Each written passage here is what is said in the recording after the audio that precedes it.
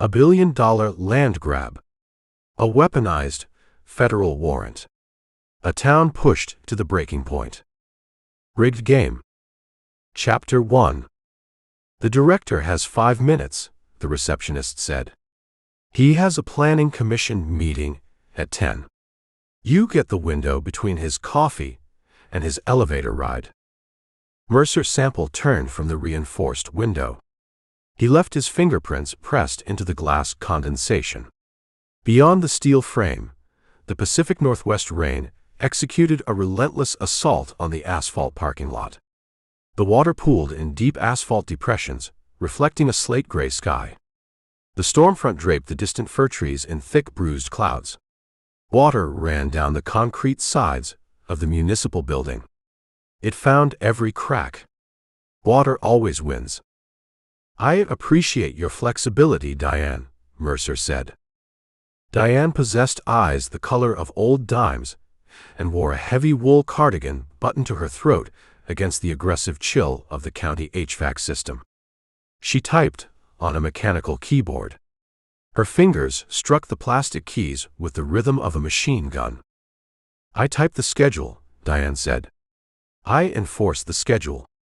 Flexibility leads to chaos. Go on in. Door on the left. Mercer crossed the waiting area. His boots squeaked on the wet linoleum. The room smelled of wet wool, stale coffee, and floor wax. County government buildings harbor a specific atmosphere of managed despair. People come to these rooms to ask permission to build a shed, to pave a driveway, to start a business. They sit on plastic chairs. They take numbered tickets. They wait for a bureaucrat to stamp a piece of paper. Mercer bypassed the plastic chairs. He pushed open the heavy oak door on the left. Warren Breen sat behind a desk manufactured from simulated mahogany and pressed particle board. He did not look up from his monitor. Breen wore a tailored charcoal suit. A subtle pick stitch detailed the lapels. Mercer noticed the fabric. A county zoning director making $90,000 a year buys off-the-rack polyester blends from department stores. Breen's suit originated in a boutique. A heavy brushed steel diver's watch caught the fluorescent overhead light when Breen reached for his coffee mug. Diane said 5 minutes, Breen said. He kept his eyes on the screen. Make your pitch, Mercer. I have a county to run. Boyd Callahan, Mercer said. Breen stopped typing. He moved his hand away from the mouse. He brought his coffee mug to his lips, took a sip, and set the ceramic cylinder back on its designated coaster. Callahan, Breen said. Section 4. The Valley Floor Parcel. You know the parcel, Mercer said. Boyd filed his commercial grade and fill permits 8 months ago. He paid the fees. He submitted the engineering surveys. He wants to pour a concrete foundation for 2 new equipment barns. I recall the application. You recall it because it sits on your desk, Mercer said. It gathers dust. Last week, you issued a stop work order. You slapped a wetlands environmental review on his file. Boyd owns 3 tractors, a busted combine, and 200 acres of mud. He does not own a wetland. Breen leaned back in his ergonomic mesh chair. He steepled his fingers. He offered a smile. The expression revealed neat, expensive, bleached teeth. The smile failed to reach his eyes. The landscape changes, Mercer. Ecological priorities shift. We protect the valley. Mercer walked toward the desk. He kept his hands in his coat pockets. The wool of his coat held the damp chill of the morning rain. Boyd Callahan grew up on that dirt, Mercer said. His father cleared the stumps with dynamite and a mule. Boyd grows soybeans and corn. He rotates his crops. He knows the water table. The closest body of water is a drainage ditch half a mile east. You flagged his pasture as a protected vernal pool. The Geographic Information Systems overlays show hydric soils, Breen said. Our new satellite topography data indicates significant seasonal pooling. The Environmental Protection Agency mandates a secondary impact study for any commercial foundation poured within 200 yards of a designated hydric zone. A puddle, Warren. It rained for 30 days straight. A tractor tire rut filled with rainwater. Your GIS surveyor flagged a mud puddle. I do not conduct the surveys, Breen said. I enforce the statutes. Mercer studied the man. Breen radiated a smug, polished confidence. He possessed the smooth complexion of a man who visits a spa, who gets weekly manicures, who never touches an engine block or a shovel. A secondary impact study costs $50,000, Mercer said. It takes 2 years to complete. You mandate a wildlife corridor assessment. You require migratory bird pattern observations. Boyd Callahan operates on a microscopic margin. He skips replacing the ball tires on his truck to pay the seed supplier. Nora Callahan balances the checkbook with a red pen. They owe the bank a balloon payment in October. If Boyd cannot build those storage barns, he loses his contract with the regional distributor. If he loses the contract, he misses the balloon payment. The bank forecloses. Agriculture is a tough business, Breen said. Perhaps Boyd should consider alternative vocations. He considers nothing else. He is a farmer. He works the land. Then he complies with the environmental statutes. Mercer pulled his right hand from his coat pocket. He placed a folded piece of paper on the simulated mahogany desk. He smoothed the creases with his thumb. I spent the weekend in the county records basement, Mercer said. I like paper. Computers delete things. Paper endures. I pulled the zoning decisions for the Valley Corridor. Breen glanced at the paper. He did not touch it. I am thrilled you found a hobby, Mercer. Your private investigation business must be booming. I noticed a pattern, Mercer continued. He ignored the jab. 12 properties sit along the valley floor. A straight line running north to south. 4 months ago, your office issued wetlands designations on 3 of those properties. All independent farmers. All operating on thin margins. The delays starved them. They bled cash. Breen maintained his sterile smile. The skin around his eyes tightened a fraction of an inch. 2 of those farmers declared bankruptcy, Mercer said. The bank took the land. A week later, a holding company out of Portland purchased the deeds from the bank for pennies on the dollar. Pacific Cascade Real Estate, LLC. The free market functions without my input, Breen said. The free market requires a level playing field. You tilted the board, Warren. You starved them out. You used the county zoning code as a crowbar. That is a defamatory accusation. I state facts. Pacific Cascade Real Estate, LLC buys the distressed land. Miraculously, a week after the ink dries on the deed, your office reviews the GIS data. You discover an error in the satellite topography. You lift the wetlands designation. The land becomes prime commercial real estate again. Its value quadruples. Breen stood up. He smoothed the front of his tailored suit jacket. He adjusted his heavy steel watch. He walked to the window and looked out at the storm. You construct fantasies, Mercer. You connect dots lacking any relation to each other. I enforce the environmental code. If a surveyor flags a parcel, I mandate the study. If a subsequent survey clears the parcel, I lift the mandate. The system works. The system works for the people writing the checks, Mercer said. Boyd Callahan refuses to sell. He refuses to quit. Therefore, you squeeze him. My meeting begins in 2 minutes, Breen said. He kept his back to Mercer. Take your conspiracy theories to the county commissioner. She holds open office hours on Thursdays. I guarantee she will enjoy the entertainment. Mercer picked up the folded paper. He returned it to his coat pocket. He walked toward the window, closing the distance between himself and the zoning director. He stopped 2 feet behind Breen. He smelled Breen's cologne. Expensive sandalwood and citrus. I know how the machine operates, Warren. You locate a vulnerable target. You bury them in bureaucratic jargon. You weaponize the law. It demands zero physical violence. Nobody bleeds on the linoleum. You break a man using red tape and delayed stamps.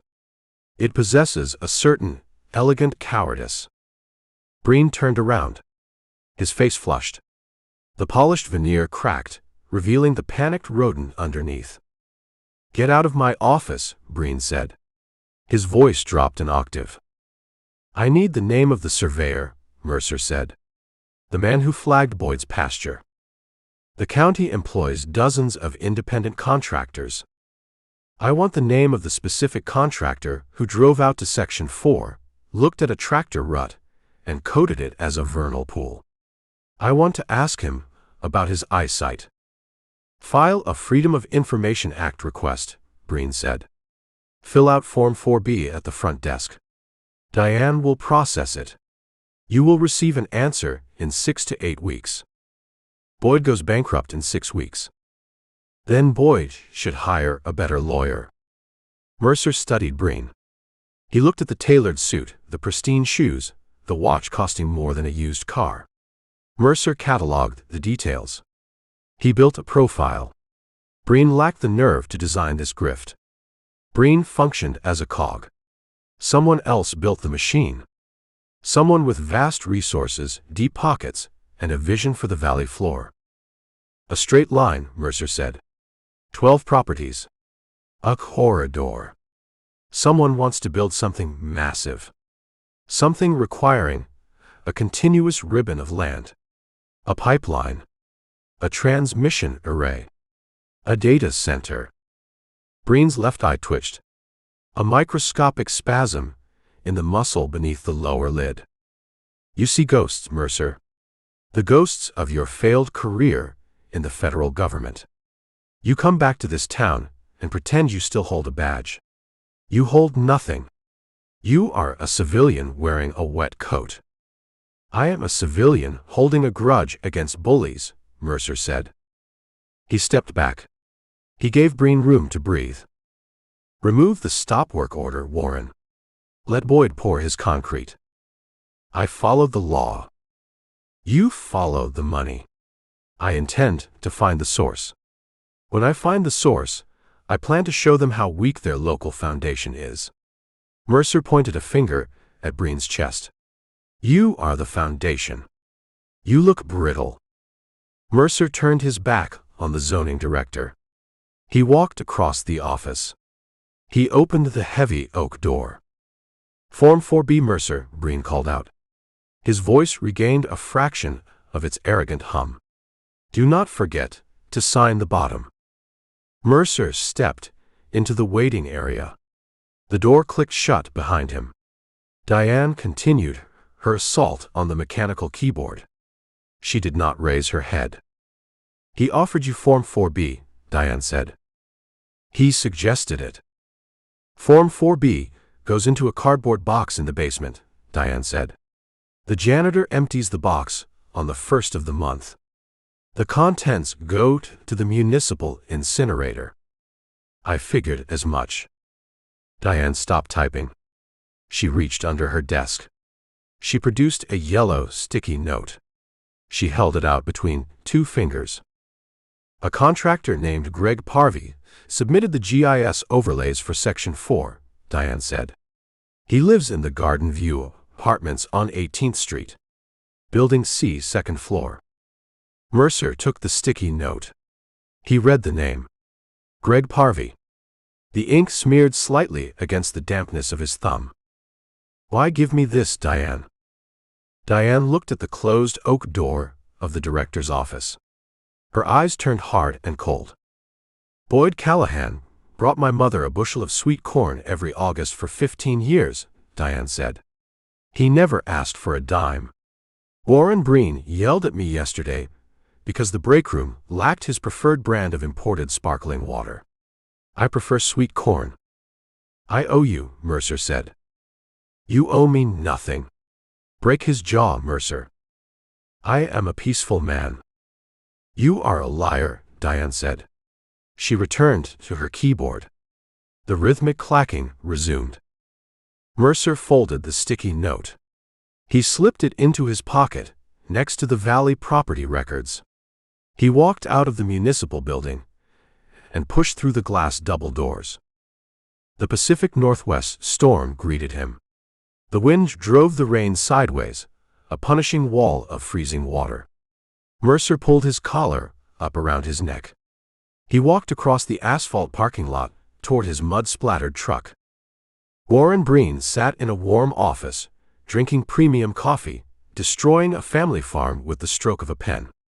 Greg Parvey sat in a cheap apartment, fabricating environmental reports for a paycheck. Someone higher up the food chain directed the entire symphony. Mercer unlocked his truck. He climbed into the cold cab. He wiped the condensation from the inside of the windshield with his sleeve. He started the engine. The old V8 roared to life, a rough mechanical growl vibrating through the floorboards. He put the truck in gear. The rain hammered the roof. The grift operated in the shadows, buried under layers of bureaucracy and fake science. Mercer intended to drag it into the light. He intended to start with Greg Parvey. He pulled out of the parking lot, his tires hissing on the wet pavement, driving straight into the teeth of the storm.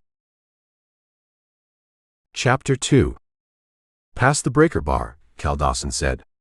The lug nut seized. Mercer kicked the heavy solid steel bar across the cracked concrete floor. It slid over a patch of dried transmission fluid. It sparked against the yellow hydraulic lift post. A hand emerged from the deep shadows beneath a suspended 1988 Ford Bronco. The hand grabbed the knurled metal. Deep blackened grime coated the knuckles. Scars crisscrossed the skin, old souvenirs from slipped wrenches and sharp heat shields. You need penetrating oil, Mercer said. I need an acetylene torch, Cal corrected. The rust welded the threads. Hector owned the garage. Hector asked 0 questions. He demanded unmarked cash every Friday at noon. The cinderblock walls trapped a volatile mixture of oxidized metal, burnt clutch plates, and stale cigar smoke. A lone fluorescent bulb hummed near the ceiling, flickering with the inconsistent grid power. Dust motes danced in the pale, erratic light. Spools of stripped copper wire, gutted alternators, and stacked catalytic converters littered the scarred wooden workbenches. Hector ran a legitimate repair business out the front. He ran a less legitimate salvage operation out the back. Cal Dawson lived in the gray area between the two. Against the building, the Pacific storm continued a relentless, punishing assault. Rain drummed the corrugated tin roof in a deafening rhythm. The sound mirrored static on a broken television set. Water pooled by the rolling bay door, seeking the lowest point. An iridescent oily sheen coated the puddles, reflecting the harsh overhead light in swirling patterns of purple and green. A sharp, metallic crack echoed through the cavernous space. Cal rolled from beneath the rusted chassis on a wooden creeper. One of the caster wheels caught on a stray bolt. He cursed, kicking the obstacle away. He wore a faded canvas chore jacket over a stained gray thermal shirt. He wiped his hands on a red shop rag. The grease stayed on his skin, embedded in the pores. He possessed the lean, hard-angled build of a man accustomed to punishing manual labor and constantly looking over his shoulder. Tension radiated from his shoulders. You look wet, Cal said. He tossed the ruined lug nut onto a metal tray. It landed with a dull clink. I spent the morning fighting a bespoke suit, Mercer said. He kept his damp wool coat buttoned. The garage offered shelter from the rain, but it provided zero heat. Warren Breen, the zoning director. He issued a stop work order on the Callahan farm. Boyd wants to build equipment barns. Breen claims the pasture constitutes a protected wetland. Cal tossed the red rag onto a cluttered workbench. He wiped a streak of motor oil from his forehead with the back of his wrist. A wetland. Boyd owns a dust bowl. I replaced the fuel pump on his John Deere last month. The dirt out there turns to concrete in August. Dust choked the intake manifold. Breen relies on fabricated GIS data, Mercer said. A surveyor named Parvey rubber-stamped the environmental overlays. Cal stood. His knees popped. He walked to a dented, rust-spotted mini-fridge, humming in the far corner. He pulled 2 bottles of generic lager from a plastic ring. He popped the metal caps using the edge of a heavy crescent wrench. He walked back and handed one sweating bottle to Mercer. The brown glass felt like ice against Mercer's palm. People lie, Cal said. He stared at the foam rising in the bottleneck. They lie for money. They lie for power. Sometimes they lie just to watch the other guy bleed. Breen starves the local farmers, Mercer said. The county bureaucracy crushes them. They miss balloon payments. The bank forecloses the note. A shell company named Pacific Cascade Real Estate buys the paper for pennies. Days pass. Breen reviews the file. Breen clears the wetlands designation. The land value explodes. Cal took a long drink. He closed his eyes, letting the cheap beer cut through the taste of garage dust. He leaned against the Bronco's dented front quarter panel. A coordinated squeeze, Cal said. They want a ribbon, Mercer said. A straight cut through the valley. 12 properties. 1 continuous line. For what? Power, Mercer said. Data. Billions in state green energy contracts. They need the footprint. Boyd Callahan holds the center parcel. He refuses to sell. Therefore, Breen tightens the screws. Mercer took a swallow of the beer. It tasted like tin and old hops. He lowered the bottle. He glanced at the half-inch gap beneath the rolling bay door. Rainwater crept over the concrete lip. Any visitors today? Mercer asked. Cal's jaw tightened. The muscle pulsed beneath a layer of dark stubble. He looked toward the front office door, out past the stacks of bald tires. A county sheriff parked his cruiser in the opposite lot this morning, Cal said. 2 deputies. They drank coffee from styrofoam cups. They watched the bay doors for an hour. They took down license plate numbers. Coincidence? I reject coincidence, Cal said. He gripped the beer bottle tight enough to turn his knuckles white. I carry a federal fugitive warrant on my back. Coincidence died the day I left Illinois. Mercer studied the mechanic. The man lived on a knife edge. Every siren, every slow-rolling sedan, every unexpected shadow triggered the adrenaline reflex. The rain hammered the roof, drowning out the ambient noise of the industrial park. A rogue draft slipped through the cracked cinder blocks. It bit into the back of Mercer's neck like a dull blade. A corrupt judge in Cook County signed that paper, Mercer said. He wanted to ground Cal. He wanted to remind the man of the facts. Judge Harrison, Cal said. The name tasted like ash in his mouth. He spat on the concrete floor. His nephew liked to use his fists on women.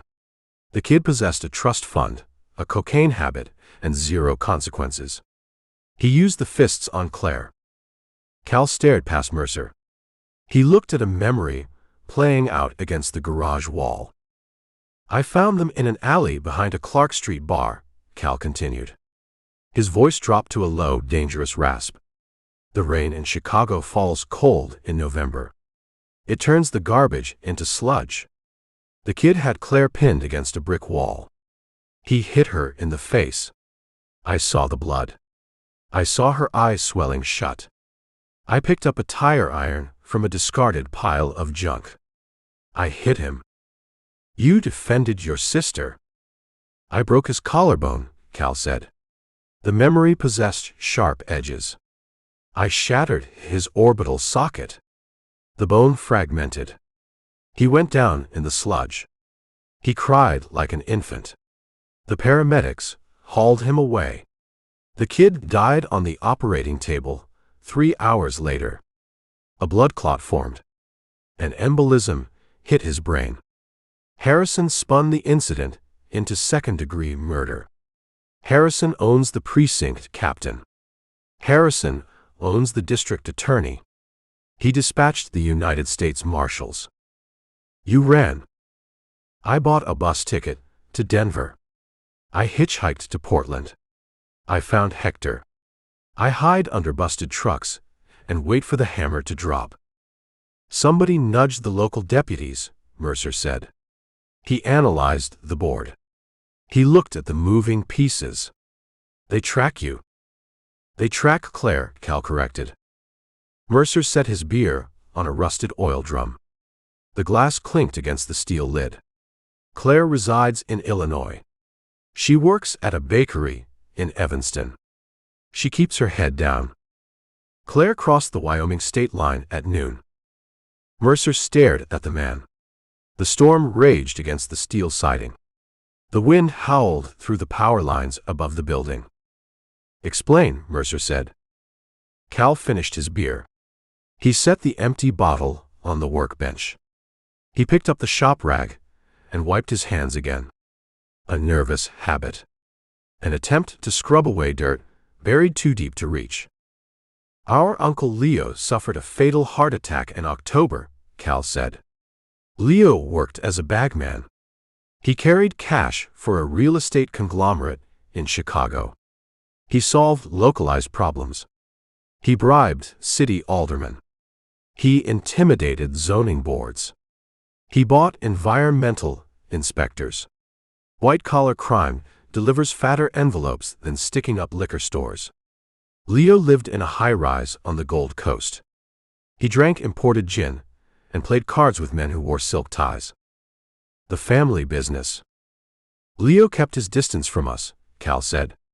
He sent a check every Christmas. Claire emptied his apartment after the funeral. She packed his suits.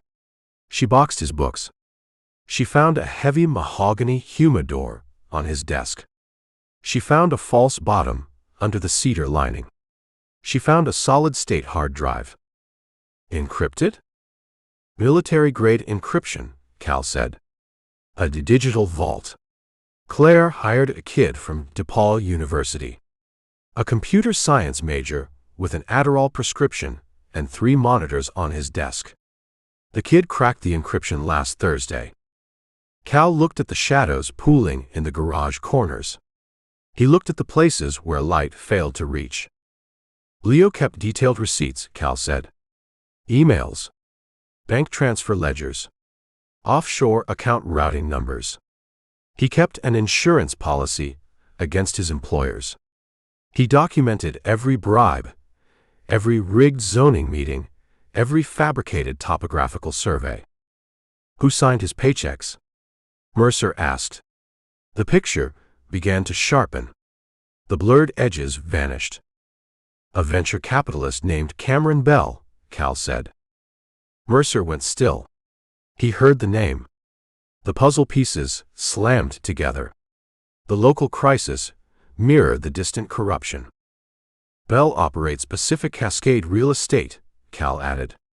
Bell expands his portfolio. Mercer envisioned the Tillis zoning maps. He saw the straight, aggressive line cutting through the valley floor. He pictured Boyd Callahan standing in a dust bowl. He saw Breen's tailored suit and polished shoes. Bell buys the valley, Mercer said. Bell buys the valley, Cal repeated. Breen freezes the land. Parvey fakes the environmental maps. Uncle Leo facilitated the initial bribes to establish the shell companies. Bell runs the identical playbook here in Oregon. He copies his Chicago methodology. Claire possesses the hard drive. She wrapped it in a towel. She shoved it into a nylon backpack. She bought a used Subaru with cash from Leo's mattress. She pointed the hood toward the Pacific Ocean.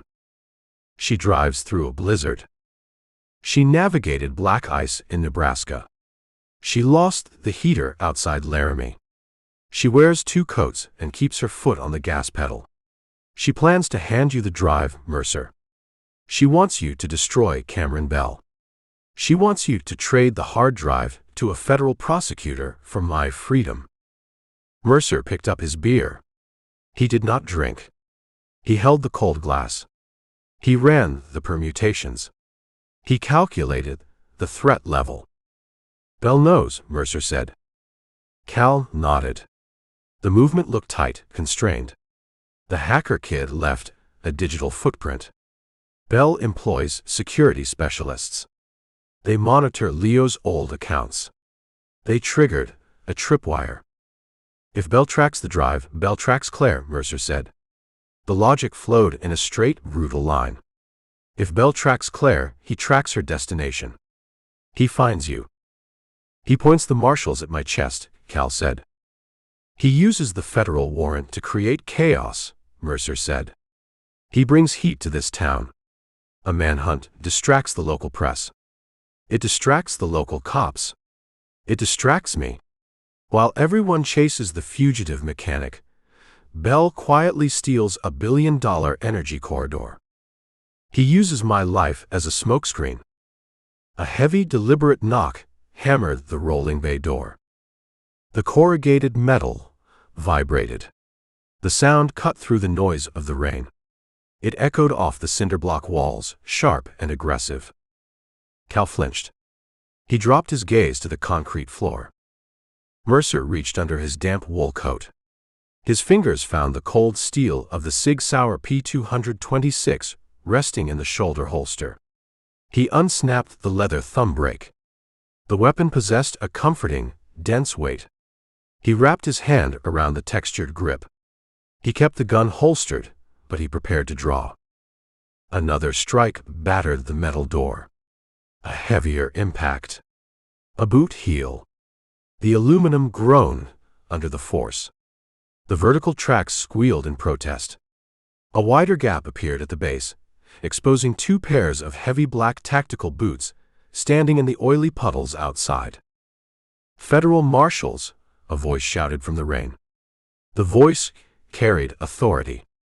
It carried the weight of the United States government. Open the door. Mercer stepped backward. He moved toward the deep shadows near the rear exit. He positioned himself behind a towering stack of dry-rotted Michelin tires. He established an angle on the bay door. He controlled his breathing. In, out. Slow and measured. Cal grabbed the heavy solid steel breaker bar from the concrete floor. He held it like a baseball bat. His knuckles turned stark white. Panic flared in his eyes. The flight response warred with the fight response. Put the bar down, Cal, Mercer whispered. His voice cut through the cavernous space. Smooth, calm, demanding obedience. You strike a federal agent, you die on this floor. Judge Harrison wins. Cal looked at the steel bar. He looked at the buckling bay door. He breathed through his teeth. Put it down, Mercer repeated. The metal door rattled as a hand found the exterior latch. The lock held. I carry a breaching tool, the voice shouted. Step away from the threshold. You have 5 seconds. Cal dropped the breaker bar. It clattered against a stripped alternator. He raised his hands. He backed away from the entrance. He bumped into the Ford Bronco's front bumper. He stopped.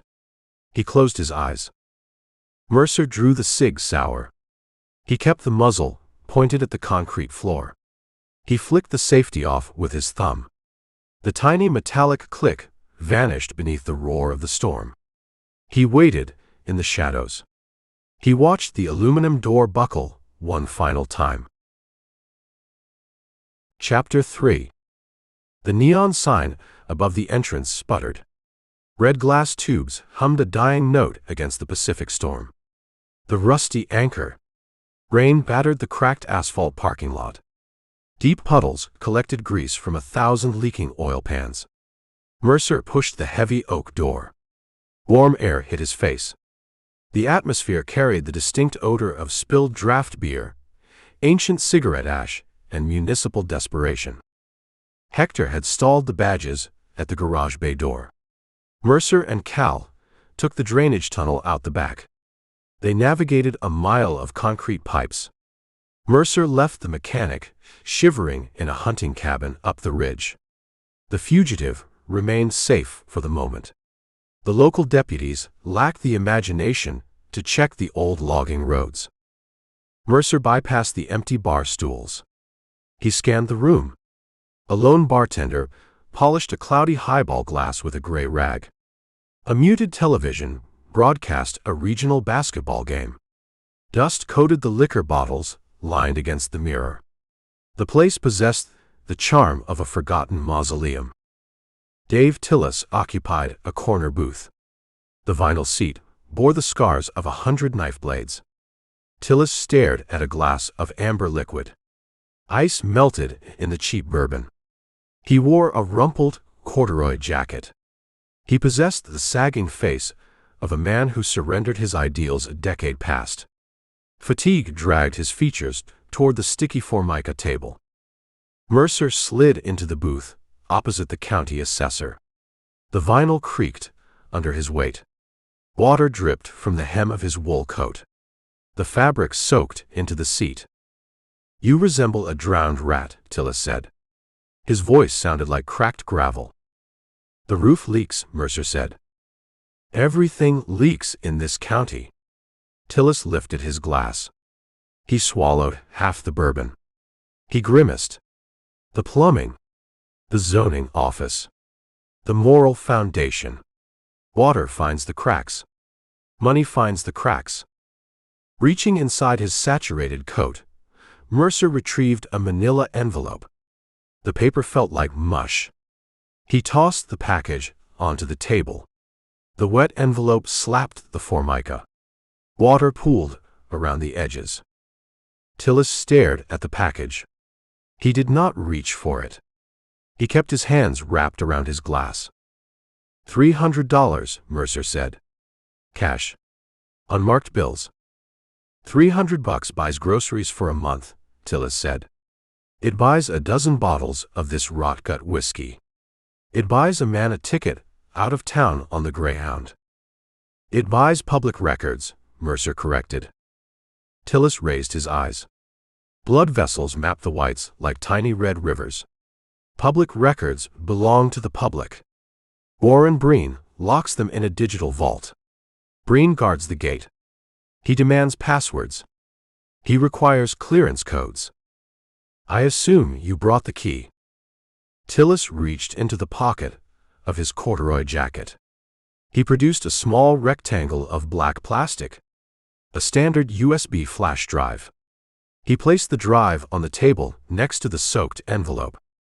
The plastic caught the dim light of a buzzing Pabst Blue Ribbon sign hanging over the jukebox. A modern weapon, Tillis said. No gunpowder. No lead. Just a billion lines of code. Mercer picked up the flash drive. The plastic felt warm from Tillis's pocket. He slipped the drive into his shirt pocket, protecting the data from the damp wool of his coat. The unredacted county parcel maps, Tillis said. The original topography. The unedited soil samples. The truth. Mercer slid the wet envelope across the table. Tillis placed his hand over the paper. He pulled the money into his lap. He slid the cash into his jacket. He drained the rest of his bourbon. He slammed the glass onto a cardboard coaster. I need another drink, Tillis said. Mercer raised 2 fingers toward the bartender. The man behind the mahogany nodded. He grabbed a bottle with a torn label. He poured a generous measure into a fresh glass. He walked out from behind the bar. He set the glass in front of the assessor. Mercer placed a $20 bill on the table. The bartender took the cash. He retreated to his station. "Tell me about the maps," Mercer said. Tillis wrapped his fingers around the fresh glass. He stared into the amber depth. He seemed to search for answers at the bottom of the liquor. "I spent 30 years in the assessor's office," Tillis said.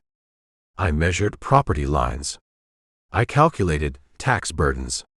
I dealt with angry ranchers. I argued with stubborn homeowners over property tax increases. We fought over chain-link fences. We disputed lot lines down to the inch. Men brought shotguns to property disputes in the old days. They defended their dirt with steel. Times change." "The weapons change," Tillis said. "They avoid guns, Mercer. They steal with GIS overlays. Geographic Information Systems. Layers of data," Tillis explained. "A digital map. You stack information. Property lines form the base. Topography forms the next layer. Soil composition. Water tables. Flood zones. Flora and fauna habitats. A beautiful, complex picture of the earth. A picture a man can alter." Tillis nodded. He took a sip of the bourbon. "Breen alters the picture. He commands the surveyors. He hires men like Greg Parvey. Men possessing gambling debts. Men nursing addictions. Men desperate for a paycheck. Breen dictates the results. Parvey alters the pixels. He clicks a mouse. He changes the color of a specific zone from green to blue. He reclassifies dry dirt as a protected vernal pool. A mouse click destroys a farm. A mouse click creates a mandate," Tillis corrected. "The altered map triggers the environmental statutes. The statutes demand secondary impact studies. The studies require specialized consultants. The consultants charge exorbitant fees. The process consumes 2 years. The farmer bleeds cash. The bank calls the loan. The farmer loses the dirt. A coordinated squeeze. An elegant execution," Tillis said. "Zero blood on the floor. Breen keeps his hands clean. He hides behind the environmental code." Mercer visualized the Tillis maps from his earlier investigation. He pictured the straight line cutting through the valley. 12 properties. 1 continuous corridor. "Pacific Cascade Real Estate," Mercer said. "The holding company." Tillis sneered. The expression twisted his face. "A phantom entity. A mailbox in a strip mall. A registered agent in Delaware. They possess 0 employees. They generate 0 products. They exist on paper. They possess capital. They buy the foreclosed deeds. They buy the stolen land," Tillis said. "They buy the valley. Who funds Pacific Cascade?" Tillis leaned across the table. The scent of stale tobacco and cheap liquor hit Mercer. Tillis lowered his voice. The jukebox hummed in the background. A scratchy country ballad filled the silence.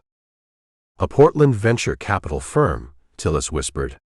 "Apex Innovations. They manage billions. Tech money. Foreign investment capital.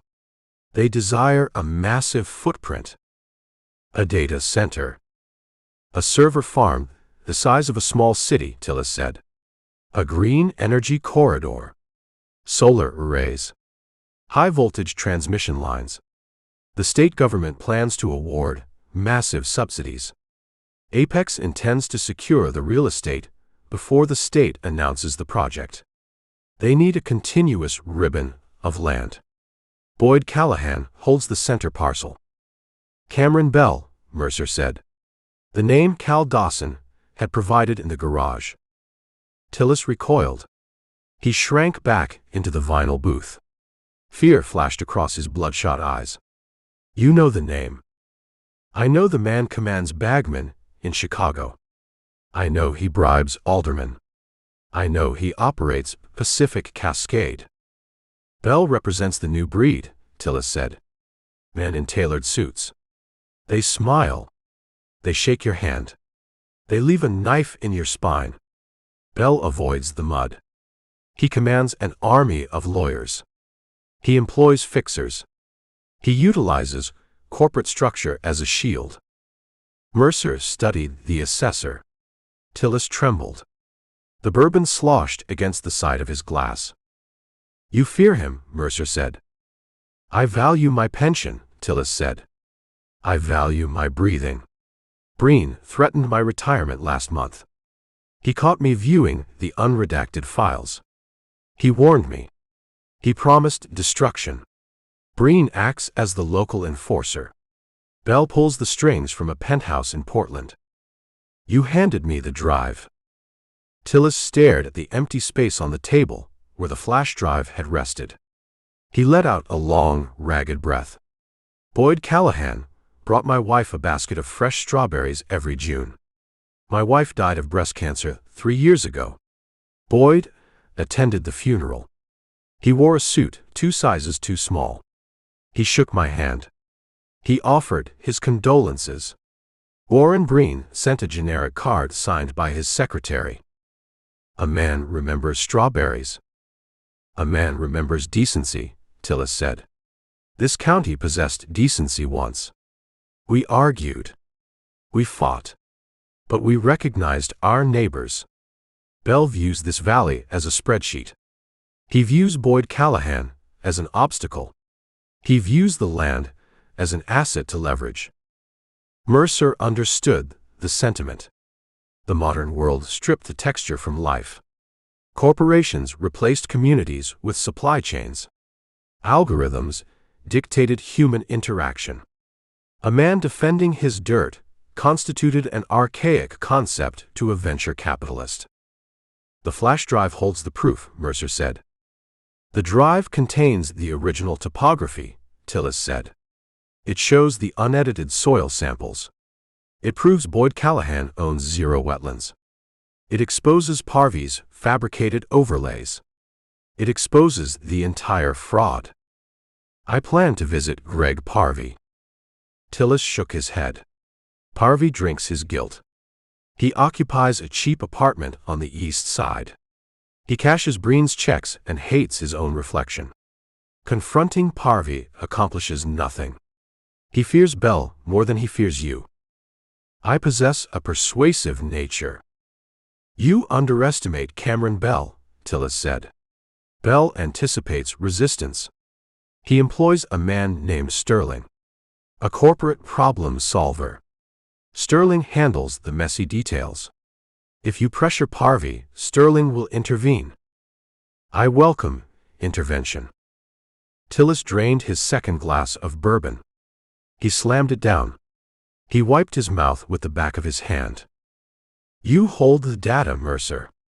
You hold the unredacted maps. Take the drive to a federal judge. Expose the zoning fraud. Save the Callahan farm. Avoid a physical confrontation with Bell's security. A judge requires a narrative, Mercer said. A judge demands a witness. The maps tell a story. Parvey wrote the fiction.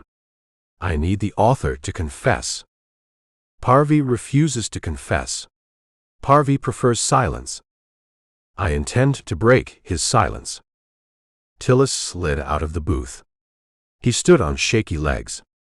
He clutched the edge of the table for balance. He patted the pocket, holding the envelope of cash. I retire in 6 months, Tillis said. I plan to buy a small boat. I plan to fish for trout. I intend to forget Warren Breen. I intend to forget Pacific Cascade. Enjoy the trout. Watch your back, Mercer. Bell brings a corporate army to a fistfight. He changes the rules of engagement. Tillis turned. He walked toward the exit. His gait lacked rhythm. He pushed the heavy oak door open. The storm swallowed him. The door swung shut. The neon sign buzzed. Mercer remained in the booth. He felt the hard plastic of the flash drive in his shirt pocket. The data represented leverage. It represented salvation for the Callahan farm. He thought about the digital theft. A man sitting in an ergonomic chair, thousands of miles away, clicking a mouse to steal a family legacy. The sheer detachment of the crime disgusted him. A bank robber possessed the courage to face the teller. A mugger looked his victim in the eye. Cameron Bell hid behind limited liability corporations and fabricated environmental statutes. Mercer pulled his phone from his coat pocket. He dialed a secure number. The line rang twice. "Speak," Cal Dawson said. His voice echoed, indicating a hollow space. "I acquired the maps," Mercer said. "The unredacted topography. We hold the evidence. We hold a piece of the puzzle." Tillis confirmed Bell's involvement. Pacific Cascade functions as a shell for Apex Innovations, a Portland venture capital firm. They want the entire valley floor. "The hard drive Claire carries holds the financial receipts," Cal said. "The maps prove the fraud. The hard drive proves the bribes. I need Claire to arrive safely. She navigates the mountain passes. The snow slows her progress. Tell her to avoid the major highways," Mercer said. "Bell monitors the toll roads. He tracks digital license plate readers. Tell her to stick to the county routes." I relayed the instructions. Mercer leaned against the cold vinyl of the booth. The local deputies battered the garage door. They missed us. But they escalated the timeline. They hunt me, Mercer. They hunt a ghost. Remain in the cabin. Maintain radio silence. I intend to pay a visit to the surveyor. Greg Parvey. Tillis warned you. Tillis fears his own shadow, Mercer said. Parvey constitutes the weak link. Parvey manufactured the wetlands designation. I plan to extract a confession. Bell employs fixers. I possess a heavy wrench, Mercer said. Stay warm, Cal. He ended the call. He slipped the phone back into his coat. He assessed the bar one final time. The bartender washed glasses in a murky sink. A solitary patron slept at a table near the restrooms. The air felt heavy, saturated with cheap beer and broken promises. Mercer stood. His damp clothes clung to his skin. He touched the outline of the Sig Sauer beneath his coat. He felt the flash drive in his pocket. He carried the truth. He carried the weapon to enforce it. He walked to the exit. He pushed the oak door. The Pacific storm met him with a howl. Freezing rain lashed his face. The wind whipped his coat around his legs. The neon sign of the rusty anchor sparked and died, plunging the parking lot into deep shadows. Mercer stepped into the deluge. He splashed through the greasy puddles. He climbed into his battered truck. He started the engine. He turned the heater on high. The blower motor squealed, a mechanical protest against the cold. He shifted the truck into gear. He pointed the headlights toward the east side of town. He headed toward the Garden View apartments. He headed toward Greg Parvey. The digital theft required a human author. The pixels demanded a signature. Mercer intended to find the man holding the pen. He intended to break the fingers. He drove through the flooded streets, the tires carving a path through the rising water. The storm showed zero mercy. Mercer intended to offer the same. Chapter 4.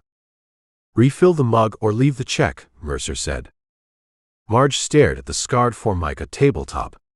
She held the glass carafe with a burn-scarred hand. Smoke from the flat-top grill clung to her pink uniform. The fabric bore grease stains from 1,000 fried breakfasts. She possessed hair the color of rusted steel and eyes resembling chipped flint. Corporate policy dictates I control the coffee, Marge said. You occupy that booth for 2 hours. You consume space. Paying customers need that booth. Count the empty stools, Marge. You possess a massive surplus of space. Mercer pushed a crumpled $5 bill across the table. Marge snatched the paper. She filled the thick ceramic mug. The dark liquid steamed. The coffee tasted of burnt chicory and copper pipe. The establishment smelled of old grease, damp wool, and municipal despair. Rain lashed the plate glass window. The storm transformed the outside world into a blurred gray watercolor. Neon light from the diner sign bled into the deep puddles on the cracked asphalt. Mercer sat with his back to the wall. He commanded a clear view of the street. He monitored the opposition. Across the flooded avenue, the county sheriff's department squatted like a concrete bunker. 5 patrol cars sat in the deluge. Rust claimed their wheel wells. A new vehicle broke the pattern. A black Chevrolet Tahoe pulled into the visitor lot. Water rolled off the waxed hood. Dark-tinted windows obscured the interior. The heavy SUV rolled to a halt. The engine died. The driver's side door swung wide. A polished black boot stepped into a deep puddle. The water failed to breach the waterproof leather. Aaron Cord emerged. He wore a tailored navy suit beneath a charcoal wool topcoat. The man ignored the freezing downpour. People running from the weather admit defeat. Cord owned the weather. He possessed the rigid posture of a military lifer. Iron spine. Squared shoulders. He moved with calibrated precision.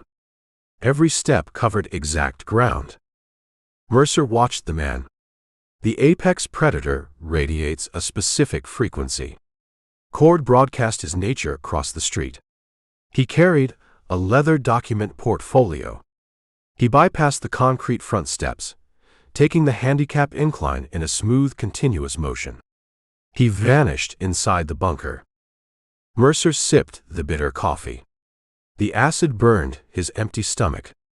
He cut a piece of cold scrambled egg with a dull knife. He chewed the rubbery texture. He pieced the timeline together. Cal Dawson fled Chicago months ago. The trail went cold in Denver. Now, a high-end federal skip tracer arrives in a damp Pacific logging town. The arrival made 0 sense in a vacuum.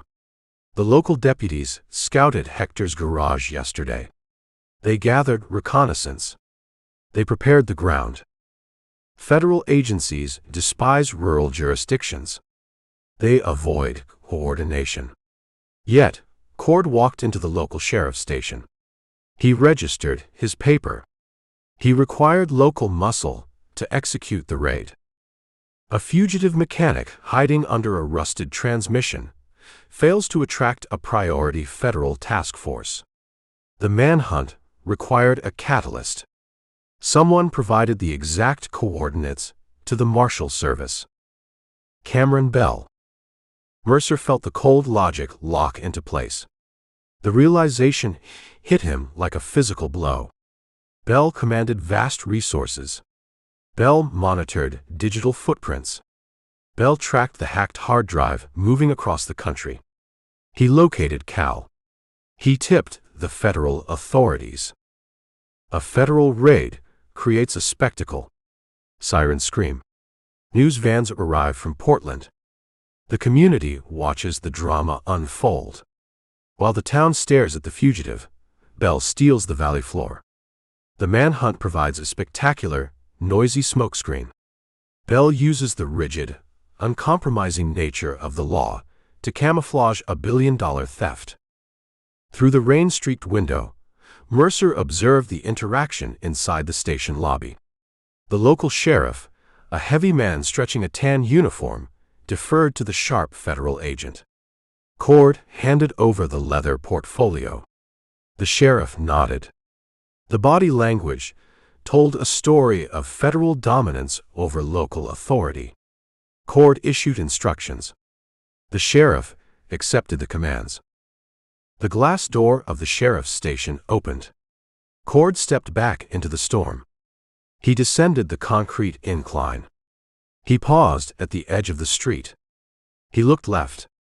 He looked right. He spotted the diner. Cord crossed the asphalt. He dodged a logging truck hauling stripped pine. The air brakes shrieked. Cord did not flinch. He maintained his steady pace. The diner bell chimed. The atmosphere in the room shifted. Two loggers at the counter stopped their conversation. Marge froze with a spatula suspended over the flat-top grill. Predators alter the barometric pressure of a room. Cord removed his charcoal topcoat. He draped the heavy wool over a metal coat rack. Drops of water beaded on his pristine suit jacket. He took a seat at the counter. He chose a stool, offering a reflection of the entire room in the pie display case glass. "Black coffee," Cord said. His voice possessed the resonance of a cello. Deep, smooth, vibrating with controlled power. Marge abandoned her spatula. She grabbed a fresh mug. She poured the coffee. Her hands shook. She spilled a fraction of an ounce on the counter. "You possess a phone book?" Cord asked. "Under the register," Marge said. She retrieved a battered yellow directory. She slid the book across the counter. Cord opened the directory. He turned the pages. His fingers moved with surgical grace. Mercer observed the man from the corner booth. He catalogued the details. The distinct bulge beneath Cord's left armpit indicated a full-size sidearm. A Glock or a SIG. The precise Windsor knot of his silk tie. The complete absence of fatigue in his posture. Cord closed the directory. He pushed the book back toward the register. "I seek directions," Cord said to Marge. "The industrial park. A salvage operation run by a man named Hector. The phone book lists an address on Boundary Road." Marge wiped her hands on her stained apron. "You cross the steel bridge.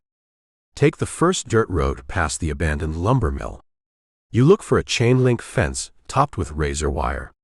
You avoid the guard dogs." "I appreciate the guidance." Cord turned his head. His eyes met Mercer's reflection in the pie case glass. The gaze lacked warmth. It felt like an appraisal by a jeweler examining a flawed diamond. Cord spun his stool. He faced Mercer's booth. "You occupy the optimal vantage point," Cord said. "You command the door. You monitor the street." "The overhead light hits the table," Mercer said. "I prefer to read the menu without squinting." "You lack a menu." "I memorized the options." Cord stood. He approached the booth. He carried his coffee mug. He stopped at the edge of the Formica table. He towered over the seating area. "Aaron Cord," the Marshal said. He did not offer his hand. "Mercer, you possess the posture of a man accustomed to wearing a badge, Mercer. The defensive seating. The constant visual sweep of the room. The cheap coffee you tolerate to maintain the position. I appreciate bad coffee. It builds character." "Former military. Former law enforcement. Private sector," Mercer lied. He kept his hands resting on the table. He kept them in plain sight. "The private sector softens a man," Cord said. "You look hard. You look like a man expecting trouble. Trouble follows the rain." "I hunt a man," Cord said. He took a sip of the black coffee. He showed zero reaction to the bitter taste. "A fugitive from Illinois. A violent offender. He battered a young man to death in a Chicago alley. You share this information with strangers in diners. I share information to gauge reactions. You displayed zero surprise when I asked the waitress about the salvage yard." "I mind my own business," Mercer said. A rare trait. Cord set his mug on the edge of the table. The local sheriff provided the address. He also mentioned a stranger in town. A man asking questions about county zoning records. A man visiting the local auto mechanic who happens to match the description of my fugitive. People fix cars. People buy land. People complicate simple equations, Cord said. I execute warrants. A piece of paper dictates a name. I find the name. I apply steel cuffs. I transport the name back to the issuing jurisdiction. The process contains zero emotion. It requires zero politics. The world bleeds politics, Mercer countered. You carry a piece of paper. Someone else signs the paper. You never question the signature. Questioning the signature corrupts the system. Ignoring the motive corrupts the soul. Cord tilted his head. The movement resembled a hawk evaluating a field mouse. You speak like a disappointed idealist. Idealists die broke and bitter. Pragmatists survive. Pragmatists follow orders. They become blunt instruments for men in better suits. The tension spiked. The air between them turned brittle. Cord recognized a challenge. Mercer refused to break eye contact. Two men accustomed to violence, measuring the distance between words and action. The diner bell chimed again. A gust of wind blew a cluster of dead pine needles through the door. The needles skittered across the checkered linoleum. The logger in the corner dropped a quarter into the jukebox. A mournful steel guitar joined the hiss of the rain. The law requires a blindfold, Cord said. Sight introduces bias. The blindfold allows the thief to pick your pocket, Mercer replied. You arrest a mechanic for a street fight while a billionaire steals 1,000,000 acres behind your back. The blindfold makes you a clown. Cord's eyes narrowed. A flicker of genuine anger breached the professional facade. He leaned closer to the table. I execute my warrant today, Cord said. If a man stands between me and my objective, I remove the man. The badge provides the authority. The weapon provides the means. You assume the target resides at the salvage yard. I eliminate locations. One by one. The mathematics guarantee success. Math fails when the numbers lie, Mercer said. Someone handed you a rigged equation. You chase a mechanic while the architect of the crime watches from a penthouse. I leave the architecture to the architects. I collect the fugitives. Cord finished his coffee. He placed exact change on the Formica table. He retrieved his charcoal topcoat from the rack. He shrugged into the heavy wool garment. He buttoned the front with methodical precision. Enjoy the view, Mercer. Enjoy the rubber eggs. Cord walked out. The heavy door slammed against the wind. Mercer watched the Tahoe pull out of the lot. The red taillights vanished into the gray curtain of rain. Cord headed toward the steel bridge. He headed toward Hector's garage. Mercer needed to move. Cal sat in a freezing hunting cabin up the ridge. The cabin offered temporary shelter. Cord possessed the resources to tear the county apart. Cord commanded deputies, tracking dogs, and federal authority. Mercer analyzed the board. Bell orchestrated the chaos. Bell summoned the hound. Fighting the hound wastes vital energy. A smart man starves the hound. A smart man attacks the master holding the leash. Mercer slid out of the booth. He left a $10 bill next to his empty mug. He crossed the room. You leaving? Marge asked. She scrubbed the counter with renewed vigor. The view deteriorated, Mercer said. He stepped into the storm. The wind cut through his coat. The rain tasted like industrial exhaust and salt. He climbed into his truck. The cabin offered zero warmth. He gripped the steering wheel. He formulated the counter-strike. He possessed the flash drive. The digital evidence of the stolen valley sat in his shirt pocket. He required the human element. He needed Greg Parvey to crack. Parvey represented the weak point in Bell's pristine armor. Parvey drank. Parvey harbored deep guilt. Guilt provides a lever. Mercer intended to apply massive physical and psychological pressure to that lever. He put the truck in gear. He drove away from the sheriff's station. He drove toward the east side of town, toward the Garden View apartments. The hound hunted the mechanic. Mercer intended to hunt the surveyor. The war for the valley floor escalated from paper threats to physical combat. Mercer welcomed the shift. Paper cuts annoy a man. Broken bones alter his perspective. He pressed the accelerator. The truck surged forward into the relentless rain. Chapter 5. The county blacktop deteriorated into fractured asphalt, which surrendered to graded gravel, which finally dissolved into a treacherous ribbon of saturated clay. Mercer fought the steering wheel. The truck tires chewed deep tracks into the shifting mud. The Pacific storm transformed the valley basin into a primordial swamp. Water rushed through the roadside drainage ditches, cresting the muddy banks and spilling into the adjacent fields. The Callahan property spanned 300 acres of prime alluvial soil. Today, it resembled a flooded trench. A rusted mailbox marked the driveway entrance. Faded painted letters spelled out the family name. The driveway curved past a stand of towering Douglas firs. The trees acted as a windbreak, their massive dark green boughs groaning under the weight of the gale. Mercer navigated the ruts. He parked near a sagging cedar-shake barn. The structure leaned a few degrees to the east. Decades of prevailing coastal winds dictated the architecture.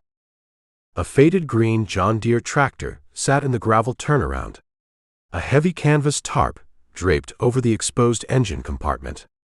The canvas collected pockets of freezing rain. A pair of rubber chore boots protruded from beneath the front axle. Mercer stepped out of the truck cab. The mud sucked at the soles of his leather boots. He turned his collar up against the deluge.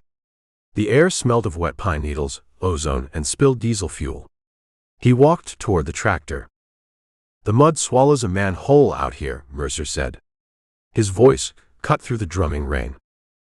The rubber boots shifted. A man rolled from beneath the heavy machinery on a flattened piece of damp cardboard. Boyd Callahan wiped a glob of black grease from his cheek using the back of a scarred, calloused hand. Gray hair lay plastered against his skull. Deep lines bracketed his mouth, etched by years of squinting into the summer sun and calculating winter frost damage. He wore a heavy canvas coat, insulated with sheepskin. The coat bore the scars of barbed wire and jagged metal. Boyd held a sheared steel bolt between his thumb and forefinger. "Cheap metal," Boyd said. He tossed the broken bolt onto the wet gravel. "The manufacturer uses inferior alloys. They save a fraction of a cent per unit. The bolt snaps under torque. The starter motor drops an inch. The gears grind. The entire machine turns into a 10-ton paperweight." "You need an extraction bit to remove the threaded half," Mercer said. "I possess a drill press in the shop," Boyd said. "The shop roof leaks over the workbench. Water shorts the electrical outlets. I fix the roof to fix the bolt to fix the tractor. A man spends his life chasing the tail of a broken machine." Boyd stood. He ignored the rain running down his neck. He possessed the dense, immovable geometry of an old oak stump. Men like Boyd do not surrender to the elements. They endure the elements. They absorb the punishment. "Breen placed a stop work order on the property," Mercer said. Boyd stared at the empty pasture stretching toward the eastern ridge. Brown water pooled in the low depressions. The skeletal frames of last year's corn stalks jutted from the mud like broken spears. "Breen sent a deputy with a clipboard," Boyd said. The deputy stapled a laminated notice to the fence post. Official county business. They claim I own a protected vernal pool. They claim the equipment barns will disrupt the migratory pattern of a specific spotted frog. I inspected the pasture, Mercer said. My grandfather cleared that pasture with a mule and a box of blasting powder, Boyd said. He pulled granite boulders from the earth with his bare hands. He broke his back, leveling the grade. I grew up digging post holes in that dirt. I know every square inch. A spotted frog possesses zero interest in my land. The water drains by July. The dirt turns to concrete. The county relies on an altered survey, Mercer said. The county relies on a lie. Boyd turned his gaze from the field. His gray eyes locked onto Mercer. The eyes held exhausted rage. I ordered the lumber for the barns. I paid the concrete contractor a deposit. The regional distributor demands climate-controlled storage for the autumn harvest. No barns equals no contract. No contract equals a missed balloon payment at the bank. A coordinated squeeze. A slow execution, Boyd corrected. They strangle a man with paperwork. They choke him with environmental regulations. They wait for the bank to finish the job. Let us move inside, Mercer said. You require dry clothing. I require coffee. Boyd gathered a handful of greasy wrenches from the cardboard mat. He tossed them into a rusted metal toolbox. He slammed the lid. They walked toward the farmhouse. The structure possessed the solid, unpretentious lines of 1920s rural architecture. A wraparound porch shielded the first-floor windows from the worst of the storm. Cast-iron boot scrapers flanked the front door. Mercer utilized the metal blade, shedding a pound of clay from each heel. Boyd pushed the door open. Heat rushed outward, carrying the scent of burning seasoned oak, damp wool, and strong chicory coffee. The farmhouse kitchen served as the command center for the operation. A massive cast-iron wood stove dominated one corner. Heat radiated from the black metal. A heavy oak dining table occupied the center of the room. The wood bore the scratches of 3 generations of family meals and ledger book accounting. Nora Callahan sat at the head of the oak table. She possessed sharp, intelligent features. Her dark hair showed streaks of silver at the temples, pulled back into a severe practical knot. She wore a thick cable-knit sweater. Reading glasses hung from a silver chain around her neck. Stacks of invoices, bank statements, and county tax assessments formed a paper fortress around her coffee mug. A red pen rested in her right hand. She commanded the mathematics of survival. Nora looked up as the men entered. Her eyes cataloged the grease on Boyd's face and the water dripping from Mercer's coat. The starter motor? Nora asked. A sheared bolt, Boyd said. He stripped his wet canvas coat and hung it on a wooden peg near the door. I need 3 hours with the drill press. The bank manager called an hour ago, Nora said. She kept her voice level. She refused to broadcast panic. Panic wastes energy. Mr. Henderson. He utilized a very polite tone. Polite bank managers possess the worst news. He reminded me of the October deadline. Henderson understands the weather, Boyd said. Henderson knows a farmer plants late in a wet spring. Henderson answers to a regional vice president in Seattle, Nora countered. The vice president cares zero for the weather. He cares for the amortization schedule. The stop work order flagged our account in their system. The algorithm labels us a distressed asset. Mercer stepped further into the warm kitchen. He unbuttoned his damp coat. Algorithms lack a soul, Mercer said. Nora motioned to a chair opposite her position. Sit down, Mercer. The coffee pot remains full. Mugs reside in the cabinet by the sink. Mercer retrieved a heavy ceramic mug. He poured the dark, steaming liquid. He took a seat at the oak table. He noticed a specific document separated from the fortress of invoices. The paper boasted a crisp, heavy stock. A raised, embossed corporate logo dominated the header. Pacific Cascade Real Estate LLC. Mercer pointed his index finger at the embossed letterhead. An offer of purchase. Nora pushed the document across the polished wood. A courier delivered the envelope yesterday. He drove a black sedan. He wore a suit. He refused to step out of the car. He rolled the window down 2 inches and handed the envelope to Boyd. Mercer pulled the letter closer. He read the crisp, laser-printed text. The language utilized sterile corporate phrasing. Environmental mitigation buyout. Distressed property relief program. Streamlined asset transfer. They offer 30 cents on the dollar, Mercer said. He kept his eyes on the paper.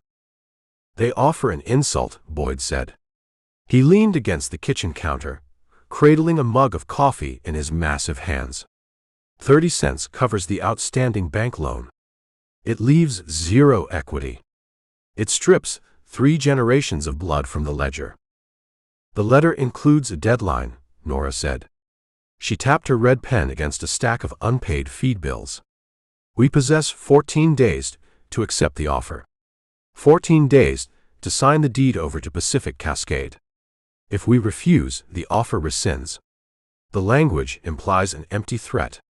The subtext promises total destruction. Mercer set his coffee mug on the table. He folded his hands. He looked at Nora. He looked at Boyd. He prepared to reveal the architecture of the grift.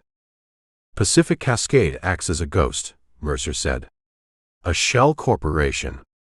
A mailing address in a Portland strip mall. A registered agent in Delaware shielding the true owners. Who hides behind the shell? Nora asked. A venture capital firm, Mercer said. Apex Innovations. They manage billions. They employ an aggressive acquisition specialist named Cameron Bell. Bell directs the operation. Boyd frowned. A Portland billionaire desires my pasture. For what exact purpose? I grow corn. He eats at 5-star restaurants. Bell desires 0 corn, Mercer explained. Bell desires a footprint.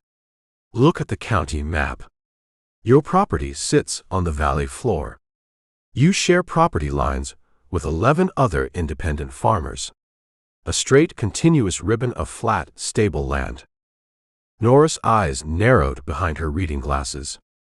She processed the geometry. She understood spatial relations. The State Green Energy Initiative, Nora said. Her voice tightened. The rumors of the massive data center complex. The high-voltage transmission array. The rumors carry truth, Mercer confirmed. The state government plans to award billions in infrastructure subsidies next year. Apex Innovations intends to secure the real estate before the state makes the public announcement. They require a contiguous corridor. They need a straight line. Mercer traced a straight line across the surface of the oak table with his index finger. They encounter a geographical problem, Mercer continued. A granite ridge blocks the eastern route. The river floodplain blocks the western route. The valley floor offers the solitary viable path. You sit on the center square of a chessboard. They cannot route the corridor around you.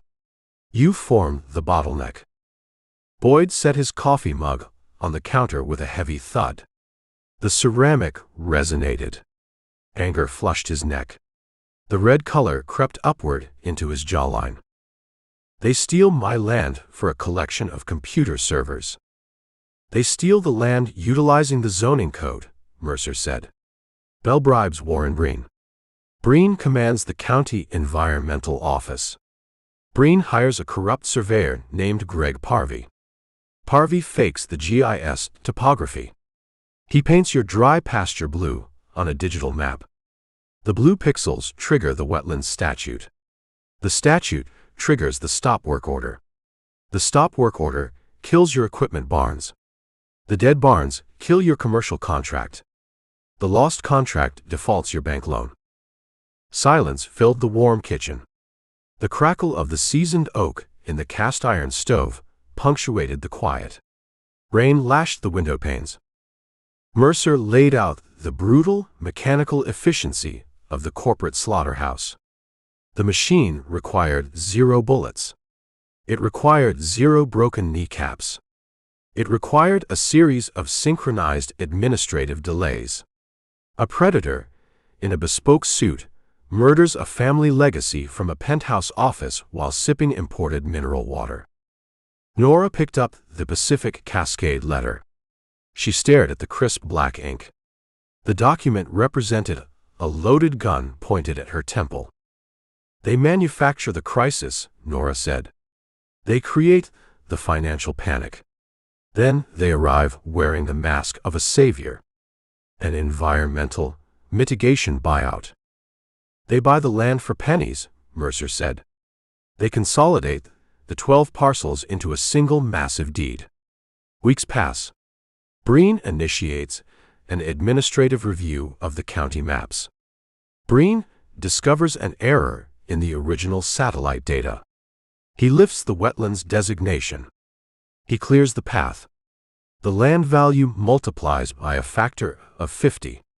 Apex Innovation flips the consolidated deed to the state infrastructure project. Bell collects a 9-figure profit. Boyd walked to the heavy oak door leading to the mudroom. He placed his hand on the brass doorknob. A locked gun cabinet stood in the shadows of the mudroom. I own a scoped hunting rifle, Boyd said. His voice dropped to a terrifying, quiet register. The register of a man pushed past the boundary of civilized behavior. I know the location of Warren Breen's office. Leave the rifle in the cabinet, Mercer said. His command carried absolute authority. A man protects his home. A man throws his life away fighting a paper war with lead, Mercer countered. You shoot Breen, you die in a concrete cell. Pacific Cascade buys the farm at the foreclosure auction anyway. Bell wins. You lose. Boyd released the brass doorknob. He turned back toward the kitchen. His fists remained clenched at his sides. The raw physical power of the man vibrated in the small room. How do we fight a ghost? Boyd asked. Mercer reached into his shirt pocket. He retrieved the small black USB flash drive he purchased from Dave Tillis. He placed the plastic rectangle on top of the Pacific Cascade offer letter. You fight paper with data, Mercer said. You fight digital theft with the digital truth. Nora leaned forward. She adjusted her reading glasses. She studied the flash drive. The county assessor possesses a conscience, Mercer explained. He protected Tillis's identity. He shielded his source. I acquired the unredacted county parcel maps. The original satellite topography. The unedited soil composition samples. The data proves the fraud. The data proves you own 0 wetlands. We present this drive to the bank manager, Nora suggested. Mr. Henderson lacks the authority to challenge the county zoning board, Mercer said. He answers to the algorithm. We require a higher power.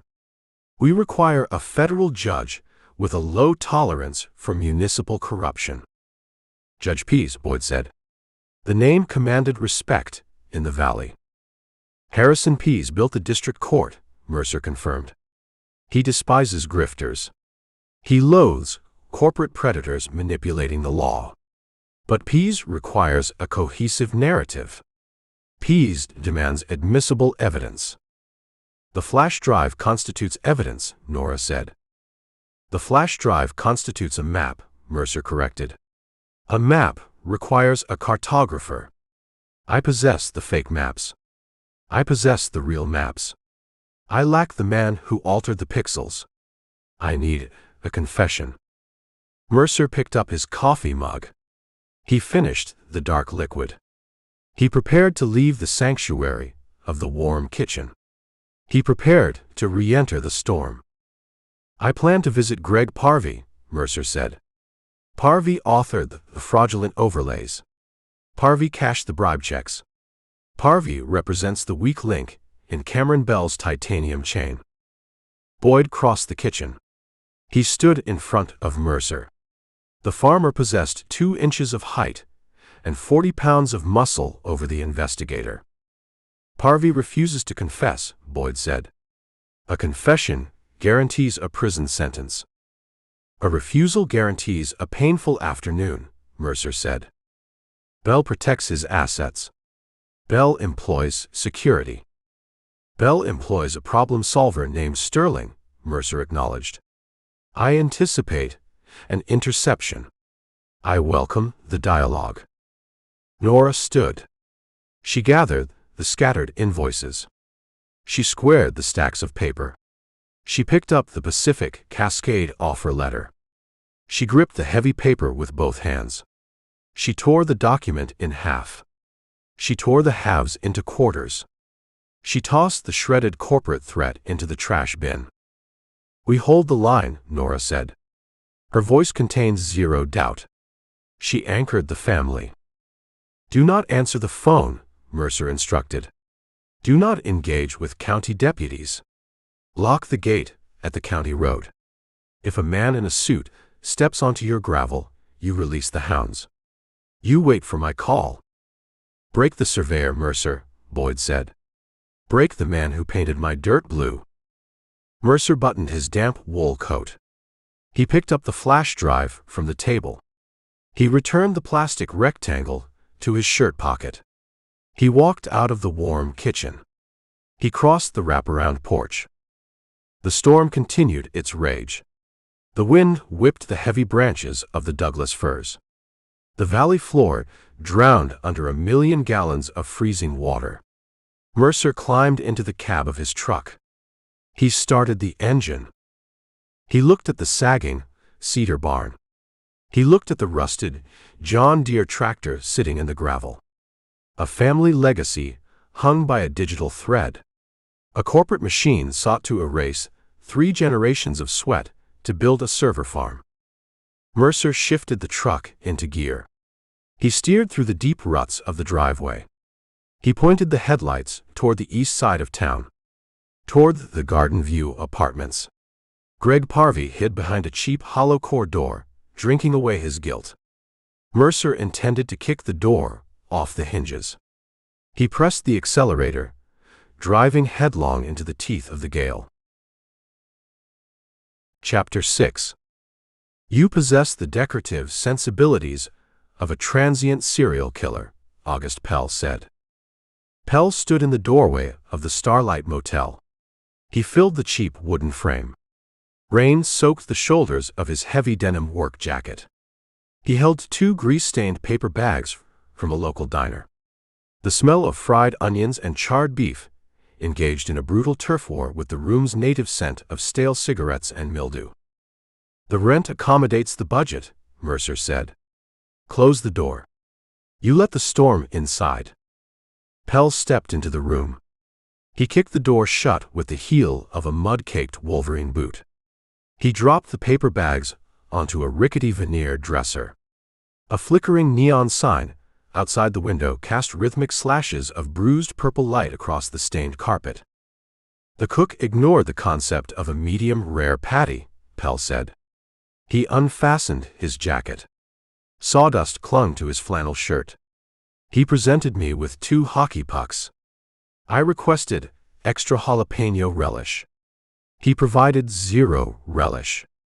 We consume pure fuel today. We ignore the texture. "Hand me a hockey puck," Mercer said. Pell tossed a foil-wrapped cylinder across the room. Mercer caught the burger, one-handed. He sat on the edge of a mattress that offered the structural support of a hammock. A battered folding table occupied the space between the bed and the far wall. A cheap digital projector rested on the table. Mercer had purchased the machine from a pawn shop on 4th Street. The cooling fan whined, grinding against a dry bearing. The lens threw a harsh white rectangle of light against the faded floral wallpaper. "You requested my presence," Pell said.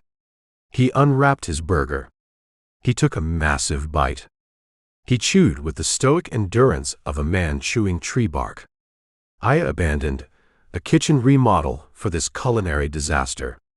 The client wants imported Italian tile. She changes her mind every 12 hours. I needed an excuse to leave the perimeter." "I require your eyes," Mercer said. "I require a builder's perspective." Mercer set his burger on the mattress. He picked up a computer mouse connected to a scarred laptop. The laptop fed a signal to the whining projector. He clicked a digital folder. He opened the files retrieved from Dave Tillis. "Watch the wall," Mercer said. The white rectangle on the floral wallpaper transformed. A high-resolution map of the county materialized. A dense grid of black lines carved the land into geometric shapes. Topographical rings indicated the elevation. The snaking blue curve of the river defined the western boundary. A jagged brown ridge dominated the eastern edge. Pell stopped chewing. He swallowed the dry meat. He stepped closer to the wall. He possessed the thick chest and calloused hands of a master carpenter. He built structures engineered to last a century. He understood the physical world. He understood the dirt beneath the foundation. "The county parcel map," Pell said. "Unredacted." Tillis delivered the raw data, Mercer confirmed. He bypassed Breen's digital locks. Mercer moved the cursor. He clicked a drop-down menu. "I spent the afternoon isolating specific data layers," Mercer said. "I separated the agricultural zoning. I separated the municipal utilities. I focused on recent property transfers. I searched the county registry for a specific corporate entity. Pacific Cascade Real Estate LLC. The holding company," Pell said. "The ghost." "The ghost possesses a massive appetite," Mercer said. He clicked a command box. A dozen parcels on the projected map illuminated in bright yellow. Pell stepped back. He stared at the geometric pattern glowing against the cheap motel wallpaper. He wiped grease from his mouth with the back of his hand. The yellow squares formed a distinct shape. They chained together. They started near the northern county line, cut south through the dense pine forests, and tracked straight down the center of the valley floor. "That resembles a runway," Pell said. "A corridor," Mercer corrected. "A man avoids purchasing a narrow, linear strip of land to construct a housing subdivision," Pell said. His eyes tracked the yellow path. He analyzed the terrain. A developer buys a block, a square. He wants cul-de-sacs. He wants culverts. This geometry implies transit. This geometry implies movement. Movement of what? A pipeline, Pell suggested. A high-speed rail line. A high-voltage transmission array. Cameron Bell directs the holding company, Mercer said. Bell operates Apex Innovations out of Portland. He manages billions in venture capital. He focuses on technology. He focuses on the digital future. Pell approached the wall. He reached out. He placed his rough, scarred hand over the projected light. The topographical rings distorted across his knuckles. "A server farm," Pell said. His voice carried a sudden, heavy realization. "The State Green Energy Initiative. You hear rumors on the job sites? I poured the concrete foundation for the new commercial bank branch on Main Street last week," Pell said. He turned to face Mercer. The purple neon from the window caught the hard angles of his jaw. "I ordered cement from the regional supplier," the dispatcher complained. He cited a massive logistics backlog. He mentioned a phantom buyer reserving 15,000 cubic yards of industrial-grade cement for a spring project. 15,000 yards, Mercer. That requires a fleet of mixing trucks running 24 hours a day. Did the dispatcher name the buyer? Zero name provided. Zero architect listed on the manifest. Just a blank check drawn on a Portland bank. They secured the material supply chain. Apex Innovations prepares the ground, Mercer said. They intend to pour a concrete slab the size of a commercial airport, Pell confirmed. A server farm generates the heat of a volcano. You pack 10,000 computer processors into a warehouse. You create an oven. You require massive cooling systems. You require millions of gallons of water. Pell turned back to the map. He tapped the glowing yellow parcels. They chose the perfect location, Pell said. He traced the topography with a blunt finger. Look at the contour lines. Granite forms the eastern ridge. You try blasting a level trench through solid granite, you double your construction budget. You go west, you hit the river basin. The water table sits 2 feet below the topsoil. You pour a massive concrete pad for a server farm near the river. The pad cracks. The earth swallows the foundation. The valley floor provides the path of least resistance. The valley floor provides the exact solitary path, Pell corrected. The bedrock sits deep. The soil offers stability. The proximity to the river allows for cooling intake without the risk of seasonal flooding. The engineers designed a masterpiece. The venture capitalists execute the theft. Mercer picked up his burger. He took a bite. The meat tasted like charred cardboard. He swallowed it. He clicked the mouse again. Count the illuminated parcels, Mercer said. Pell counted the yellow squares. 11. Look at the center of the chain. Pell studied the middle of the projected corridor. A massive, unlit square interrupted the solid yellow line. A blank space right in the heart of the valley. A gap in the armor. The missing tooth, Pell said. Section 4, Mercer said. 300 acres of prime alluvial dirt. Boyd Callahan. Boyd holds the center square, Mercer said. He leaned forward, resting his forearms on his knees. Boyd holds the detonator. If Boyd refuses to sell, the corridor breaks. The project dies. Apex Innovations cannot route high-voltage transmission lines and fiber optic cables around a 300-acre obstacle. The deviation ruins the engineering. The deviation introduces catastrophic inefficiency. It invites eminent domain battles with a dozen other landowners. The straight line represents the solitary viable option. Hence the stop work order, Pell said. He crossed his arms over his thick chest. He understood the mechanics of the grift now. He saw the skeletal structure of the crime. Hence the fake wetlands, Mercer agreed. They squeezed the farmer, Pell said. They weaponized the county zoning code. They starve Callahan. They wait for the bank to execute the foreclosure. Pacific Cascade buys the deed from the bank.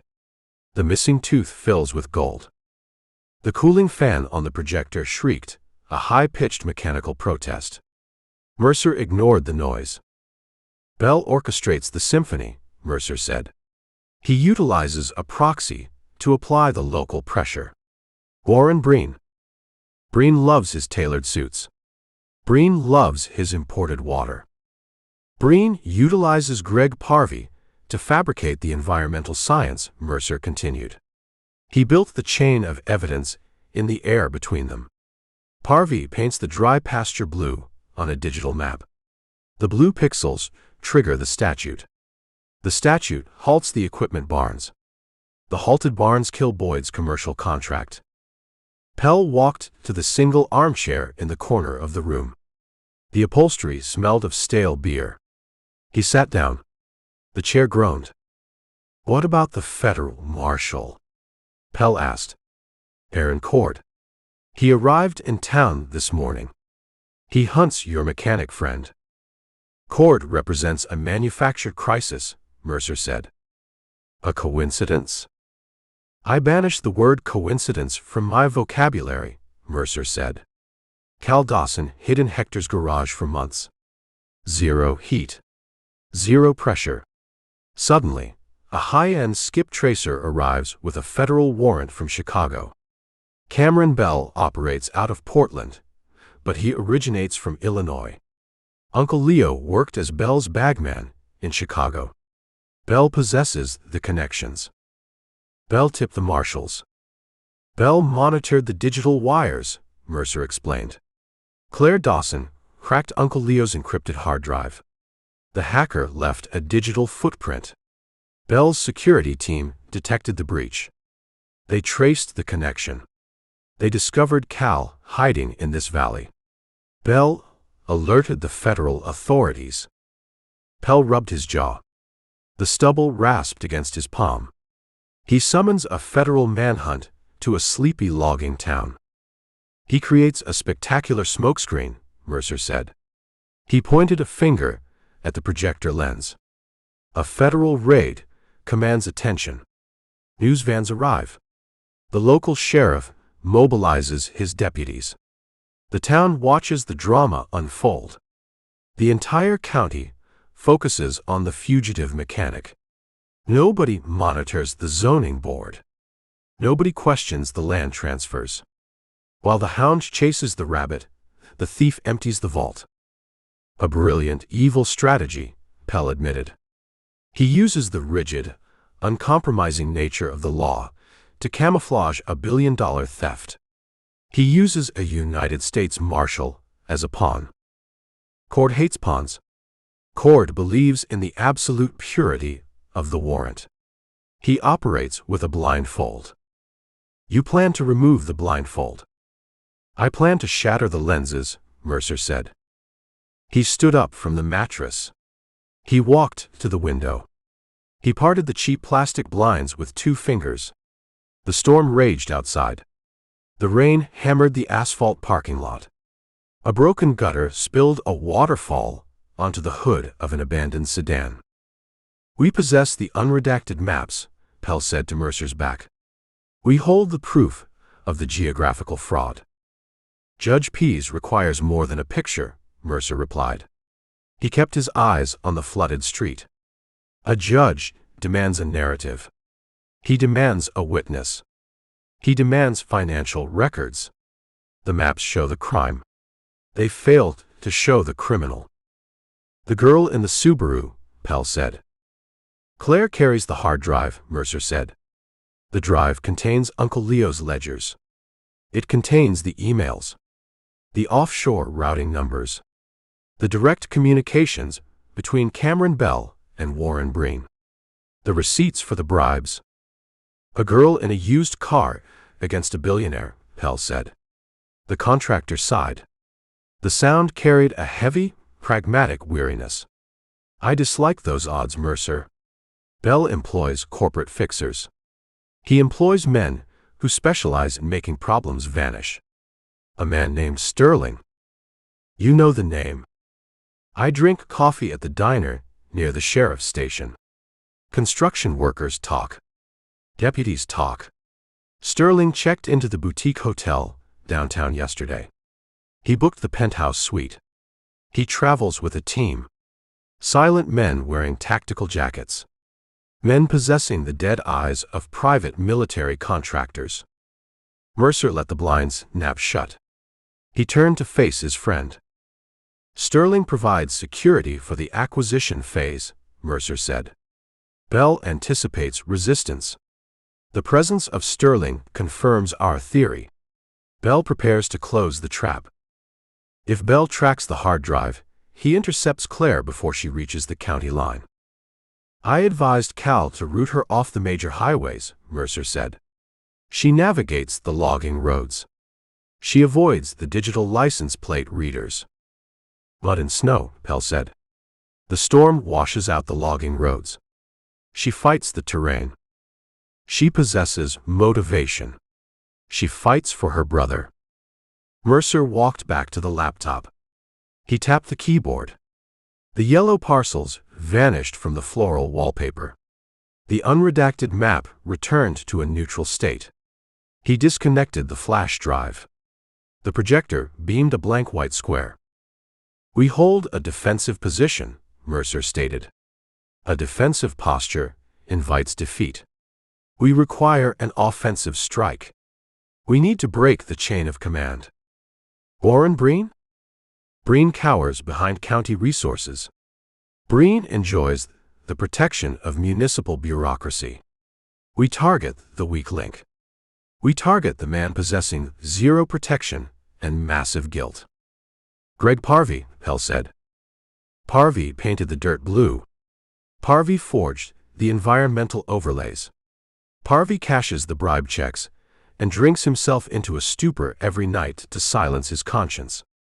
"A drunk panics," Pell noted. "A drunk makes mistakes." "I plan to introduce panic into his evening routine," Mercer said. He slipped the flash drive into his shirt pocket. He grabbed his damp wool coat from the end of the bed. "I need you to monitor the radio traffic. Keep an ear on the sheriff's dispatch. If Cord locates Hector's garage, I need to know the instant the deputies mobilize." "I possess a police scanner in my truck," Pell said. He stood up. He left the remainder of his hockey puck burger on the dresser. "I will park near the station. I will watch the exits. If Sterling's men locate the hunting cabin, Cal dies," Mercer said. The brutal truth required articulation. Bell prefers a dead fugitive. A dead fugitive guarantees silence. "I hold the line," Pell promised. Mercer shrugged into his heavy coat. The wet wool sent a chill down his spine. He checked the Sig Sauer in his shoulder holster. He ensured the magazine seated properly. He felt the weight of the weapon against his ribs. A comforting pressure. The digital theft relied on sterile, bloodless manipulation. Bell manipulated data. He manipulated zoning codes. He manipulated the federal marshals. Mercer intended to inject raw, physical reality back into the equation. A sharp, electronic trill shattered the quiet of the motel room. Mercer froze. His hand hovered over his coat pocket. The burner phone vibrated. Pell stopped halfway to the door. He looked at Mercer.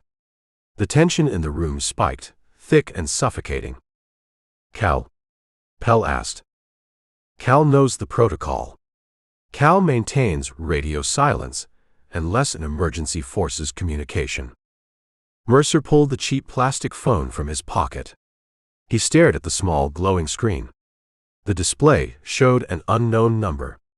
An out-of-state area code. Illinois. Mercer pressed the green button.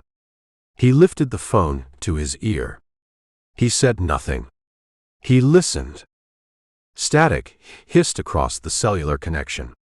The wind roared in the background, a digital reproduction of the storm battering the Pacific Northwest.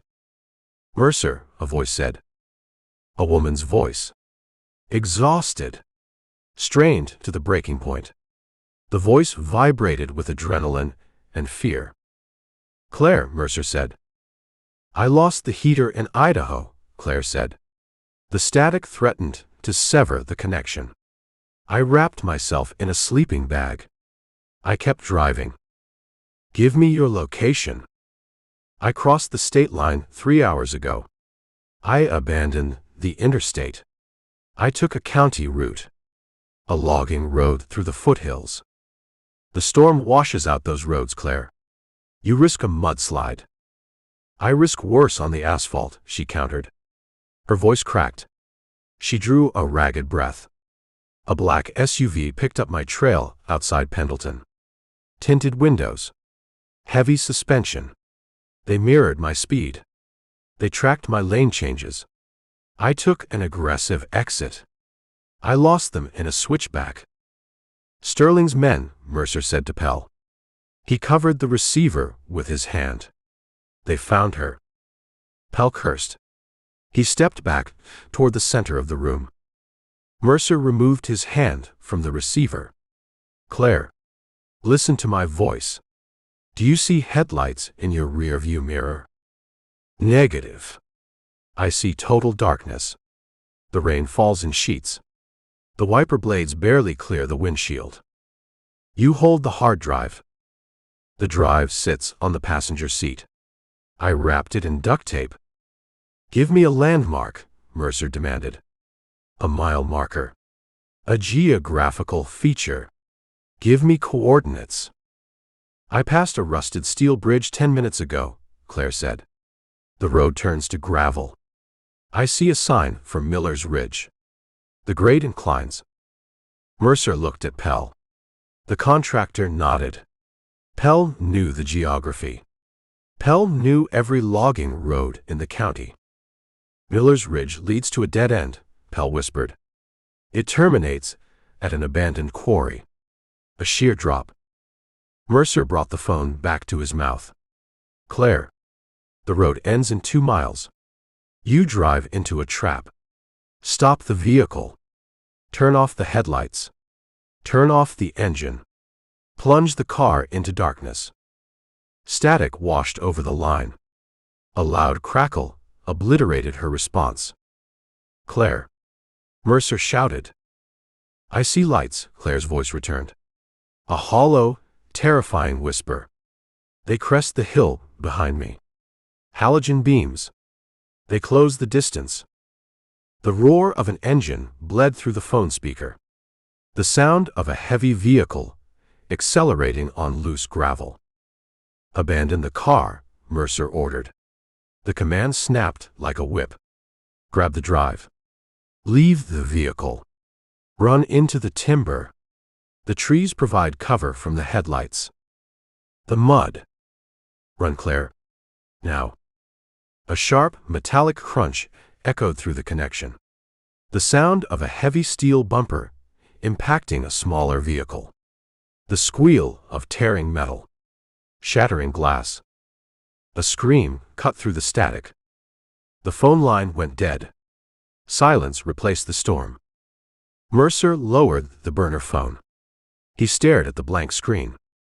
The cheap plastic felt hot in his hand. The geometry of the map no longer mattered. The zoning codes ceased to exist. The paper war ended. Miller's Ridge, Mercer said. Pell ripped the motel room door open. The storm rushed inside. I drive, Pell said. My truck possesses the suspension. You prepare the weapon. Mercer followed the contractor into the freezing rain. The hunt for the surveyor evaporated. The hound chased the rabbit, but the wolves found the sister. Mercer ran across the flooded asphalt. He racked the slide of the Sig Sauer. A brass cartridge slid into the chamber with a heavy, satisfying click. Chapter 7. Kill the headlights, Mercer said. We navigate by the lightning. Pell reached toward the dashboard of the heavy Ford work truck. He twisted the plastic dial. The halogen beams vanished. Absolute darkness swallowed the cab. The Pacific storm erased the horizon, replacing the world with a swirling, chaotic wall of freezing water. The mud possesses the consistency of wet concrete, Pell said. He wrestled the thick steering wheel. The truck fishtailed, the heavy tread of the off-road tires searching for purchase on the saturated gravel. We lose the headlights, we risk the ravine. A 300-foot drop waits on the right side of this grade. They possess the high ground, Mercer countered. They wait near the dead end. Headlights broadcast our approach. We become a pair of glowing targets in a pitch-black shooting gallery. Keep the tires in the existing ruts. Let the grooves guide the chassis. Pell downshifted. The transmission whined, a mechanical scream cutting through the roar of the gale. The truck crawled up Miller's Ridge. Mercer rolled the passenger window down 3 inches. The wind shrieked through the gap, spraying ice-cold water across his face. He ignored the sting. He listened. He filtered the sound of the rain, searching for the mechanical growl of an idling engine or the sharp crack of a gunshot. The forest offered zero acoustics. The storm drowned every distinct noise. Miller's Ridge earned a reputation in the 70s, Pell said. He stared through the windshield, his eyes wide, hunting for the faint outline of the tree canopy against the bruised clouds. The timber companies fought over the old-growth cedar. Men vanished up here. They drove their logging skidders into the woods and failed to return. The locals blamed the terrain. The old-timers blamed the Union busters. Violence leaves an echo in the dirt, Mercer said. This dirt holds a century of bad blood. The truck crested a steep incline. A flash of lightning ripped across the sky. The brilliant, jagged illumination lasted a fraction of a second, casting harsh shadows across the landscape. The flash revealed the wreckage. "Stop the truck," Mercer ordered. Pell slammed the heavy brake pedal. The anti-lock system engaged, shuddering beneath his boot. The Ford slid forward 10 feet, the tires locking in the mud before coming to a halt. Pell shifted the gear selector into park. He left the engine running. Mercer pushed his door open. He stepped into the deluge. The mud sucked at his leather boots, pulling him downward. He drew the Sig Sauer from his shoulder holster. He kept the muzzle pointed at the flooded ground. He approached the crash site. A silver Subaru Outback sat crumpled against the massive, moss-covered trunk of an ancient Douglas fir. The impact had crushed the front grille into a concave V-shape. Steam hissed from the ruptured radiator, mixing with the relentless rain. The driver's side door hung open, the metal hinges warped and groaning in the wind. The windshield resembled a spiderweb of shattered safety glass. Mercer circled the rear of the vehicle. He read the physical evidence. Deep, aggressive tire trenches scored the gravel road leading to the impact zone. A heavier vehicle had executed a brutal pursuit maneuver. The hunter clipped the rear quarter panel of the Subaru, forcing the lighter car into an uncontrollable spin.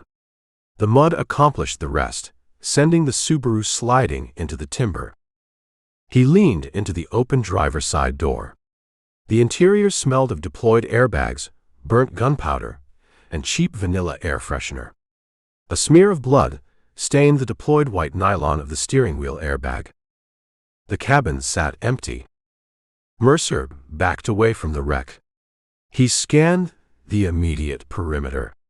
30 yards further up the ridge, a massive black Chevrolet Tahoe idled in the center of the gravel road. The vehicle matched the description Claire provided on the burner phone. The headlights cut a brilliant, blinding swath through the storm. All 4 doors stood open. The interior dome lights cast a pale yellow glow over the empty leather seats. The wolves had abandoned their chariot. They hunted the rabbit on foot. Pell materialized beside Mercer. The contractor held a heavy, forged steel framing hammer in his right hand. The tool possessed a waffle-faced head designed to drive 10-penny nails through solid oak. It functioned equally well on human bone. They entered the timber, Pell said. He pointed the hammer toward the dense wall of pine trees flanking the eastern edge of the road. Mercer dropped his gaze to the mud. A fresh set of footprints led away from the open door of the Subaru. The tracks showed a narrow sole. Claire. The stride length indicated a frantic, terrified sprint. 2 sets of larger, deeper tracks overlaid the narrow prints. The hunters wore tactical boots with aggressive tread patterns. They possess a 3-minute lead, Mercer said. They utilize tactical gear. They lack local knowledge. The terrain favors the native. The terrain favors the man who understands the dark, Pell corrected. Stay with the truck, Mercer instructed. Monitor the radio scanner. If the local deputies arrive, you hit the horn twice. A long blast, then a short blast. I intend to walk into the woods. You possess 0 experience hunting armed men in the dark, Mercer said. He kept his voice level. He stripped the emotion from the command. You snap a dry branch, you broadcast our position. They carry suppressed weapons. They drop you before you swing the hammer. Guard the exit. Pell tightened his grip on the steel handle. He recognized the cold logic. He nodded once. Bring the girl back. Mercer turned his back on the road. He stepped into the tree line. The forest canopy blocked the ambient light from the idling Tahoe. Absolute, suffocating blackness descended. Mercer closed his eyes for 10 seconds, forcing his pupils to dilate, demanding his vision adjust to the deprivation. When he opened them, the world resolved into varying shades of charcoal and pitch. The Pacific Northwest woods reject human intrusion. Thick, thorny vines of Himalayan blackberry choke the spaces between the massive pine trunks.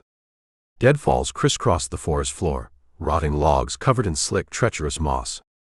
Every step required a calculation. The mud offered zero stability. Mercer moved with deliberate, practiced grace. He placed his boots on the exposed roots of the cedars, avoiding the soft earth and the brittle dead branches. He used the roar of the wind in the upper canopy to mask the sound of his progress. He tracked the broken foliage. Claire lacked the time for stealth. She crashed through the underbrush, snapping fern fronds and crushing salal bushes. The men pursuing her followed the path of destruction. The storm hammered the canopy above. Freezing water poured through the branches, soaking Mercer to the bone. The cold sapped his body heat, turning his fingers stiff around the grip of the Sig Sauer. He flexed his hand, forcing the blood to circulate. 100 yards into the timber, the topography shifted. The ground sloped downward, leading toward a steep, jagged ravine cut by centuries of glacial runoff. Mercer paused. He crouched behind the rotting stump of a log cedar. A narrow beam of green light cut through the darkness 30 yards ahead. The hunters utilized night vision optics. The green laser indicated a rifle-mounted infrared designator. The beam swept across a dense cluster of rhododendron bushes near the edge of the ravine. Mercer identified the targets. 2 men. They wore dark, waterproof tactical shells. Heavy Kevlar vests bulked their torsos. They moved with coordinated, military precision. One man provided overwatch, his suppressed short-barreled rifle trained on the brush. The second man advanced, sweeping the area with a handheld thermal imager. They represented Bell's investment. High-priced, soulless professionals. Men who pull triggers for venture capitalists and cash their checks in offshore accounts. Thermal shows a heat bloom, the advancing man said. His voice carried a flat, mechanical tone. He spoke through a throat microphone. The sound barely carried over the rain. She went to ground, the overwatch element replied. Flush her out. The boss wants the drive intact. Mercer assessed the geometry of the battlefield. The men stood 15 yards apart. The overwatch element held the high ground. The advancing man possessed the thermal optics. Engaging in a firefight invited chaos. Suppressed or not, gunfire in the dark relies on luck. Mercer preferred geometry over luck. He needed to eliminate the overwatch element first. Mercer holstered the Sig Sauer. He drew a heavy, fixed-blade combat knife from a sheath on his belt. The blade possessed a matte black finish to prevent reflections. Steel requires zero ammunition. Steel operates in absolute silence. He flanked the overwatch position. He moved in a low crouch, letting the wind conceal the rustle of his wet coat. He circled behind a massive, moss-draped boulder. He closed the distance to 10 feet. The overwatch mercenary peered through his night vision goggles. The optics restricted his peripheral vision. He focused entirely on the green laser painting the bushes. He trusted his partner to cover the angles. He trusted the technology. Technology betrays the man who relies on it. Mercer launched himself from the shadow of the boulder. He crossed the 10 feet in 2 massive strides. He drove his left forearm into the back of the mercenary's neck, snapping the man's head forward and dislodging the heavy night vision goggles. Simultaneously, Mercer drove the pommel of the combat knife into the nerve cluster behind the man's right ear. The strike bypassed the Kevlar vest. It delivered a catastrophic shock to the central nervous system. The mercenary collapsed like a severed puppet. His rifle hit the mud with a dull thud. He emitted 0 sound. Mercer caught the falling body. He lowered the unconscious man to the wet earth, preventing the splash of the mud from alerting the partner. "Status?" the advancing mercenary said. He kept his thermal imager pointed at the rhododendrons. "Talk to me, Bravo." Mercer picked up the dropped rifle.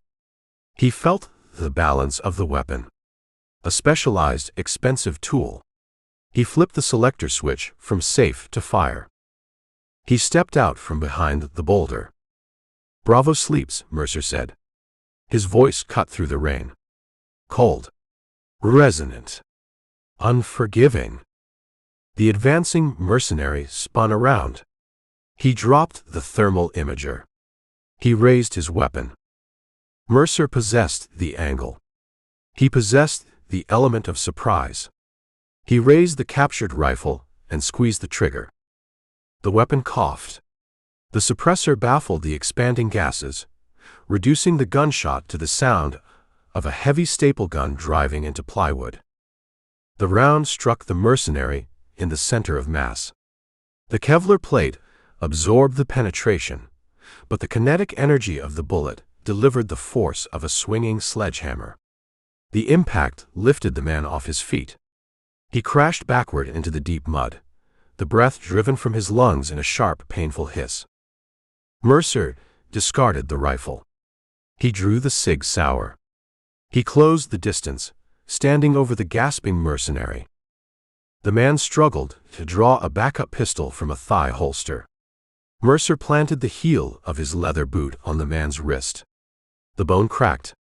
The mercenary groaned, releasing the weapon. "Cameron Bell sent you into the mud," Mercer said. He kept the Sig aimed at the man's face. "Cameron Bell sits in a dry penthouse. You bleed in the rain. Evaluate your career choices." The man stared up at the black barrel of the gun. He gritted his teeth against the pain in his wrist. He offered 0 response. A professional understands when the game ends. Mercer kicked the backup pistol into the brush. He retrieved the mercenary's radio unit, crushing the plastic housing beneath his heel. He severed their communication with the outside world. He turned his attention to the rhododendron bushes near the edge of the ravine. "Claire," Mercer said. He pitched his voice to carry over the storm, but kept the volume low. "The hunters sleep. The woods belong to us." Silence stretched for a long, agonizing moment. The thick foliage parted. Claire Dawson emerged from the tangled branches. She looked nothing like a victim. She gripped a heavy tire iron in her right hand. The metal gleamed with rain.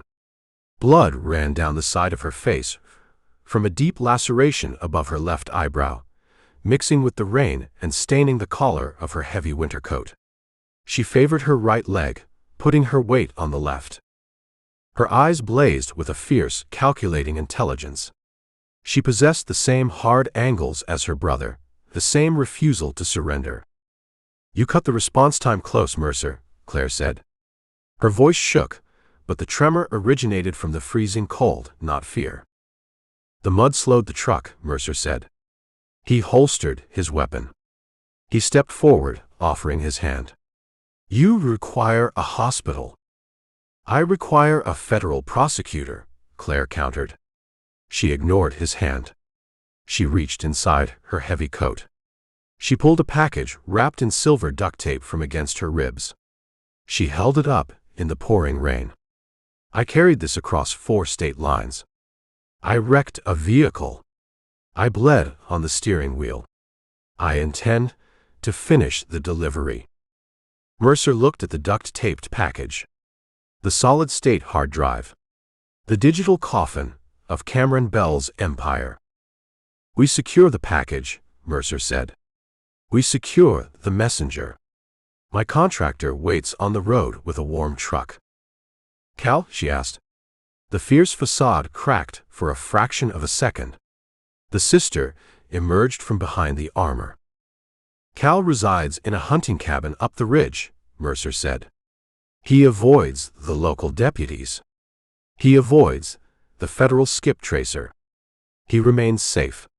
Your delivery guarantees his freedom. Claire nodded. She lowered the package. She took a step forward and stumbled, her injured leg buckling under her weight. Mercer caught her arm. He slung her left arm over his shoulder, supporting her weight against his side. The smell of wet wool and copper blood filled his nostrils. Lean on me, Mercer said. The terrain fights back. They navigated the treacherous forest floor. The return journey required double the time.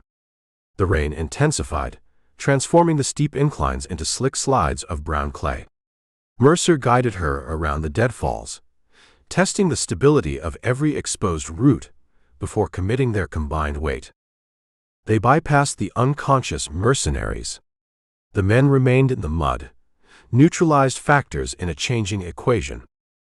The tree line broke. They emerged onto the gravel road.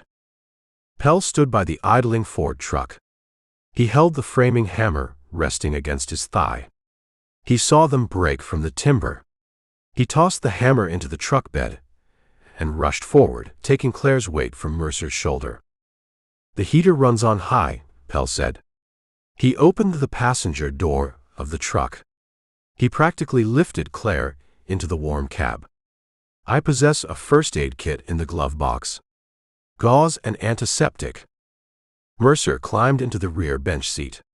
Pell slammed the passenger door and rounded the hood, sliding behind the steering wheel. He threw the transmission into drive. The truck surged forward, leaving the idling Tahoe and the wrecked Subaru behind in the dark. Heat blasted from the dashboard vents. Claire shivered violently, the sudden change in temperature shocking her system. She pressed a thick pad of white gauze against her bleeding forehead.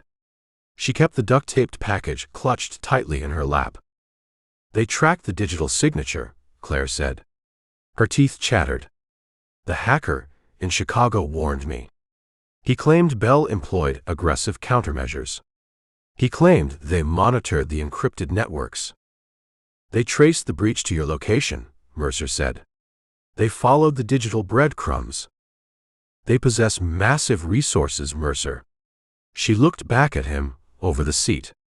The dome light illuminated the harsh exhaustion etched into her features. The men in the woods. They represent a fraction of the payroll. The hard drive holds the ledgers. Bell wired millions to offshore accounts. He bought zoning boards in 3 different states. He operates a syndicate. He operates a real estate scam utilizing corporate jargon, Mercer corrected. He relies on intimidation. He relies on men like Sterling to clean the mess. Who manages Sterling? Pell asked from the driver's seat. He navigated the switchbacks, guiding the heavy truck back toward the valley floor. Sterling operates as the sword, Mercer said. Bell operates the hand holding the sword. You break the sword, the hand finds another weapon. You break the hand, the war ends. Bell remains insulated, Claire argued. He sits behind lawyers. He sits behind corporate walls. Mercer leaned forward. He stared through the windshield. The town lights materialized in the distance, a blurry smudge of orange and white fighting through the storm. Bell steps out from behind the wall tonight, Mercer said. Pell glanced at the rearview mirror. The charity gala. A high-dollar event at the country club, Mercer confirmed. Bell plays the role of the philanthropic venture capitalist. He shakes hands with the mayor. He drinks expensive bourbon with the county commissioners. He solidifies his political capital. He attends a party while his men hunt me in the woods, Claire said. Disgust laced her voice. He compartmentalizes, Mercer said. He views the violence as a line item on a spreadsheet. A necessary expense for asset acquisition. You possess the hard drive, Hell said. We deliver the drive to Judge Pease. We trigger the federal injunction. The drive contains gigabytes of financial data, Mercer said. A judge requires days to untangle the ledgers. Bell requires hours to wire the funds to the Caymans and vanish. He boards a private jet the moment the federal system flags the evidence. You want to trap him? I want to look him in the eye, Mercer said. He settled back against the vinyl seat. He felt the cold steel of the Sig Sauer pressing against his ribs. I want to explain the new rules of engagement. He utilized a federal warrant to torture a family. He sent armed men into the woods to murder a woman. The sterile corporate game concluded on Miller's Ridge. A charity gala demands a tuxedo, Pell noted. A charity gala demands an uninvited guest, Mercer said. Drop Claire at the safe house. Lock the doors. Hand her the shotgun from your toolbox. Where do you go? Claire asked. Mercer watched the rain streak across the glass. He formulated the confrontation. The velvet shark swam in a pool of luxury. Mercer intended to introduce a drop of blood into the water. I plan to crash a party, Mercer said. I plan to ruin the ambiance. Chapter 8. Ice clinks against crystal, Mercer said. That sound defines a specific class of criminal. August Pell kept his hands on the steering wheel of the idling Ford truck. He stared through the rain-streaked windshield at the Valley Hills Country Club. The building resembled a sprawling alpine lodge manufactured from river stone and massive cedar beams. Valets in waterproof slickers scrambled across the circular driveway, opening the doors of European sedans and heavy luxury SUVs. Warm golden light spilled from floor-to-ceiling windows, casting long reflections across the saturated asphalt. They steal $1 billion, Pell said. They celebrate with a charity auction for endangered owls. The hypocrisy requires a specialized stomach. Mercer checked his reflection in the truck's rearview mirror. He wore a tailored charcoal suit. He kept the garment bag in the back of his closet for federal court appearances and funerals. Tonight, the worst-case scenario involved both. The wool felt heavy. The collar restricted his neck. He adjusted the silk tie. He carried 0 weapons. Club security utilized metal detector wands at the main entrance. He relied on the cut of the fabric to serve as armor. I locate Cameron Bell, Mercer outlined. I deliver a message. I walk out. You deliver a message to a man who ordered an execution in the woods an hour ago, Pell noted. Bell expects his mercenaries to call with a success code. He expects the hard drive. He receives me instead. Mercer reached for the door handle. Watch the exits, Mercer. The velvet shark swims with pilot fish. He employs bodyguards. Men wearing earpieces. Men carrying concealed hardware. I possess a talent for disrupting the food chain. Mercer pushed the heavy truck door open. He stepped into the Pacific storm. The rain hammered his shoulders, threatening to ruin the crisp lines of the charcoal suit. He ignored the valets. He walked past a idling Porsche. He ascended the wide stone steps leading to the club entrance. 2 men flanked the double oak doors. They wore identical black suits. They possessed the thick necks and flat eyes of private military contractors operating on domestic soil. One man held an electronic guest ledger. The other held a black security wand. Mercer bypassed the ledger. He stepped directly in front of the wand. He raised his arms. The security contractor ran the scanner down Mercer's ribs. The device emitted zero sound. The contractor lowered the wand. He examined Mercer's face, reading the scar tissue around the eyes and the hard set of the jaw. "Invitation," the contractor demanded. His voice carried the dull gravel of a man accustomed to issuing orders. "I represent Apex Innovations," Mercer lied. He pitched his voice to project total, unquestioning authority. "Mr. Bell requires my presence for a consultation regarding the Valley logistics. Check the VIP addendum." The contractor holding the tablet frowned. He tapped the glass screen. He scrolled. Mercer refused to break eye contact with the man holding the wand. He projected absolute belonging. Con artists and corporate raiders share a central philosophy: act like you own the building, and the staff hands you the keys. "I see zero addendum," the tablet holder said. "Refresh the server connection," Mercer commanded. "The storm degrades the cellular network. If you delay my meeting, Bell subtracts your hourly rate from the invoice. I lack the patience to stand in the damp air." The man with the wand stepped aside. He pulled the heavy oak door open. He chose the path of least resistance. Security guards fear the wrath of the billionaire more than they fear an uninvited guest wearing a $1,000 suit. Mercer crossed the threshold. The atmosphere shifted. The roar of the storm vanished, replaced by the hushed murmur of 100 conversations and the delicate sawing of a string quartet in the far corner. The air smelled of roasted tenderloin, expensive floral arrangements, and heavy, musky cologne.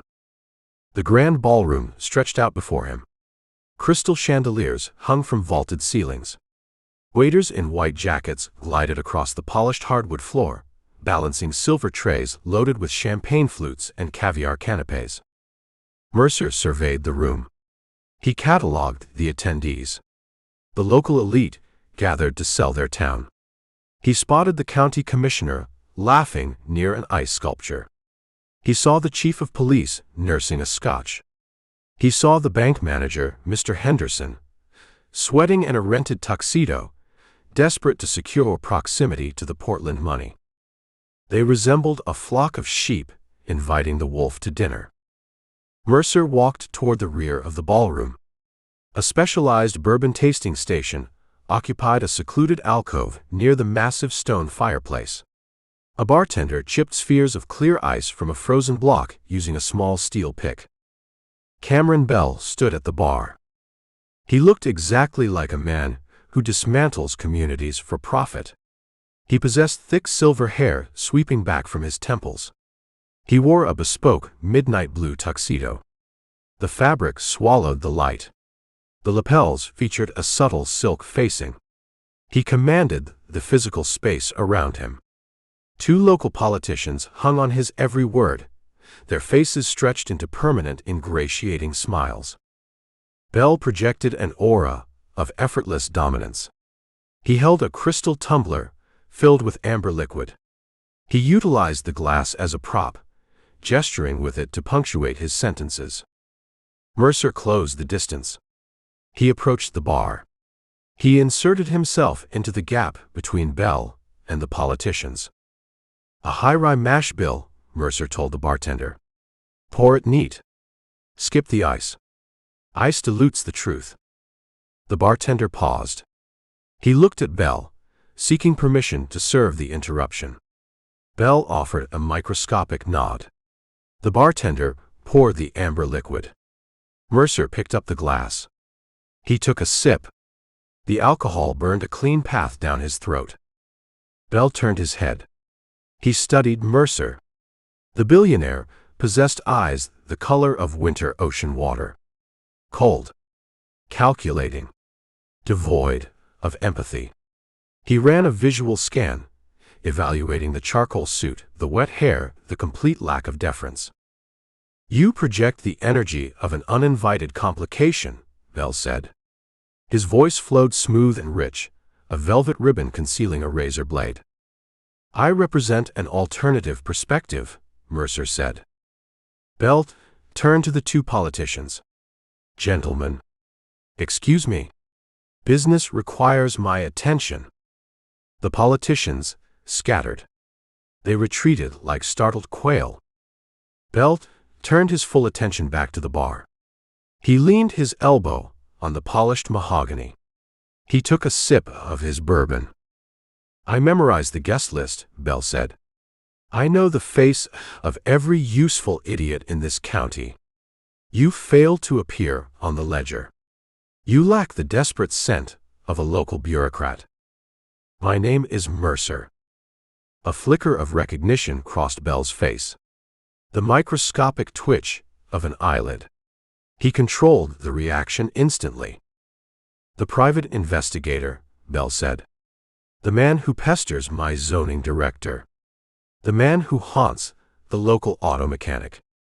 Warren Breen requires a new tailor, Mercer noted.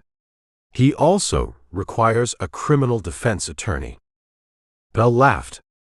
The sound contained zero humor. Breen performs his duties.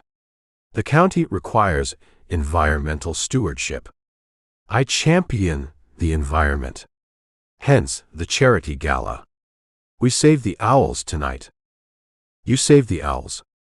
You starve the farmers. A specific brand of philanthropy. Agriculture represents a dying industry, Bell said. He swirled the bourbon in his glass. The valley floor demands optimization. The future requires data. The future requires green energy. I facilitate the transition. I provide a frictionless transfer of assets. You forge topographic maps, Mercer corrected. He kept his voice low. He kept the conversation contained to the space between them. You bribe county officials. You manipulate the statutes to steal a 300-acre footprint. You utilize the law as a crowbar. Bell set his glass on the bar. He turned his body, facing Mercer directly. He abandoned the casual posture. The predator dropped the camouflage. The world runs on leverage, Mercer. Men of consequence apply pressure. The weak fold. The strong acquire the assets. This valley belongs to the past. I represent the inevitable. Boyd Callahan refuses the inevitable. Boyd Callahan fights gravity, Bell said. Gravity always wins. The bank forecloses his note in 2 weeks. Pacific Cascade Real Estate purchases the paper. The transaction requires zero input from the farmer. The transaction requires a clear digital path, Mercer said. He took another sip of the rye. He tasted the spice. The path encounters an obstruction. Bell narrowed his eyes. The winter water turned to solid ice. Define the obstruction. A woman in a silver Subaru, Mercer said. The name hung in the air between them. The string quartet sobbed through a Mozart piece.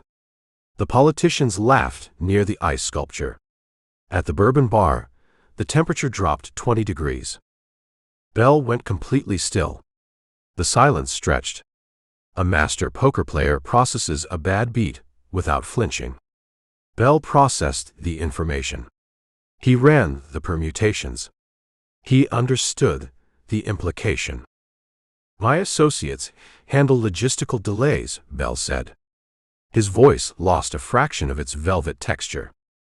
Your associates sleep in the mud, Mercer said. He delivered the blow with absolute precision. They carry heavy rifles. They utilize night vision optics. They lack the necessary aggression for close-quarters combat. I snapped the radio connection. I crushed the communication link. They failed the assignment.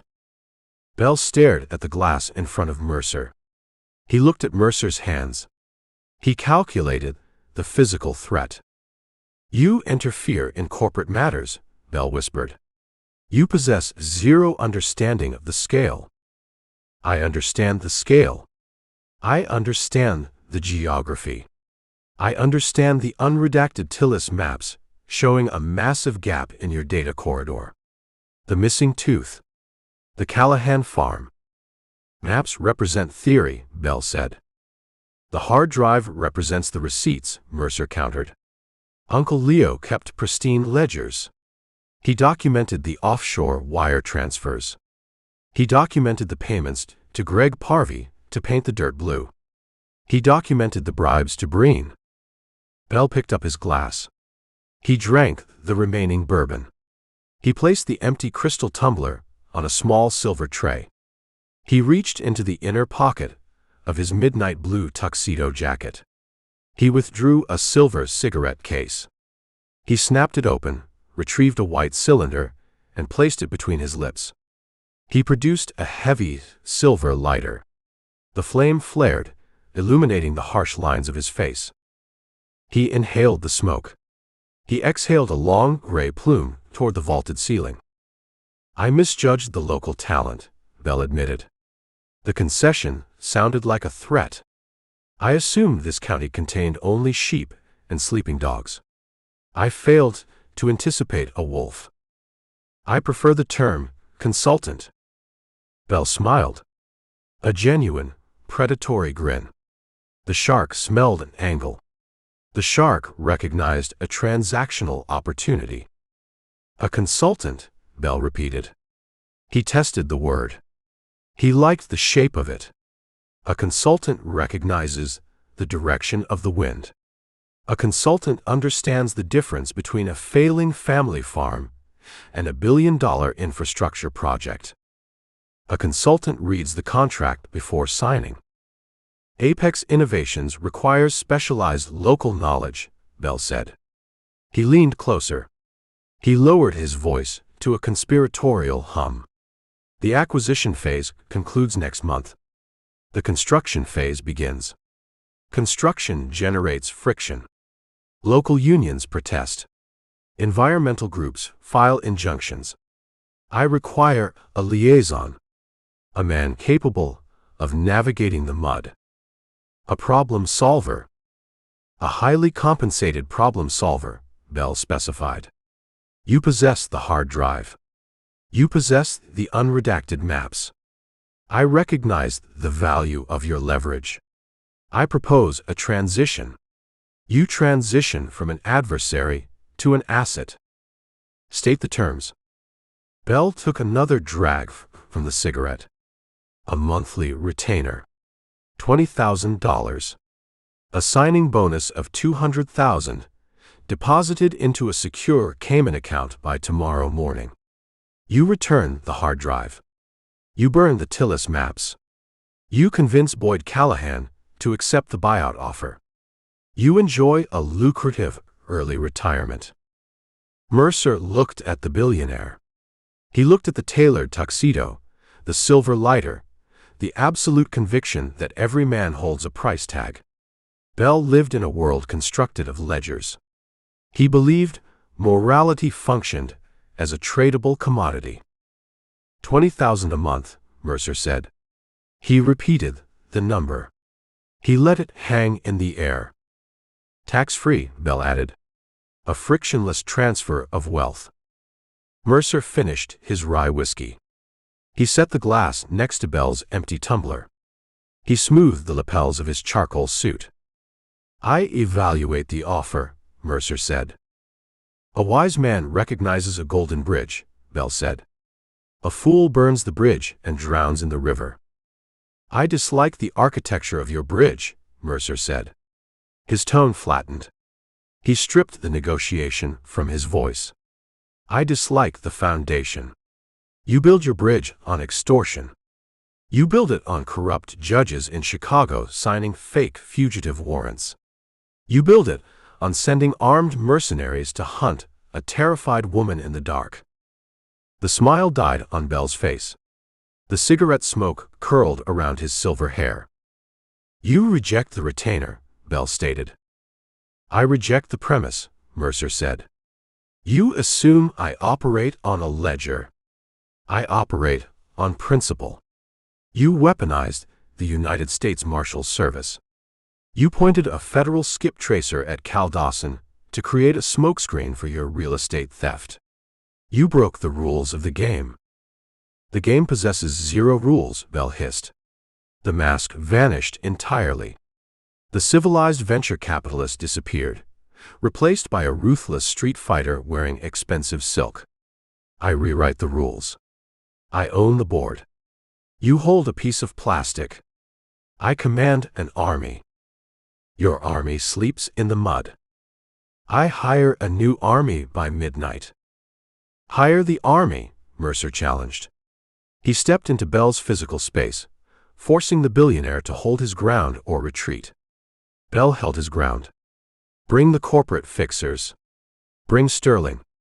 The polite part of the war ends tonight. You step out of the penthouse. You step into the dirt. I excel in the dirt. Bell stared into Mercer's eyes. He searched for a bluff. He found solid granite. You invite destruction, Bell said. The velvet ribbon shredded. The razor blade sliced through the air. I crush the Callahan farm. I crush the mechanic. I take the valley. I ensure your name vanishes from the earth. Try. Mercer turned his back on the billionaire. He walked away from the bourbon bar. He did not look over his shoulder. He navigated the crowded ballroom, passing the laughing politicians and the gliding waiters. He felt the cold stare of the velvet shark tracking his exit. He reached the heavy oak doors. The security contractors stepped aside. Mercer walked out into the Pacific storm. The rain tasted like salvation after the suffocating, perfumed air of the country club. He descended the stone steps. He approached the idling Ford truck. Pell unlocked the passenger door. Mercer climbed inside. The heater blasted warm air. You delivered the message, Pell said. He watched the country club entrance. He offered a bribe, Mercer said. 200,000. A monthly retainer. You declined. I insulted his architecture. Pell shifted the truck into gear. The shark bleeds. The shark prepares to bite, Mercer corrected. He activates Sterling. He accelerates the timeline. He knows we possess the hard drive. He knows the drive destroys his empire. He requires the drive before we reach Judge P's. We secure the drive at the safe house. We wait for morning. We drive to the federal courthouse. We survive the night, Mercer said. He reached into his shoulder holster. He checked the magazine of the Sig Sauer. He chambered around. The heavy metallic clack filled the cab of the truck. The paper war ended in the ballroom. The physical war commenced in the rain. Drive east, Mercer commanded. We visit the surveyor. We require Greg Parvey to complete the narrative. We require the confession. Pell pressed the accelerator. The heavy truck surged forward, leaving the golden light of the country club behind. They plunged back into the dark, back into the violent reality Bell attempted to pave over with concrete and cash. The storm showed 0 signs of breaking. Chapter 9. The Garden View apartments featured 0 gardens and a view consisting entirely of a rusted chain-link fence bordering a flooded drainage ditch. The complex sat on the east side of town, a forgotten quadrant where the municipal streetlights flickered and died. A cluster of 3-story cinder-block buildings formed a U-shape around a cracked asphalt parking lot. Rain lashed the flat tar roofs. August Pell steered the Ford work truck into a space between a primer-gray Dodge Neon and a dumpster overflowing with sodden cardboard. He cut the engine. The silence felt heavy after the roar of the V8. The builder skipped the rebar, Pell observed. He stared through the rain-streaked windshield at the exterior walkways. Look at the concrete spalling on the second floor. Water penetrates the cracks, freezes in winter, blows the face off the slab. The whole structure carries a condemned sentence. It just waits for the executioner. Greg Parvey lives on the second floor, Mercer said. Building C. A man lives in a crumbling box. His mind starts to crumble with the drywall. Pell reached behind the seat. He grabbed a slim leather roll. We going to knock? I doubt he answers, Mercer said. He knows the nature of his work. A guy forging federal land documents jumps at shadows. Let's skip the polite introduction. Mercer checked the chamber of his Sig Sauer. He snapped the leather thumb brake into place. The confrontation at the country club had altered the rules of engagement. Cameron Bell possessed zero patience for drawn-out negotiations. Bell preferred immediate, violent problem-solving. Mercer assumed the billionaire had already dispatched his cleanup crew. Time represented a vanishing asset. They stepped out of the truck. The Pacific storm offered zero reprieve. Freezing water soaked Mercer's charcoal suit within seconds. They crossed the broken asphalt, their boots splashing through deep oil-slick puddles. They reached the stairwell of Building C. The metal steps groaned under Pell's weight. The air in the breezeway smelled of boiled cabbage, stale marijuana smoke, and industrial bleach. A flickering fluorescent tube cast a sick, yellow pallor over the peeling paint of the doors. Unit 204 sat at the end of the walkway. The lone bulb above the door had shattered weeks ago. Deep shadows concealed the entrance. Pell approached the hollow core door. He unrolled the leather pouch. Precision steel lockpicks gleamed in the dim light. Standard Schlage deadbolt, Pell whispered. 5 pins. The landlord bought the cheap bulk pack from a hardware store. It offers the illusion of security. Pick it, Mercer said. Keep the noise down. Pell inserted a tension wrench into the bottom of the keyway. He slid a thin rake pick into the top. He applied a microscopic degree of rotational force. His thick, calloused fingers moved with surgical grace. He manipulated the internal brass pins, lifting them to the shear line. Click. Click. A heavier, metallic thud. Pell turned the cylinder. The deadbolt slid back into the housing. 10 seconds, Pell said. He packed his tools away. A stiff breeze breaches this lock. Mercer reached past the contractor. He gripped the brass knob. He pushed the door open. The apartment interior felt like a tomb. Thick blackout curtains covered the single window, trapping the stale air inside. The stench of cheap vodka, unwashed laundry, and scorched microwave meals hit them like a physical blow.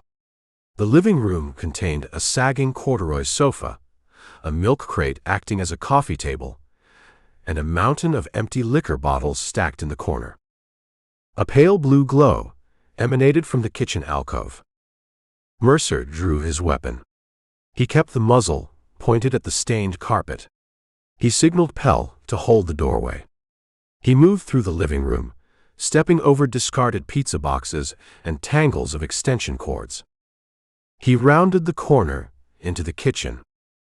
Greg Parvey sat hunched over a scarred Formica dining table. 2 massive, curved computer monitors dominated the small space. Complex topographic maps glowed on the screens, a chaotic web of neon contour lines and colored overlays. Parvey stared at the screens. He wore a stained gray t-shirt and loose sweatpants. He held a half-empty bottle of generic vodka in his right hand. His face possessed the gray, doughy consistency of raw biscuit dough. Dark bruised circles ringed his bloodshot eyes.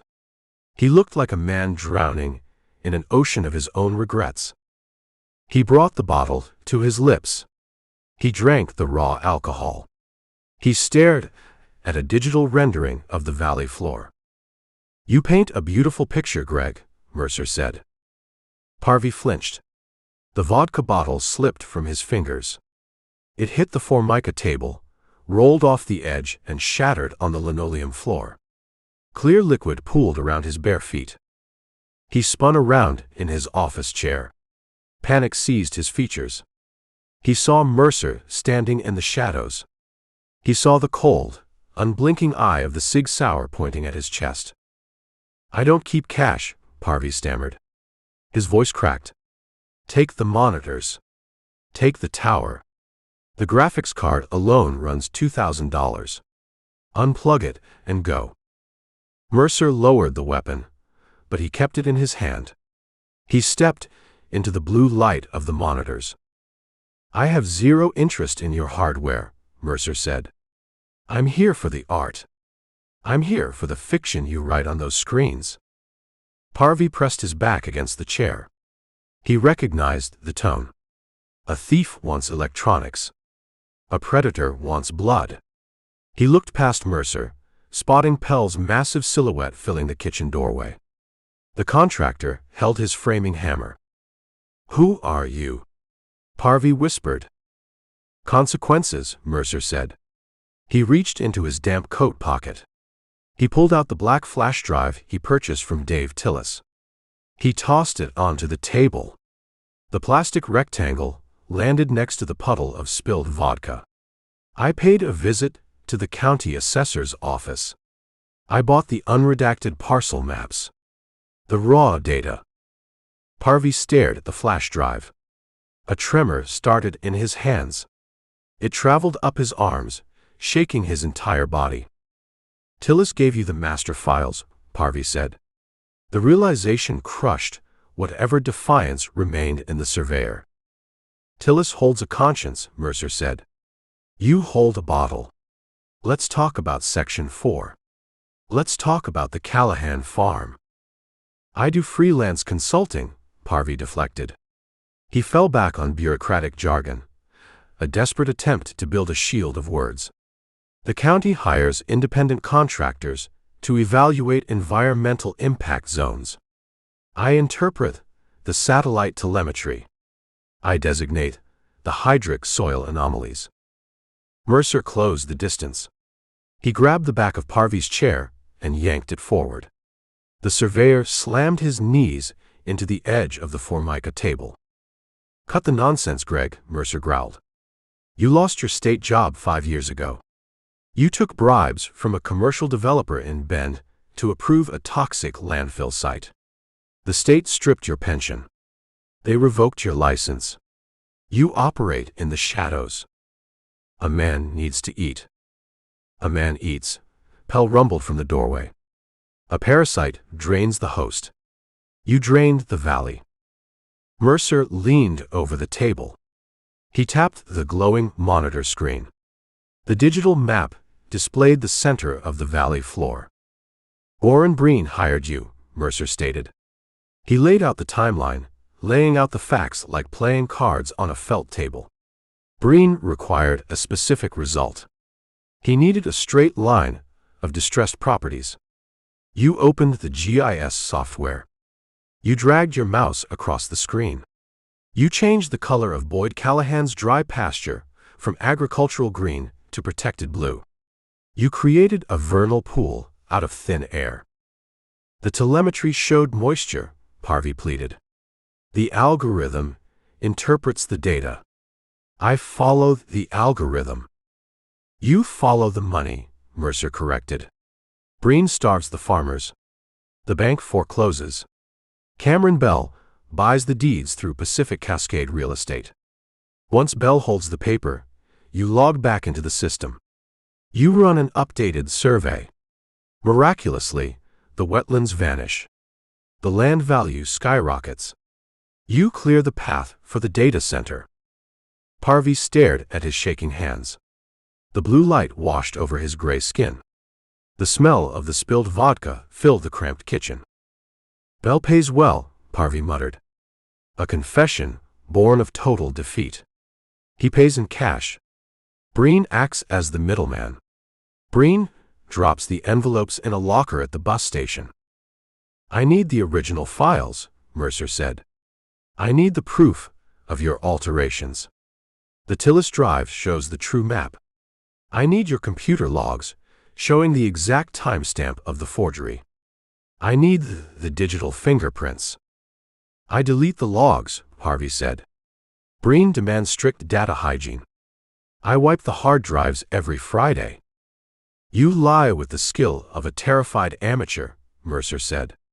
He kept his voice flat, devoid of sympathy. "A grifter never trusts his employer. A man taking bribes from a billionaire keeps an insurance policy. You kept the raw files. You kept the emails from Breen. You kept the exact instructions, proving they orchestrated the fraud." Parvy looked up. Fear warred with a sudden, desperate cunning in his bloodshot eyes. "I hand you the files, I go to federal prison," Parvy said. "Forging federal environmental documents carries a 10-year mandatory minimum." "You refuse to hand me the files, you go to the hospital," Mercer countered. "My associate possesses a framing hammer. He understands human anatomy.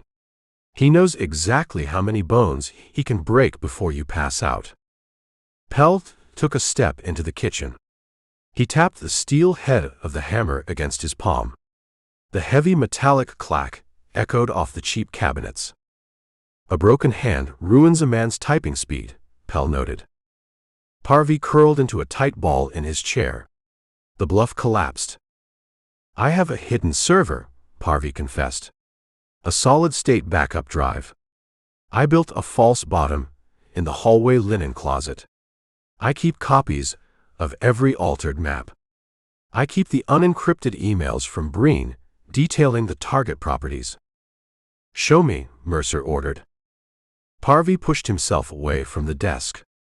He stood up on shaky legs. He avoided looking at Pell. He shuffled out of the kitchen, his bare feet squishing on the stained carpet. Mercer followed him, keeping the Sig Sauer leveled at the center of the surveyor's back. The hallway smelled of mildew and dust. Parvy stopped in front of a narrow louvered door. He opened it, revealing shelves stacked with yellowing towels and spare bedsheets. "The bottom shelf," Parvy said. He pointed a trembling finger. "You lift the plywood base." Mercer reached out. He kept his eyes on Parvy. A sharp, metallic snap echoed through the apartment. The sound originated from the front living room. The sound of a heavy steel entry tool breaching the deadbolt Pell had picked minutes earlier. Mercer spun around. The front door exploded inward. The hollow core wood splintered, tearing off its hinges. The heavy slab crashed onto the living room floor, sending a cloud of dust into the stale air. 3 men poured through the breach. They moved with the synchronized, terrifying speed of a professional tactical unit. They wore black rain gear over heavy body armor. They bypassed the visual scan, knowing the exact layout of the target apartment. They carried suppressed submachine guns. Cameron Bell's cleanup crew. Sterling's men. They arrived to sever the loose end. They arrived to execute the surveyor. "Contact front," Pell roared. The contractor reacted with primal instinct. He threw his massive body forward, charging out of the kitchen doorway. He slammed into the first mercenary crossing the living room. The collision possessed the force of a runaway freight train. Both men crashed into the corduroy sofa, flipping the heavy piece of furniture backward. The second mercenary raised his weapon, acquiring Pell. Mercer stepped out of the hallway. He possessed a clear line of sight. He brought the Sig Sauer up. He fired twice in rapid succession. The heavy .357 Sig rounds tore through the air. The first shot struck the mercenary in the right shoulder, spinning him off his axis. The second shot caught him in the thigh. The man collapsed, his submachine gun clattering against the milk crate coffee table. The third mercenary tracked the muzzle flash. He pivoted toward the hallway. He pulled his trigger. A burst of suppressed automatic fire chewed into the dry wall inches from Mercer's head. Plaster dust rained down. Mercer dove backward, hitting the hallway carpet and rolling into the master bedroom. "Parvy!" Mercer shouted over the gunfire. "The drive!" Parvy screamed. The surveyor scrambled backward, tripping over his own feet. He fell into the linen closet, burying himself beneath the yellowing towels. Total panic consumed his nervous system. Mercer assessed the chaotic geometry of the firefight. He lay on the floor of the dark bedroom. He possessed an angle on the hallway entrance. Pell engaged the first mercenary in a brutal, hand-to-hand struggle behind the overturned sofa. The second man lay bleeding on the carpet. The third man, the element leader, moved toward the hallway. The leader utilized tactical geometry. He stayed out of the fatal funnel of the doorway. He sliced the pie, inching around the corner, leading with the muzzle of his submachine gun. Mercer required a distraction. He scanned the dark bedroom. A heavy glass lamp sat on a bedside table. He grabbed the cord, yanked the lamp off the table, and hurled it toward the hallway entrance. The glass shattered against the doorframe. The mercenary reacted to the noise. He broke cover, stepping into the hallway to engage the perceived threat. Mercer fired from the floor. He placed a single round directly into the center of the man's chest plate. The Kevlar absorbed the bullet, but the kinetic transfer hit the mercenary like a mule kick. The man staggered backward, gasping for air, his weapon pointing at the ceiling. Mercer scrambled to his feet. He charged out of the bedroom. He closed the distance before the mercenary recovered his breath.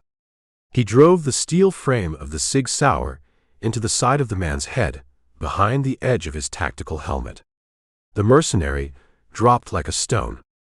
Silence returned to the apartment, broken only by the ragged breathing of the combatants and the drumming of the rain against the exterior walls. Mercer stepped into the living room. Pell stood over the first mercenary. The contractor breathed heavily. He held his framing hammer in a white-knuckle grip. The mercenary lay unconscious on the torn carpet, his jaw resting at an unnatural angle. "You build houses," Mercer said, keeping his weapon trained on the doorway. "You dismantle people." "The mechanics translate," Pell grunted. He checked his own ribs, wincing. "He caught me with an elbow. Thick armor. They bring heavy equipment for a simple execution. Bell demands absolute certainty." Mercer moved toward the hallway. He found Greg Parvey curled in the fetal position inside the linen closet. The surveyor whimpered, his hands covering his head. The smell of urine joined the stench of the apartment. Parvey had lost control of his bladder. "The shooting stopped, Greg," Mercer said. He reached into the closet. He grabbed the front of Parvey's stained t-shirt and hauled him to his feet. "Get the drive. We leave now." The local police respond to gunfire, even on the east side. Parvey nodded frantically. He reached down to the bottom shelf. He fumbled with the plywood base, his fingers slick with sweat. He popped the false bottom loose. He retrieved a small, ruggedized external hard drive. He clutched it to his chest. "They came to kill me," Parvey sobbed. The reality of his arrangement with Cameron Bell finally shattered his denial. "I painted the maps. I did exactly what Breen asked. They sent men to put bullets in my head." "A billionaire hates leaving receipts," Mercer said. He grabbed the external drive from Parvey's hands. He slipped it into his coat pocket, alongside the Tillis flash drive. "You possess zero value to the holding company anymore. You represent a liability. What do I do?" "You vanish," Mercer advised. "You pack a bag. You take the fire escape. You walk to the bus station. You buy a ticket to a state lacking a coastline. If you stay in this town, Bell sends a second crew. The next crew won't miss." Mercer turned his back on the surveyor. He walked into the living room. Pell had gathered the dropped submachine guns, rendering them safe and tossing the magazines into the hallway. "Clear the exit," Mercer told Pell. Pell stepped over the splintered front door. He checked the exterior walkway.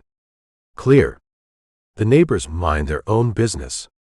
Doors remain locked. Mercer stepped out into the freezing rain. He breathed the cold air, letting it clear the copper taste of adrenaline from his mouth. They possessed the surveyor's master files. They possessed the corrupted maps, the emails from the zoning director, the digital fingerprints of the entire extortion racket. Combined with the encrypted ledgers Claire Dawson carried, they held the power to vaporize Cameron Bell's empire. "We drive to the safe house," Mercer said as they descended the rusted metal stairs. "We collect Cal and Claire. We spend the rest of the night reviewing the data. At dawn, we wake up Judge Pease." "Bell knows his hit squad failed," Pell noted. He unlocked the doors of the Ford truck. The mercenaries missed their check-in window. "The Velvet Shark swims in a panic right now." "Panic forces mistakes," Mercer said. He climbed into the passenger seat. Bell cornered the farmers using paperwork. Now he finds himself cornered by the same paper. He lashes out. Pell started the heavy V8 engine. The truck roared to life. He threw it into gear and tore out of the Garden View Apartments parking lot, leaving the cinder block decay behind. Mercer stared through the windshield. The storm intensified, washing the roads out, turning the valley into an island. The final pieces sat on the board. The corporate fixers lay unconscious on a cheap carpet. The surveyor ran for his life. The billionaire paced a penthouse suite. The night stretched ahead, dark and treacherous. Mercer welcomed the dark. The predators hide in the shadows, but the wolves rule them. Chapter 10. The Pacific storm pounded the windshield of the Ford truck. The wiper blades fought a losing battle against the deluge. The county roads resembled shallow canals. August Pell navigated the flooded asphalt with white-knuckle concentration. He kept the heavy off-road tires centered on the yellow dividing line, seeking the highest point of the crown. "The river breaches the banks by dawn," Pell said. He stared into the hypnotic swirl of the rain caught in the halogen beams. "The earth hit maximum saturation yesterday. The water possesses 0 places to drain. It just stacks up. It climbs the bridge pylons. We lose the lower valley access roads before sunrise." "Keep the speed steady," Mercer said. He rubbed his eyes with the thumb and forefinger of his left hand. Fatigue chewed at the edges of his vision. "I need 3 minutes at the motel." I grabbed the laptop. I grabbed the projector. We head straight to the hunting cabin. "You carry a king's ransom in your coat," Pell noted. Mercer patted the heavy wool pocket resting over his ribs. 2 plastic drives sat inside. The Tillis maps and the Parvey confession files. "I've got the proof, August," Mercer said. His voice carried a rough, human edge, stripped of the earlier adrenaline. 2 tiny pieces of plastic holding enough felony fraud counts to sink a venture capital firm. We match Parvey's fake maps with Uncle Leo's bribe receipts. We drop the whole package on Judge Pease's mahogany desk. Assuming Pease answers his door at daybreak. "He answers," Mercer said. "Pease hates corporate thieves. He hates them more than he hates early mornings." The neon sign of the Starlight Motel sputtered into view. The bruised purple light sliced through the gray curtain of rain. The parking lot mirrored a shallow lake. Abandoned sedans sat hubcap deep in muddy water. Pell pulled the Ford truck under the concrete overhang of the main office. The overhang offered a meager shield from the storm. "Keep the engine running," Mercer instructed. "Keep the truck in drive. My foot hits the floorboard, you hit the gas." "I hold the perimeter," Pell confirmed. He rested his scarred hand on the grip of the framing hammer sitting on the center console. Mercer pushed his door open. He stepped onto the cracked concrete walkway. The cold air bit through his wet charcoal suit. He walked down the exterior corridor, boots splashing in the accumulated puddles. He reached room 12. He dug the cheap brass key from his trousers. A shadow detached itself from the rusted ice machine in the corner of the breezeway. Mercer stopped. He dropped his hand toward the Sig Sauer holstered beneath his left arm. "Keep your hand away from the weapon, Mercer." The voice carried the deep, resonant authority of a cello. It cut through the noise of the rain, vibrating with absolute control. Aaron Cord stepped into the flickering purple light of the neon sign. The United States Marshal wore a knee-length black trench coat over his tailored suit. The heavy fabric repelled the water. He held a large black umbrella, creating his own personal dry zone. He looked impervious to the elements. He looked like a monolith carved from dark stone. "You left the diner in a hurry this morning," Cord said. He maintained a distance of 10 feet. The optimal, reactionary gap. "You skipped the rubber eggs." "I lose my appetite when the conversation turns boring," Mercer said.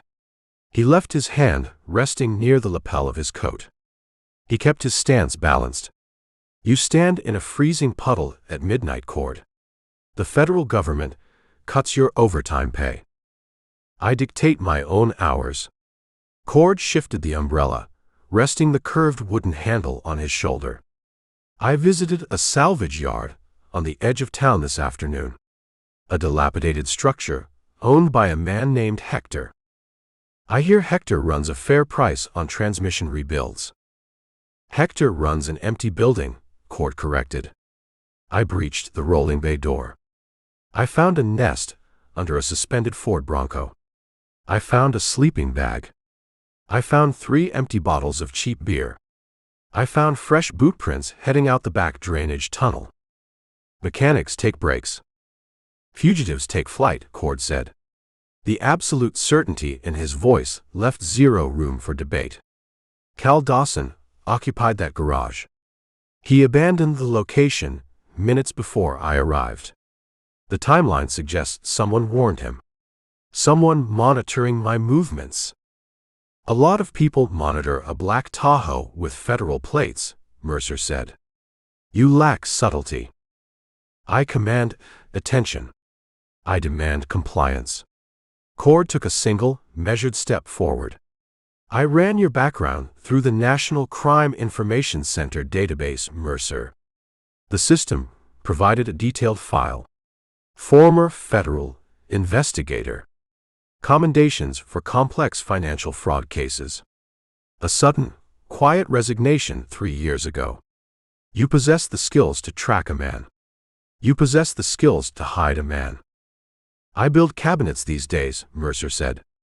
"I consult on the side." "You harbor a fugitive. You harbor a delusion." The tension in the breezeway thickened, matching the density of the storm. 2 men locked in a grid of competing realities. Cord operated on the rigid text of a federal warrant. Mercer operated on the messy truth of the ground. Title 18, United States Code, Section 1071, Cord recited. He delivered the statute like a preacher delivering scripture. Concealing a person from arrest. It carries a 5-year sentence in a federal penitentiary. I possess the authority to apply steel cuffs to your wrists right now. I possess the authority to tear this motel room down to the studs. You kick the door, you find a bad mattress and a cheap coffee maker, Mercer said. He leaned his shoulder against the peeling paint of the motel wall. He crossed his arms, burying his hands in his armpits. He projected casual defiance. Dawson left the garage. Dawson vanishes into the timber. You hold an empty bag. I hold patience, Cord said. A fugitive makes mistakes. The cold degrades his judgment. Hunger forces his hand. I set a perimeter. I wait for the rabbit to bolt. Mercer studied the Marshal. Cord represented a dangerous breed of law enforcement. The man lacked malice. He lacked personal vendettas. He functioned as a pure instrument of the state. You cannot intimidate a machine. You cannot bribe a machine. You must rewrite the machine's programming. You chased the wrong animal, Mercer said. The warrant dictates the animal. The warrant dictates a name, Mercer corrected. He dropped the casual posture. He stepped away from the wall, closing the distance to 6 feet. A corrupt judge signed that paper, Cord. You operate as an errand boy for a Chicago grifter. Cord's jaw tightened. A microscopic flare of anger breached the professional mask.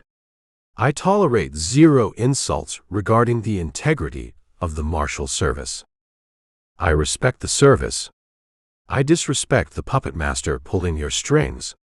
Mercer pointed a finger at Cord's chest. Cal Dawson broke the collarbone of a trust fund kid in a Chicago alley. He defended his sister. The kid died of a blood clot on the operating table. An accident. Judge Harrison spun it into murder. You know Judge Harrison? I know the signature on the document. Learn the man behind the signature, Mercer urged. Harrison takes orders from a venture capitalist named Cameron Bell. Bell runs Apex Innovations out of Portland. He runs Pacific Cascade Real Estate. Real estate transactions fall outside my jurisdiction. This transaction involves your jurisdiction, Mercer shot back. He found his rhythm. He hammered the facts, driving them into the cracks of Cord's armor. Bell wants this valley. He needs a straight line of land to build a billion-dollar data center. He utilizes corrupt local officials to fake environmental surveys. He starves the farmers. He forces foreclosures. Cord stared at him. The rain drummed against the black umbrella. You describe a white-collar conspiracy. You fail to connect it to my fugitive. Dawson's uncle worked as a bagman for Bell in Chicago, Mercer explained. The uncle died. Dawson's sister found the uncle's encrypted hard drive. She cracked the drive. She found the receipts. She found the entire architecture of Bell's criminal empire. She packed the drive in a car and drove west. Cord processed the data. His eyes narrowed. He began to see the edges of the larger board. Bell monitors the digital wires, Mercer continued. He tracked the hacker. He located the sister. That led him straight to Hector's garage. But Bell faces a problem. If he sends his private corporate fixers to murder a mechanic in a sleepy Oregon town, the local cops ask questions. The noise ruins his quiet land grab. He requires a distraction. Cord provided the next logical step. The investigator inside the Marshal recognized the pattern. He requires a massive, spectacular smokescreen, Mercer said. He nodded. Bell tips your office. He hands you Dawson's coordinates. You roll into town in a black SUV. You mobilize the local sheriff. You create a county-wide manhunt. The press watches you. The town watches you. While the hound chases the rabbit, the thief empties the vault. Cord went completely silent. He stood like a statue in the purple neon light. Mercer delivered the final blow. He struck the exact center of Cord's pride. Bell uses you, Cord. He uses the pristine reputation of the United States Marshal Service as a cheap crowbar to steal farmland. You execute his warrant, you complete his theft. A long, heavy exhale escaped Cord's lips. The breath plumed in the freezing air. He lowered the umbrella a fraction of an inch. You spin a compelling narrative, Cord said. His voice dropped an octave. The cello note turned dark and dangerous. You weave a story designed to trigger my professional pride. You want me to abandon the hunt. I want you to hunt the architect, Mercer said. I possess the unredacted county maps in my pocket. I possess the surveyor's confession. The sister holds the encrypted ledgers. We hold the tools to dismantle Bell's entire operation. A judge evaluates evidence. I execute warrants. If you arrest Dawson tonight, Bell wins, Mercer pressed. Bell sends his fixers to intercept the sister. He destroys the hard drive. He completes the land grab. Dawson rots in a federal cell for a crime he never committed. The scales of justice crash to the floor. The system contains flaws, Cord admitted. The system relies on human input. But I serve the system. I enforce the paper. If I ignore the paper based on a narrative, I become the judge. I become the jury.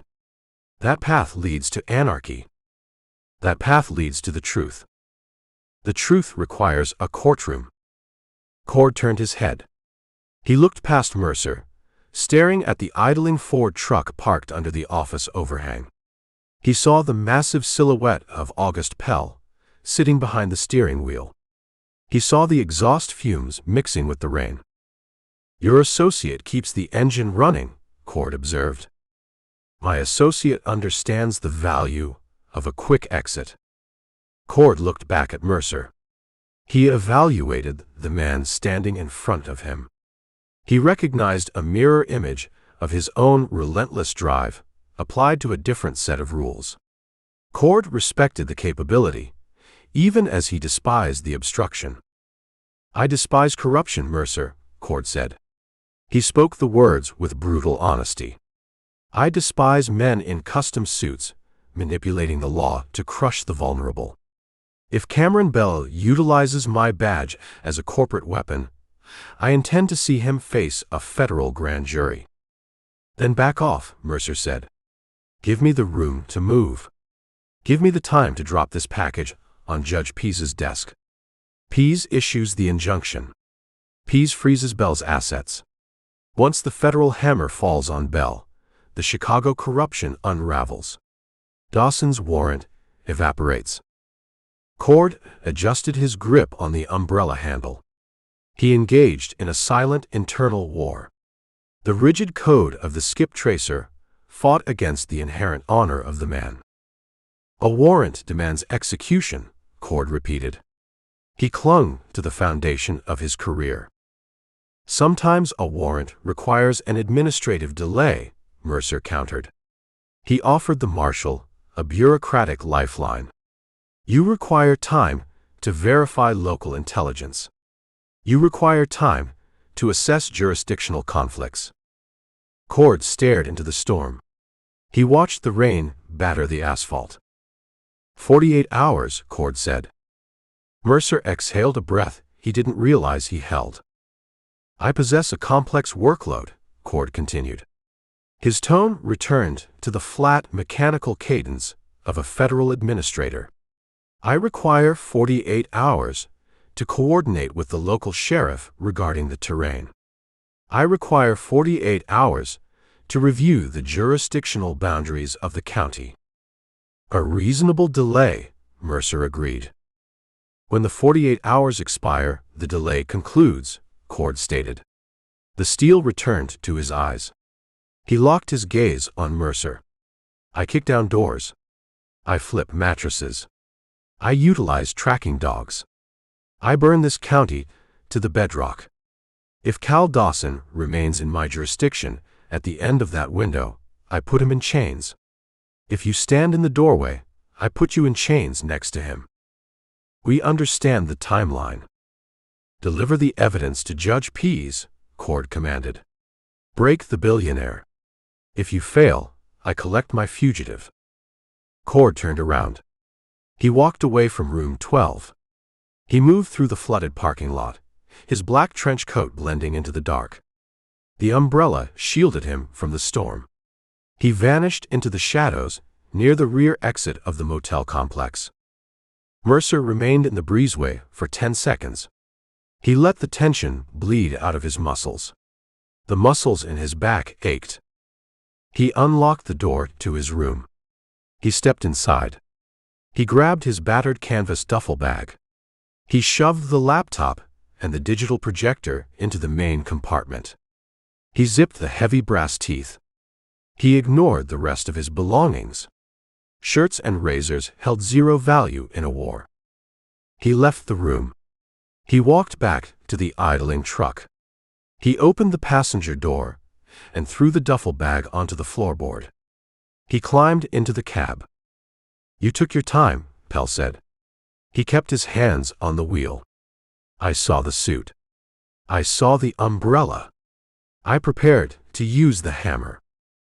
"You swing a hammer at Aaron Cord, you catch a bullet in your chest," Mercer said. He rubbed his cold hands together, utilizing the heat blasting from the dashboard vents. "He knows about the garage. He knows everything. He possesses the instincts of a bloodhound." "Then why do you sit in my truck instead of the back of a federal cruiser?" Pell asked. "I fed the bloodhound a piece of raw meat," Mercer said. "I showed him Cameron Bell. I showed him the strings attached to his pristine federal warrant. Cord hates strings." Pell shifted the truck into gear. "He gave you a pass?" "He gave me a clock," Mercer corrected. "He gave me 48 hours. 2 days to deliver the hard drive, expose the zoning fraud, and convince a federal judge to drop the hammer on a billionaire. After that, Cord turns the county upside down. We hold the evidence. We hold the cards." "Bell holds the mercenaries," Mercer reminded him. "Bell knows his cleanup crew failed at the apartment. He knows we possess the Parvey files. He accelerates his timeline. The next 48 hours turn into a meat grinder." "Where to?" Pell asked. He pointed the truck toward the exit. "The hunting cabin," Mercer said. "We collect Cal. We collect Claire. We consolidate our assets. We wait out the storm." Pell pressed the accelerator. The heavy truck splashed onto the flooded county road. The headlights cut a narrow path through the absolute dark. Mercer leaned his head against the cold glass of the passenger window. He felt the 2 plastic drives pressing against his ribs. The paper war escalated. The federal clock ticked. The billionaire mobilized his private army. The rain continued to fall, washing away the dirt, exposing the raw, brutal bedrock beneath the valley floor. Chapter 11. The Pacific storm battered the windshield of the idling delivery van. Jamie Callahan sat behind the steering wheel, watching the wipers drag heavy sheets of water across the glass. The heater core pumped a pathetic stream of lukewarm air against his frozen knuckles. He stared across the flooded avenue at the Grand Cascades Hotel. The building represented an alien geometry in the center of the logging town. A monument to imported capital. 7 stories of restored red brick, black steel trim, and massive plates of tinted glass. The ground floor housed an artisan coffee shop and a boutique selling $500 raincoats to tourists who never planned to step in the mud. Jamie hated the building. He hated the men who slept inside it. He gripped the steering wheel.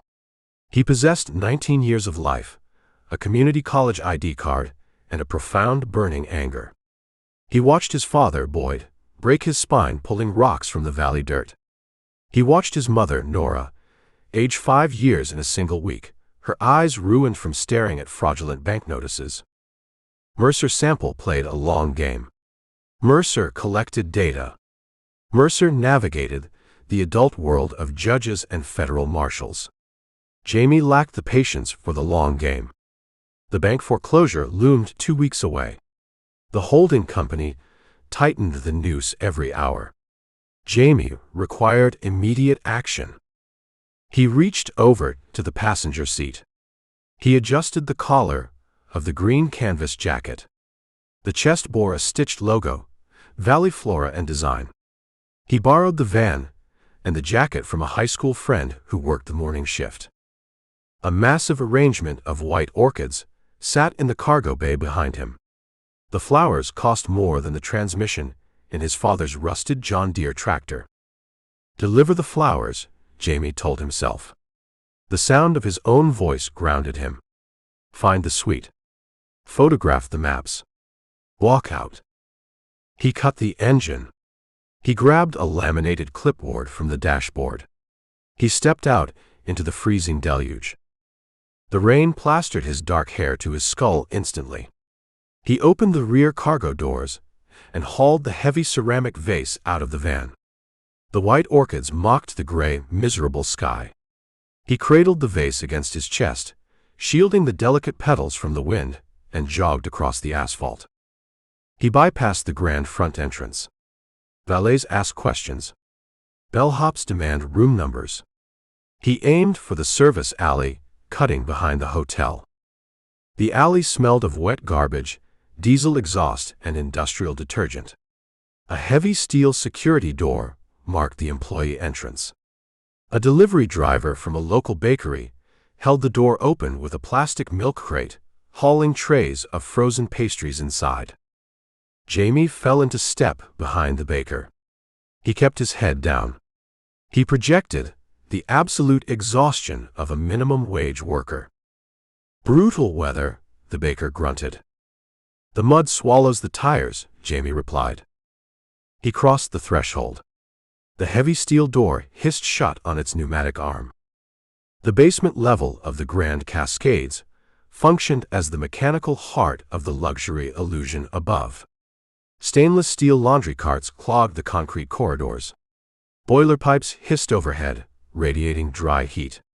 Housekeeping staff marched past in neat uniforms, their eyes fixed on their clipboards. Jamie navigated the labyrinth. He understood building schematics. He studied architectural drafting for 2 semesters before the farm required his full-time labor. He located the bank of service elevators. He pressed the call button. He waited. Adrenaline spiked in his bloodstream, a sharp, metallic taste flooding his mouth. The steel doors parted. He stepped into the freight car. A panel of buttons offered access to the 7 floors. A separate, keycard-secured slot restricted access to the penthouse level. Jamie rode the elevator to the 7th floor. He stepped out into a hallway designed to absorb sound. Thick, custom-woven wool carpet swallowed the impact of his boots. Subdued wall sconces cast a warm golden glow against silk-paneled wallpaper. The air smelled of expensive linen and lavender. He walked down the corridor, carrying the massive arrangement of white orchids.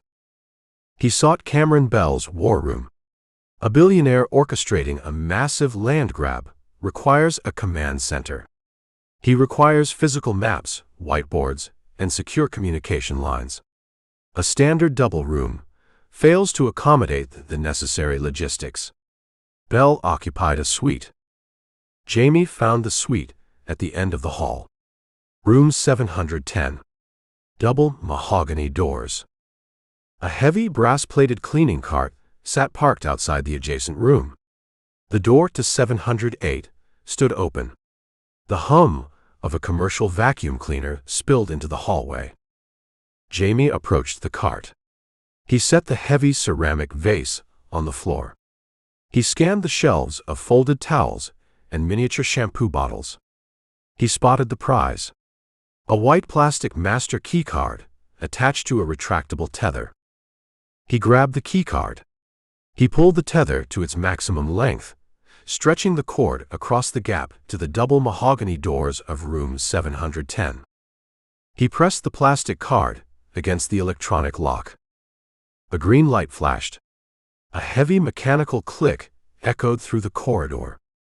Jamie released the keycard. The tether snapped the plastic back to the cart. He pushed the heavy mahogany door open, picked up the orchids, and slipped inside. He let the door shut. The lock engaged. Total silence enveloped him. The suite featured floor-to-ceiling windows overlooking the flooded town, but triple-paned glass blocked the storm's roar. The interior temperature sat at a perfect, climate-controlled 68 degrees. Jamie set the flowers on a marble console table in the foyer. He pulled his smartphone from his pocket. He wiped the rainwater from the camera lens with his shirt. He stepped into the main living area. The space abandoned all pretense of a luxury hotel room. Cameron Bell had transformed the suite into a corporate war room. Furniture sat pushed against the walls. 3 massive corkboards rested on heavy aluminum easels in the center of the room. Portable whiteboards flanked the easels, covered in complex financial equations, LLC shell company names, and dates circled in red marker. Cables snaked across the expensive carpet, connecting a bank of encrypted laptops to a commercial-grade laser printer. Jamie raised his phone. He framed the first whiteboard. He snapped the photo. He moved to the corkboards. They displayed the Tillis County parcel maps. The exact maps Mercer mentioned in the farmhouse kitchen. The unredacted topography. Jamie saw his family's property. Section 4. Someone had driven a red pushpin directly into the center of his father's pasture. A web of red yarn stretched from the Callahan pin to a series of photographs pinned along the border of the board. Jamie stepped closer. He felt a cold dread settle in his stomach. He recognized the faces in the photographs. A picture of his father, Boyd, standing by the rusted John Deere. A picture of his mother, Nora, exiting the local bank branch.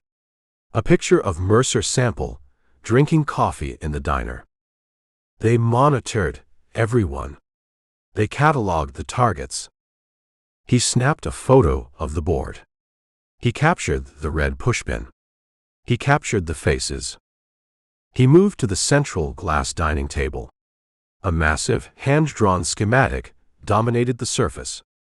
The schematic detailed the engineering plans for the valley floor.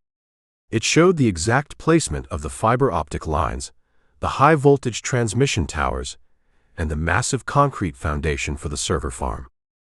Jamie traced the proposed transmission line with his finger. The ink path cut a brutal straight line right through his bedroom. It erased the barn. It erased the farmhouse. It erased 3 generations of sweat. Sticky notes littered the margins of the schematic.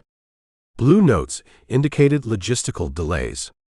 Yellow notes indicated bribery targets within the county government. Warren Breen's name appeared on 6 different yellow squares. A single red sticky note sat near the bottom right corner. Jamie leaned over the glass table. He read the neat block letter handwriting. Leverage, U.S. Marshal Court. Asset, C. Dawson. Objective: deploy federal presence to isolate targets and force immediate capitulation. Jamie pulled his phone up. He snapped a macro photograph of the red note. The words burned into his memory. Mercer had spoken the truth. The billionaire summoned the federal skip tracer. The billionaire utilized the United States government as a private security firm. They built a machine, Jamie whispered. He captured 3 more wide-angle shots of the room. He possessed the evidence. He possessed the photographs, proving Cameron Bell orchestrated the zoning fraud, targeted the holdout farmers, and manipulated a federal manhunt. He lowered the phone. He turned toward the foyer. Time to exit. The electronic lock on the mahogany door clicked. Jamie froze. The blood drained from his face. The heavy door swung open. A man stepped into the foyer. He lacked the polished, tailored appearance of Cameron Bell. This man wore a dark, waterproof tactical shell over a slate-gray suit. He possessed the broad shoulders and thick neck of a heavyweight fighter. He moved with silent, calibrated grace. Water dripped from his short-cropped dark hair. Sterling. The corporate problem solver. Jamie dropped to his knees. He scrambled behind the massive leather sofa, positioned near the glass dining table.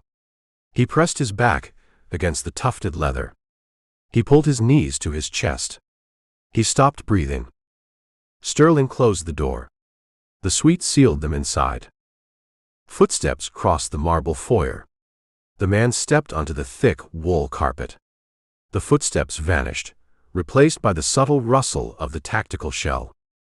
The Garden View apartment, Sterling said. His voice sounded like grinding stones. He spoke into a hands-free earpiece. I just received the SIT representative from the perimeter element. Jamie closed his eyes. He listened to the predator. Total failure, Sterling continued. He paced the living room. The target escaped. Parvy is gone. The extraction team encountered heavy resistance. 2 men down. 1 man nursing a shattered jaw. The element leader caught a .357 round to the chest plate. He lives, but his ribs resemble gravel. Sterling paused, listening to the voice on the other end of the line. The voice of Cameron Bell. Sample, Sterling confirmed. The local private investigator. He breached the apartment before our team arrived. He extracted the surveyor. Sterling stopped pacing. He stood near the center of the room, inches from the glass dining table. Jamie heard the heavy intake of the man's breath. I understand the timeline, Sterling said. The tone shifted, adopting a rigid, defensive posture. I recognize the liability. Parvy holds the master files. If Sample matches the master files to the Chicago ledgers, the holding company collapses. Another pause. We locate the girl, Sterling promised. My men tracked her vehicle to Miller's Ridge. They push through the timber now. We secure the hard drive tonight. Once we possess the ledgers, the surveyor's files mean nothing. Half a puzzle builds 0 convictions. Jamie gripped the smartphone in his hand. His knuckles turned white. He recorded the conversation in his mind. The corporate fixers hunted a girl in the woods. They hunted the missing piece. I deploy the reserve team, Sterling told the billionaire. I sweep the local safe houses. I find Sample. I conclude the contract. Sterling reached across the glass table. Jamie heard the rustle of paper. Sterling gathered a stack of documents. Jamie shifted his weight. His right knee rested on the carpet. A dull throbbing cramp seized his calf muscle. He grimaced, fighting the pain. He needed to stretch the leg. He moved his foot a fraction of an inch backward. The rubber sole of his boot squeaked against the polished hardwood border framing the carpet. The sound barely registered. A microscopic friction noise. Sterling stopped talking. The silence in the suite turned absolute. Call you back, Sterling said. He terminated the connection. Jamie held his breath until his lungs burned. He stared at the weave of the leather sofa. He felt the barometric pressure in the room plummet. Footsteps moved around the edge of the glass table. Slow. Deliberate. The footsteps of a hunter stalking prey in the tall grass. Jamie knew stealth had failed. The predator possessed the scent.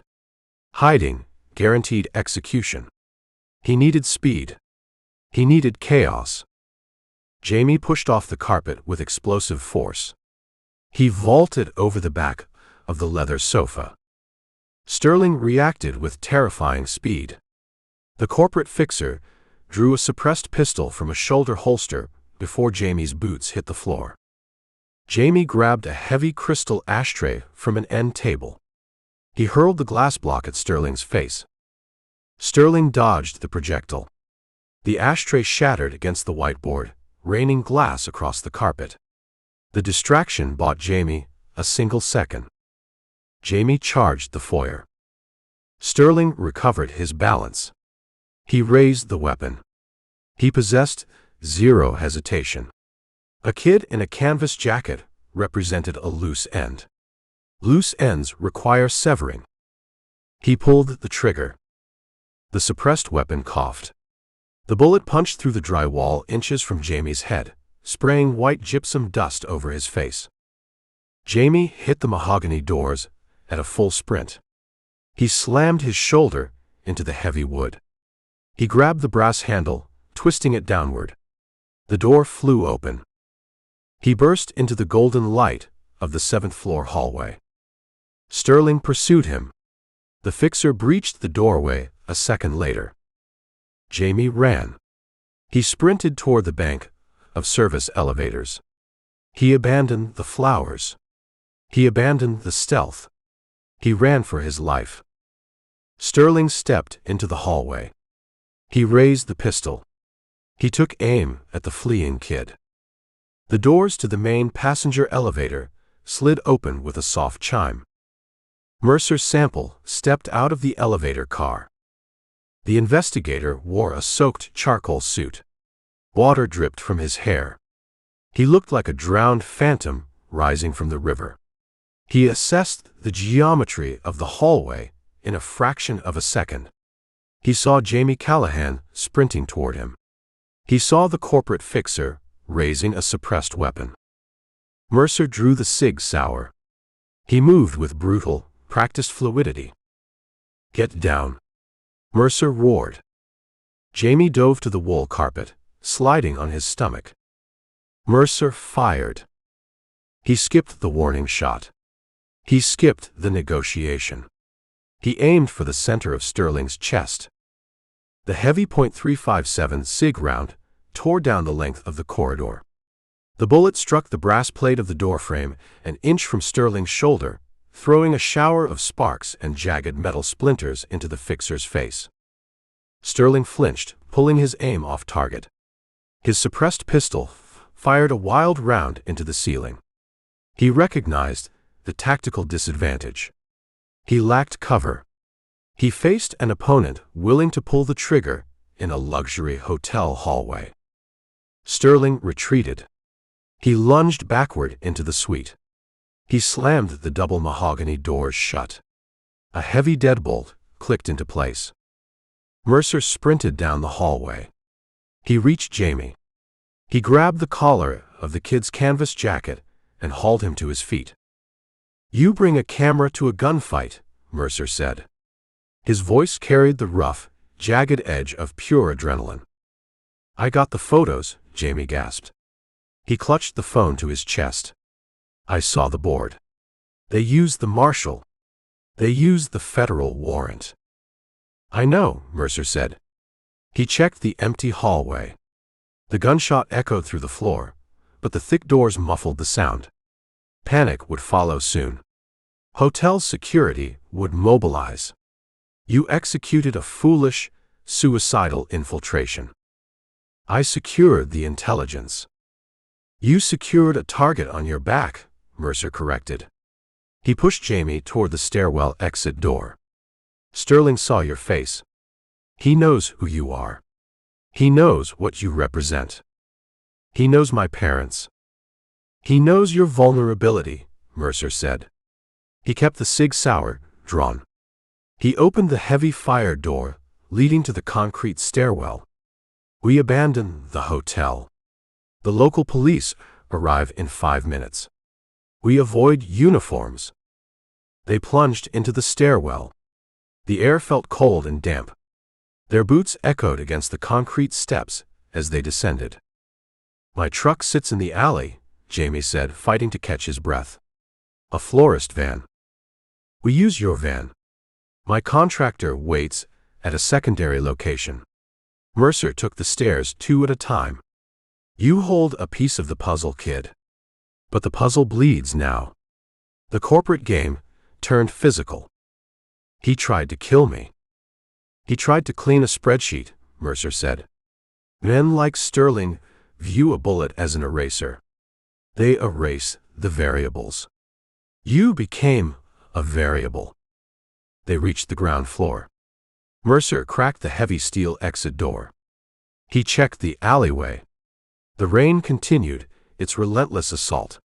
The baker and his delivery truck had vanished. The white floral van sat parked near the dumpsters. "Keys," Mercer demanded. Jamie handed him the keys. "I drive," Mercer said. "You keep your head below the dashboard." They bolted from the stairwell. They splashed through the flooded alley, reaching the van in seconds. Mercer jumped behind the wheel. Jamie slid into the passenger side, ducking low. Mercer started the engine. He threw the transmission into drive. The van surged forward, the tires spinning on the slick asphalt before finding traction. They tore out of the alley, merging onto the flooded avenue. "Where do we go?" Jamie asked. He stared at the dark town rushing past the windows. "We collect your parents," Mercer said. He gripped the steering wheel, his knuckles white. Bell accelerates the timeline. He sends Sterling to the farm next. We consolidate the targets. We fortify the line. A siege. A reckoning, Mercer corrected. He steered the florist van toward the county road. He aimed for the valley floor. He aimed for the mud. The billionaire commanded the high ground, but Mercer possessed the unredacted truth. The storm raged, washing away the camouflage, leaving only the predators and the prey in the dark. Chapter 12. Mercer slammed the brake pedal. The florist van skidded across the saturated asphalt. The heavy tread of the commercial tires bit into the gravel shoulder. The van lurched into a dark logging turnout bordered by towering black pine trees. The chassis shuddered. The engine idled with a rough, mechanical rattle. The Pacific storm hammered the thin metal roof. The cargo bay smelled of crushed white orchids and spilled potting soil. Mercer killed the headlights. He threw the gear selector into park. He unbuckled his seatbelt. He turned in the driver's seat and grabbed the collar of Jamie Callahan's green canvas jacket. He slammed the kid back against the passenger window. "You think this resembles a video game," Mercer said. He kept his voice low. He stripped the polite investigator persona away. The street fighter emerged. "You think you possess an extra life. You think the bad guy misses on purpose to build the suspense." Jamie struggled against the grip. He brought his hands up, trying to pry Mercer's fingers from his collar. Mercer tightened his hold. The heavy canvas bunched under his knuckles. "Let go of me," Jamie gasped. "Sterling puts hollow-point ammunition into human skulls for a living," Mercer continued. He ignored the kid's hands. "Sterling cleans corporate ledgers. He removes variables. You broke into a penthouse suite. You became a variable." He pulled the trigger with the absolute intention of scattering your brains across the expensive wallpaper. "I survived." "You survived through blind luck and my bullet hitting the doorframe," Mercer corrected. He released the jacket. He shoved Jamie away. "Luck possesses a limited shelf life. You drain your account tonight. You pull a stunt like that again, you die. Your parents bury an empty box because Sterling dissolves the bodies of the problems he solves." Jamie rubbed his neck. He breathed in ragged gasps. The adrenaline crash hit his nervous system. His hands shook. The bravado evaporated in the cold, damp air of the van. He stared at the dark dashboard. "I possess the photographs," Jamie whispered. "Photographs lack value if the photographer bleeds out in a service elevator. My parents lose the farm in 14 days, Mercer." Jamie turned his head. The ambient light from a distant street lamp caught the fierce, desperate gleam in his eyes. "You play a long game. You gather evidence. You wait for judges. My father breaks his back every morning. My mother cries at the kitchen table when she thinks I sleep. I refuse to wait for the legal system to save us. The legal system starves us." Mercer studied the kid. He recognized the burning, reckless fire of youth. He possessed that same fire 2 decades ago. The fire gets a man killed. Experience teaches a man to control the burn. "The legal system requires leverage," Mercer said. He softened his tone a fraction. "You fight a billionaire. You fight a man who buys zoning boards in bulk. You bring a camera to a gunfight, you lose. You show me the leverage." Jamie reached into his pocket. He produced the smartphone.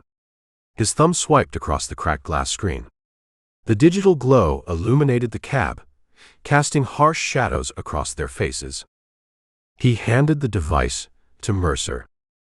Mercer took the phone. He studied the first photograph. The corkboard. The Tillis County parcel maps. The red pushbin, driven through the center of the Callahan property.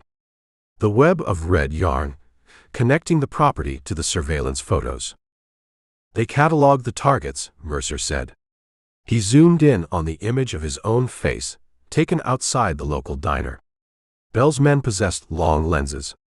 They possessed patience. He swiped to the next photograph. The hand-drawn engineering schematic. The massive concrete footprint of the server farm. The high-voltage transmission lines cutting a straight path through the valley. The physical proof of the data center, Mercer noted. The motive for the land grab. He swiped again. The red sticky note in the margin. The block letter handwriting. Leverage, U.S. Marshal Court. Asset, C. Dawson. Objective. Deploy federal presence to isolate targets and force immediate capitulation. Mercer stared at the red square of paper. The digital image confirmed every instinct. The image transformed a working theory into admissible evidence. Cameron Bell orchestrated the manhunt. Bell weaponized Aaron Cord. Bell utilized the United States Marshal Service as a private security detachment. He summoned the Marshal, Jamie said. He brought the skip tracer into town. He creates a pressure cooker, Mercer said. He handed the phone back. He ran his hand over his wet hair. He points Cord at Cal Dawson. He knows I protect Cal. He forces me to divide my attention. I fight the federal government. I ignore the zoning board. The town watches the manhunt. The holding company steals the dirt. We give this to the judge. Judge Pease requires the complete narrative, Mercer said. He needs your photographs to establish the intent.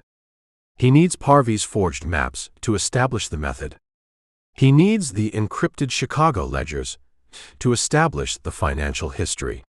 We hold 3 pieces of a shattered mirror. We assemble the pieces tonight. Sterling knows I photographed the board. Sterling knows a kid in a florist's jacket infiltrated the war room, Mercer corrected. He shifted the van into gear. Sterling possesses a photographic memory. He matches your face to the surveillance photos on the corkboard. He identifies Jamie Callahan within the hour. The farm ceases to function as a sanctuary. They attack my parents. They eliminate the resistance, Mercer said. Bell accelerates the timeline. He skips the bank foreclosure. He sends the cleanup crew to burn the resistance to the ground. We drive to the farm. We pack your parents. We abandon the property. My father refuses to abandon that dirt. Your father prefers breathing over martyrdom, Mercer said. He pressed the accelerator. The commercial tires spun in the gravel, biting the asphalt and surging forward. I planned to explain the new mathematics to him. They drove through the storm. The valley roads flooded, the dark water hiding deep potholes that threatened to snap the van's axles. Mercer navigated by memory and the faint reflection of the headlights on the road signs. They reached the Callahan property. The rusted mailbox leaned at a desperate angle against the wind. The driveway resembled a shallow river of brown clay. Mercer bypassed the deep ruts, steering the van over the crushed gravel shoulder. He parked near the sagging cedar shake barn. He killed the engine. Stay close, Mercer commanded. Keep your hands out of your pockets. They stepped out into the freezing deluge. The mud grabbed their boots. They walked toward the farmhouse. The structure sat dark, a black shape against the bruised sky. A single yellow porch light offered the only illumination. A shadow shifted on the wraparound porch. The unmistakable, heavy metallic clack of a pump-action shotgun chambering a shell cut through the noise of the rain. "Stop right there," Boyd Callahan said. The farmer stood in the yellow light. He wore a heavy canvas coat. He held a blued steel Remington 870. He leveled the 12-gauge barrel at Mercer's chest. The weapon possessed 0 decorative features. Boyd kept it clean, oiled, and loaded with double-aught buckshot. "I possess a profound dislike for uninvited vehicles in my driveway at 1 in the morning," Boyd stated. "I harbor a specific hatred for unmarked vans." "Put the cannon away, Boyd," Mercer called out. He kept his hands visible. He stepped into the pool of yellow light. "We bring bad news. We lack the time for friendly fire." Boyd lowered the barrel a fraction of an inch. He recognized Mercer. He recognized his son, walking a step behind the investigator. "You steal a floral delivery van," Boyd noted. He kept his grip tight on the Remington. "I borrowed it from Kevin at the shop," Jamie said. "You brought trouble to my porch," Boyd corrected. He stepped aside, opening the heavy front door. "Get inside." The rain rust the steel. Mercer and Jamie crossed the threshold. The farmhouse kitchen offered dry heat, and the smell of seasoned oak burning in the cast-iron stove. Nora Callahan sat at the massive dining table. She wore her thick cable-knit sweater. She gripped a ceramic mug of black coffee. She looked at her son, registering the gypsum dust on his jacket and the wild, panicked energy vibrating through his frame. "You left the house 3 hours ago," Nora said to Jamie. Her voice maintained a terrifying calm. The calm of a mother assessing damage. "You claimed you needed to check the irrigation pumps in the lower field." "I lied," Jamie admitted. "He infiltrated the Grand Cascades Hotel," Mercer explained. He stood near the stove, letting the heat pull the damp chill from his wool suit. He broke into Cameron Bell's penthouse suite. He photographed the master blueprints for the data center corridor. Boyd racked the shotgun, ejecting the live shell onto the floorboard and engaged the safety. He leaned the weapon against the kitchen counter. He turned to his son. "You broke into a billionaire's hotel room." "I got the evidence, Dad." Jamie pulled the phone from his pocket. He set it on the oak table in front of his mother. "I proved the whole thing. The maps. The fake zoning. The U.S. Marshal. Bell organized every piece." Nora ignored the phone. She stared at her son's face. She saw the pale, drawn skin. She saw the tremor in his hands. "Who chased you?" Nora asked. She cut straight to the bone. "A corporate fixer named Sterling," Mercer answered for the kid. "Sterling caught him in the suite." Sterling drew a suppressed pistol. He fired a shot. I arrived in the hallway and provided covering fire. We escaped down the service stairwell. Boyd gripped the edge of the kitchen counter. The knuckles of his massive hands turned stark white. The farmer processed the information. A man in a suit shot at his boy. The abstract paper war of bank loans and zoning regulations vanished. The blood reality took its place. "A man fired a gun at my son," Boyd said. The words emerged as a low, dangerous rumble.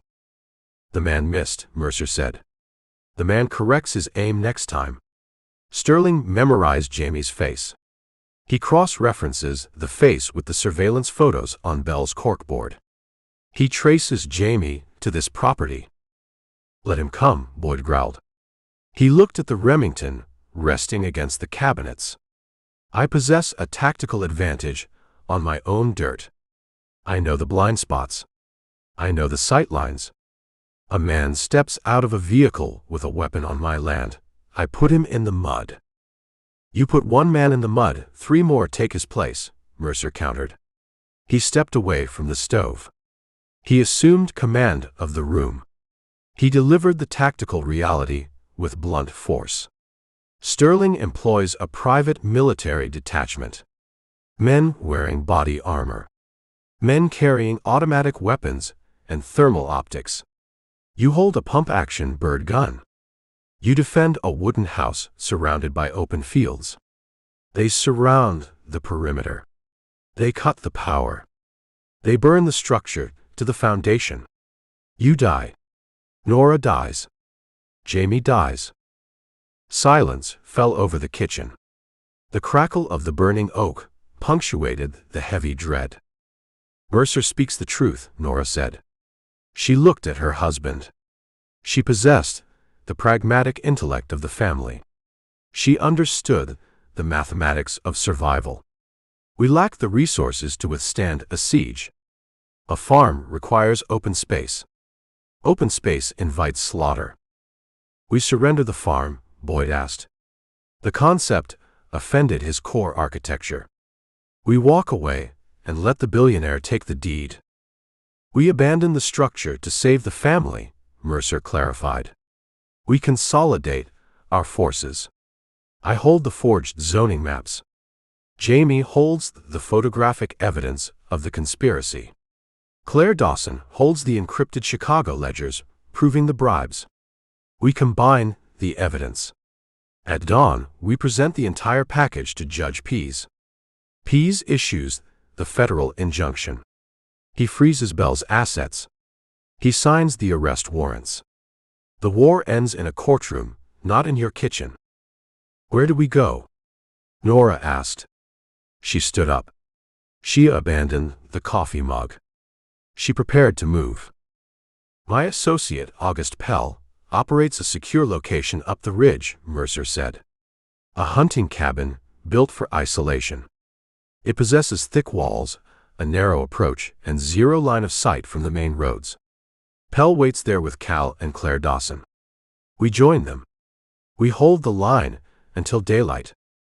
Boyd stared at the floorboards. He fought a brutal internal war. The instinct to defend his territory clashed with the necessity of protecting his blood. He looked at Nora. He looked at Jamie. He exhaled a long, defeated breath. Pack a bag, Boyd told his wife. Take the financial ledgers. Take the insurance policies. 10 minutes, Nora said.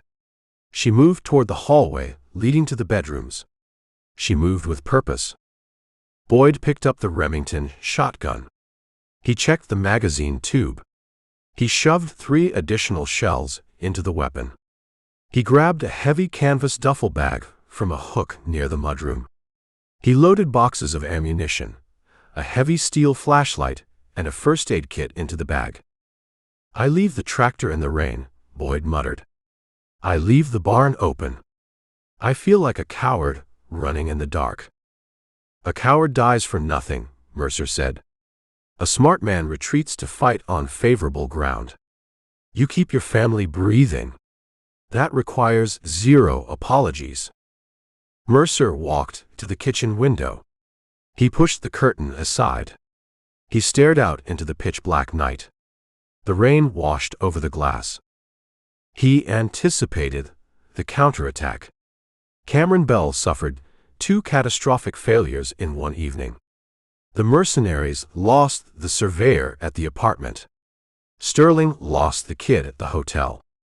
Bell faced the total collapse of his billion-dollar green energy corridor. A cornered predator strikes with maximum violence. We take my truck, Boyd announced. He slung the duffel bag over his shoulder.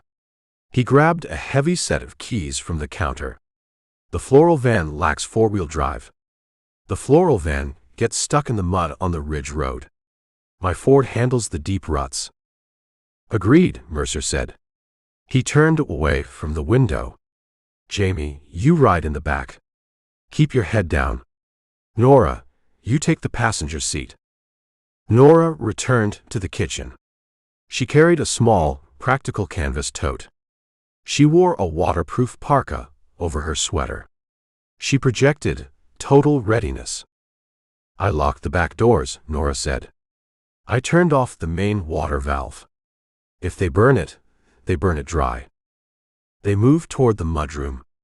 Boyd opened the heavy exterior door. The storm roared, eager to reclaim the warmth of the house. "Wait," Mercer commanded. He stepped onto the wraparound porch. He drew the Sig Sauer. He scanned the driveway. The yellow porch light illuminated the floral van and Boyd's mud-splattered Ford F-250 pickup. The shadows beyond the vehicles remained impenetrable. He listened to the rain. He searched for the unnatural sounds. The crunch of gravel under a tactical boot. The metallic click of a rifle safety. The perimeter remained quiet. The trap had not yet snapped shut. "Move," Mercer ordered. The family rushed across the porch. They descended the wooden steps. They splashed through the flooded driveway. Boyd reached the Ford truck. He unlocked the doors. Jamie scrambled into the extended cab. Nora climbed into the passenger seat. Boyd slid behind the steering wheel. He inserted the key. He cranked the ignition. The heavy diesel engine roared to life, a deep vibrating rumble that shook the chassis. He flipped the headlight switch. The high beams cut a bright, conical path through the storm, illuminating the rain-slicked gravel of the county road. Mercer walked around the front of the truck. He opened the rear door on the driver's side. He climbed in next to Jamie. He kept his weapon drawn, resting it on his thigh. "Drive," Mercer told Boyd. "Take the back route. Avoid the main highway. Head toward Miller's Ridge. I navigate from the turnoff." Boyd shifted the transmission into gear. He pressed the accelerator. The heavy truck surged forward. The mud-terrain tires chewed through the deep ruts, throwing thick rooster's tails of brown clay into the air. They left the farmhouse behind. They left 3 generations of history sitting in the dark. Mercer watched the property vanish in the rearview mirror. They possessed the evidence. They gathered the targets. The next phase required survival. Cameron Bell unleashed his hounds. The hounds hunted the scent of desperation. "Check your phone," Mercer told Jamie. "Ensure the photos uploaded to a cloud server. Ensure the data exists outside the physical device." Jamie pulled the phone from his pocket. He tapped the screen. The device glowed. "Uploading now," Jamie confirmed. The cellular signal drops in the storm, but the progress bar moves. "Good. Redundancy saves lives." The Ford truck rumbled down the county road. The heater blasted warm air into the cab. The tension inside the vehicle felt thick enough to stop a bullet. Boyd gripped the steering wheel, his eyes scanning the flooded asphalt for washouts and fallen timber. They reached the turnoff for Miller's Ridge. Boyd slowed the truck. He engaged the 4-wheel drive system with a heavy clunk. The vehicle tackled the steep, treacherous incline. "We approached the hunting cabin," Mercer said. He leaned forward, guiding the farmer. "Look for a narrow dirt track branching off to the left. A rusted chain hangs across 2 massive pine trees." "I see the pines," Boyd said. He steered the truck toward the dark opening in the timber. They passed the rusted chain. The dirt track wound through the dense forest, the branches scraping against the sides of the truck. The headlights illuminated a clearing ahead. A sturdy, square cabin, constructed from raw cedar logs, sat in the center of the clearing. Smoke curled from a stone chimney, instantly whipped away by the gale. August Pell's heavy work truck sat parked near the porch. "We arrived," Mercer said. Boyd parked the Ford next to Pell's truck. He killed the diesel engine. The silence of the remote forest rushed in, broken only by the relentless rain hitting the metal roof. Mercer opened his door. He stepped out into the mud. He kept the Sig Sauer ready. He trusted Pell, but paranoia constitutes a survival trait in a war zone. The front door of the cabin opened. August Pell stepped onto the porch. The contractor held a heavy lever-action rifle. He recognized Mercer. He lowered the weapon. You brought the cavalry, Pell noted, eyeing the Callahan family exiting the fort. I brought the targets, Mercer corrected. He walked toward the porch. Sterling hit the hotel. He found the kid. Bell accelerates the program. We hold a full house, Pell said. He gestured back into the cabin. The mechanic drinks coffee. The sister nurses a concussion. We possess enough digital evidence to indict the entire Portland venture capital sector. We lack a judge. The sun rises in 5 hours, Pell said. He looked at the eastern horizon, entirely obscured by the storm. We hold the fort until dawn. Then we move the package to the courthouse. Mercer walked past the contractor. He stepped into the warm, fire-lit interior of the hunting cabin. Cal Dawson stood near the stone hearth. Claire Dawson sat wrapped in a heavy wool blanket, the hard drive resting on her lap. The Callahan family filed in behind Mercer, bringing the cold air with them. The pieces sat assembled. The evidence united. The paper war prepared to transition to the legal arena. Mercer closed the heavy oak door. He slid the iron deadbolt into place. He turned to face the room. Nobody sleeps tonight, Mercer announced. We verify the files. We build the narrative. When the sun breaks the ridge, we finish Cameron Bell. Chapter 13. Plug the drive into the USB port, Claire said. The left side. The internal reader on the right got smashed in the wreck. Mercer slid the solid-state drive into the battered laptop. The machine sat on a rough-hewn pine table in the center of the hunting cabin. A kerosene lantern provided the main light source, casting long, jumping shadows against the raw log walls. The heavy cast-iron wood stove radiated dry heat, fighting the damp chill creeping under the floorboards. Outside, the storm continued to beat the cedar shake roof. The computer chimed. A decryption prompt filled the screen. Claire pulled a folded piece of paper from her coat pocket. She typed a 30-character alphanumeric string into the prompt. Her fingers moved with rigid precision. The progress bar crawled across the monitor.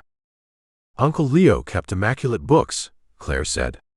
She leaned back in the wooden chair, favoring her bruised ribs. He operated as a bagman, but he thought like an accountant. He tracked every dollar Cameron Bell handed him. He tracked the destination. He tracked the intended outcome. We matched the ledgers to the maps, Mercer said. He leaned against the edge of the table. He unbuttoned his soaked suit jacket. Tillis gave us the blank canvas. Parvey gave us the forged painting. Leo gives us the receipt for the paint. Cal Dawson paced the length of the small cabin. He kept his distance from the windows. He held a mug of black coffee, but he neglected to drink it. The fugitive mechanic radiated pure kinetic energy, a caged animal sensing a shift in the wind. Show me the kids' photos first, Cal demanded. He stopped pacing.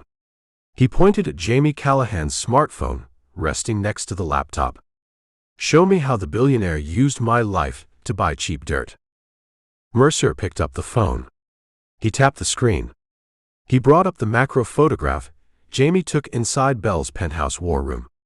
He held the screen up for Cal. Cal stared at the digital image. He read the red sticky note captured in the frame. Leverage, U.S. Marshal Court. Asset, C. Dawson. Objective: deploy federal presence to isolate targets and force immediate capitulation. The color drained from Cal's face. He set his coffee mug on the mantel above the wood stove. The ceramic clicked against the stone. An asset, Cal whispered. The word tasted like poison. I broke a man's skull to save my sister. I slept under rusted trucks for 6 months. I jumped at every siren. And Bell treats my life like a line item on a dry erase board. He built a machine, Cal, Mercer said. His tone carried a weary empathy, stripped of the earlier adrenaline. The man operates on pure leverage. He saw your digital footprint when Claire hacked the drive. He didn't see a fugitive. He saw a tool. He tipped Aaron Cord. He dragged a federal skip tracer into this valley to create a circus. Boyd Callahan stood near the door, a massive silhouette in the lantern light. He kept his heavy canvas coat zipped to his chin. He held the Remington shotgun resting across his forearm. He listened to the exchange. He processed the scale of the deception. A smokescreen, Boyd rumbled. The town looks at the federal manhunt. The town ignores the zoning board stealing my pasture. It's worse than a distraction, Boyd, Mercer corrected. He set the phone down. He looked the farmer in the eye. Bell intends to use the Marshal as a blunt instrument against you. Boyd tightened his grip on the shotgun. Cord holds zero jurisdiction over my land. I committed no crime. Cord requires a place to search, Mercer explained. He needs doors to kick. If you refuse to sell the farm to Pacific Cascade, Bell feeds an anonymous tip to the federal task force. He claims you harbor the fugitive. Suddenly, 20 federal agents in tactical gear swarm your property. They tear your house apart. They point rifles at Nora. They point rifles at Jamie. They create a living nightmare. They manufacture terror, Nora Callahan added from the corner of the room. She sat on a canvas cot, packing medical supplies into a canvas tote bag. They apply the pressure of the federal government until the victim begs to sign the deed just to make the nightmare stop. The weaponized law, Mercer agreed. He utilizes the badge without ever wearing one. The laptop screen flashed green. The decryption software finished its cycle. A sprawling labyrinth of folders populated the desktop. Spreadsheets. Scanned PDFs. Audio files. The digital autopsy of a criminal empire spanning a decade. Open the Oregon folder, Mercer instructed. Claire navigated the mouse trackpad. She double-clicked a folder labeled Cascades Expansion. A secondary list appeared. Search for Warren Breen, Mercer said. Claire typed the zoning director's name into the search bar. 3 separate spreadsheet files materialized. She opened the most recent document. A ledger filled the screen. Rows of dates. Columns of offshore routing numbers. Look at the third column, Claire said. She traced the numbers with a pale finger. Cayman Islands holding account. The beneficiary translates to a blind trust registered in Delaware. The trust funnels monthly disbursements to a private wealth management account in Bend, Oregon. Breen's retirement fund, Mercer guessed. The dates align with the project timeline, Claire confirmed. Bell initiated the monthly deposits 8 months ago. The exact month Breen issued the first batch of stop work orders in the valley. How much? Boyd asked. He stepped closer to the table. He needed to hear the number. He needed to know the price of his grandfather's legacy. $50,000 a month, Claire read from the screen. A flat retainer for municipal cooperation. Boyd let out a harsh, bitter laugh. 50,000. He sells out his neighbors. He bankrupts 3 families on the South Ridge. He destroys my contract. He does it all for the price of a luxury sedan. Grifters value their own comfort above your survival, Mercer said.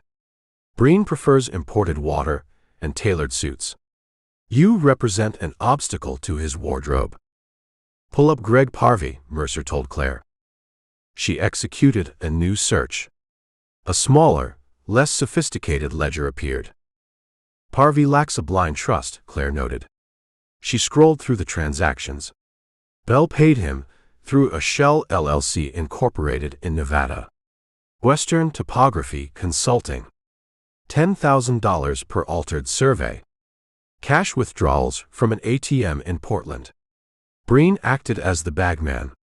Breen collected the cash and handed it to Parvey in a bus station locker.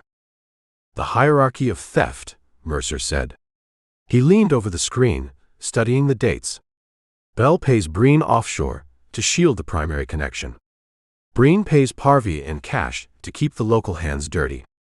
If the scheme unravels, the surveyor takes the fall. The zoning director claims ignorance. The billionaire remains insulated. "We hold the insulation," Jamie Callahan said. The kid stood near the wood stove, trying to absorb the heat. He looked pale, the adrenaline crash from the hotel encounter still racking his system. "The ledgers burn the insulation." "The ledgers expose the foundation," Mercer agreed. He reached into his coat pocket. He retrieved the 2 USB flash drives. He set them on the pine table next to the laptop. The black plastic caught the lantern light. "We stack the evidence." The Tillis drive shows the original, clean maps. The Parvey drive shows the fake altered overlays. Uncle Leo's ledgers prove Cameron Bell financed the forgery. "We connect the dots," Cal said. He stared at the drives. "We draw a straight line from the mud on Boyd's boots to the penthouse in Portland." "Judge Pease requires a straight line," Mercer said. "Pease hates a messy narrative." We hand him a locked, undeniable chain of evidence. We present the motive, the method, and the financial receipts. August Pell pushed away from the front window. The massive contractor had stood silent guard for the past hour, a lever-action rifle resting against his thigh. He checked the iron deadbolt on the heavy oak door. "The sun rises in 4 hours," Pell announced. His voice rumbled through the cabin, deep and pragmatic. "We survive until dawn. We drive the convoy to the federal courthouse. We wake Judge Pease in his chambers." "Bell knows we hold the cards," Mercer warned. Sterling reported his failure at the hotel. The mercenaries reported their failure at the apartment. "Bell assumes we assemble the puzzle tonight. He strikes before the courthouse opens." "He strikes a fortified position," Pell countered. "The cabin sits at the end of a single dirt track. The mud acts as a moat. Any approaching vehicle announces itself a mile away. Any foot traffic requires a machete to cut through the blackberry thorns. We hold the high ground." "Sterling avoids frontal assaults," Mercer said. He refused to underestimate the corporate fixer. He saw the cold precision in the man's eyes in the hotel hallway. Sterling analyzes a target. He identifies the structural weakness. He exploits the crack. Mercer walked to the window. He stared into the absolute dark. The rain lashed the glass. The forest offered zero visibility beyond the edge of the porch. "He burns the woods," Boyd suggested.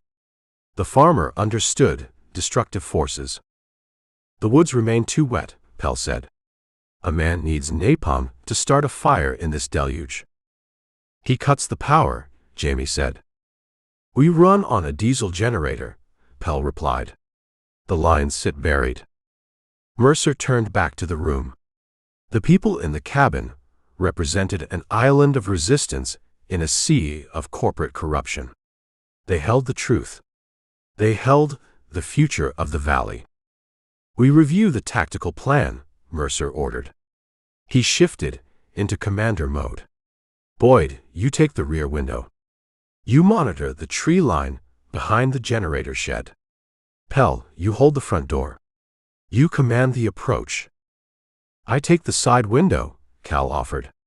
He grabbed a heavy tire iron from a tool bag near the door. He lacked a firearm, but he carried a lethal determination. "Jamie, you stay with the women," Mercer instructed. "You keep your head below the window sills. You protect the laptop. If the perimeter breaches, you grab the drives and you put them in your pocket. You run for the timber. You find your way to the courthouse." "I run away," Jamie protested. The kid sought redemption for his earlier recklessness. "You secure the objective," Mercer snapped. He utilized a harsh tone to sever the argument. The objective is the data.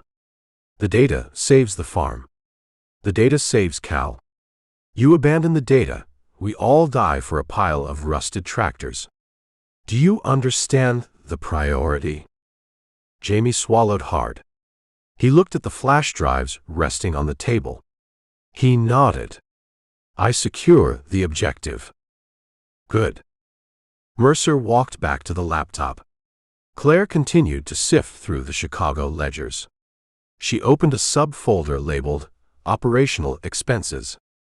Look at this, Claire said. She pointed at a spreadsheet detailing miscellaneous expenditures. Mercer leaned in. He read the line item. Private security contractor, Sterling Global Solutions. Retainer, $250,000. Incidentals, $50,000. Deployment authorization, Alpha Level Asset Recovery. Alpha Level, Mercer murmured. He authorized lethal force, Cal said from his post at the side window. He put a bounty on the hard drive. He put a bounty on us, Boyd corrected. The farmer checked the action of his shotgun one final time. A billionaire writes a check. A killer buys the bullets. The mechanics of the world remain ugly. The mechanics break today, Mercer promised. He stepped away from the table. He checked the magazine in his Sig Sauer. He chambered around. He engaged the safety. The mechanical sounds offered a brutal comfort against the abstract threat of the spreadsheets. A sharp burst of static hissed from the corner of the room. Everyone froze. Pell walked to a scarred wooden side table. A black police scanner sat next to a stack of chopped firewood. The green digital display glowed in the dim light. Pell adjusted the squelch dial. The static cleared, replaced by the flat, urgent voice of a county dispatch operator. All units. 10 to 33. Repeat, 10 to 33. Shots fired at the Valley Hills Country Club. Multiple suspects. Automatic weapons reported. Units responding from Sector 4 proceed with extreme caution. The broadcast cut off, returning to a low hiss. Mercer stared at the scanner. He processed the information. He ran the tactical logic through his mind. The logic fractured. The country club, Pell said. He looked at Mercer. Confusion etched lines into his thick forehead. Bell hosted the charity gala at the country club. Why does Bell shoot up his own party? He doesn't, Mercer said. A cold knot formed in his gut. The predator executed a maneuver outside the expected parameters. A rival faction? Cal guessed. A calculated distraction, Mercer stated. The pieces realigned into a terrifying new configuration. Sterling utilizes the exact same playbook Bell utilized with the Marshal. He creates a massive, spectacular incident on the opposite side of town. He draws the police away, Boyd realized. He pulls every available deputy toward the country club, Mercer confirmed. He pulls the state troopers. He empties the local precinct. He creates a vacuum in the valley. A vacuum he intends to fill, Pell said. He racked the lever of his rifle. A brass cartridge clattered into the chamber. He cuts our communication, Mercer said.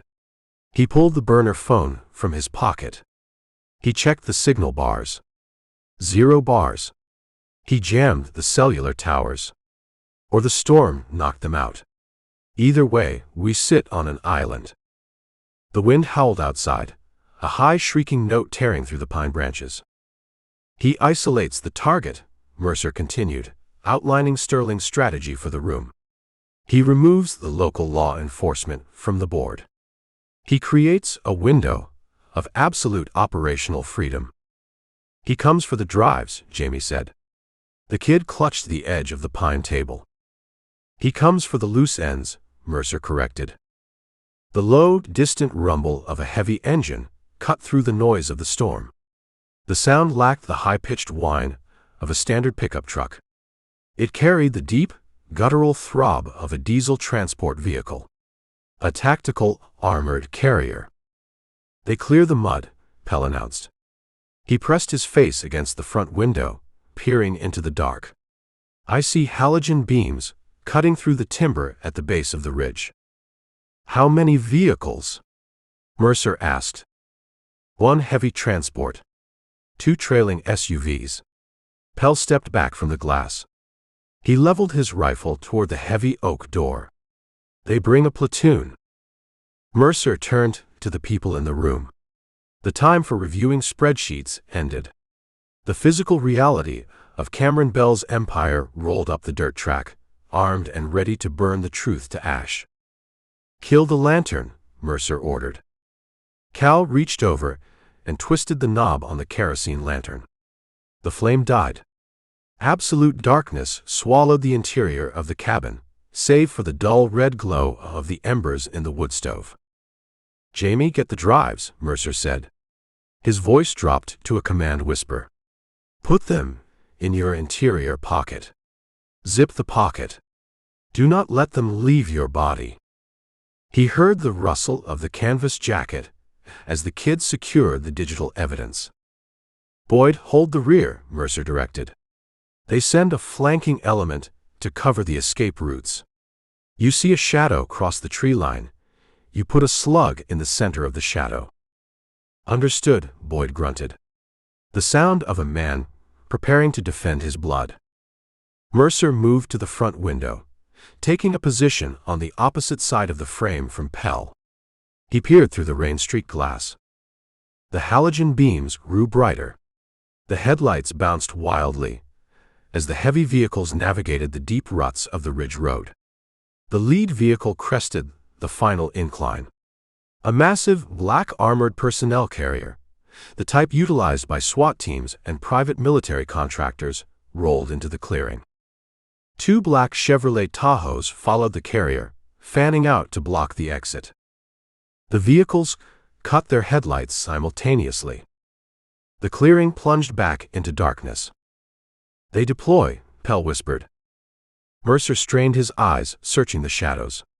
The rain masked the sound of the doors opening, but he knew the tactical sequence. Men clad in black armor poured from the vehicles. They spread out, forming a perimeter around the cabin.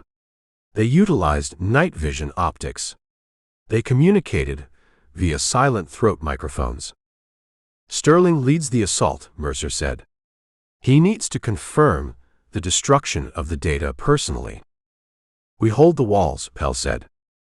A sudden, blinding flare of white light erupted from the clearing. The mercenaries activated a battery of high-intensity floodlights mounted on the armored carrier. The brilliant beams hit the front of the cabin, piercing the windows, casting harsh, blinding shadows across the interior log walls.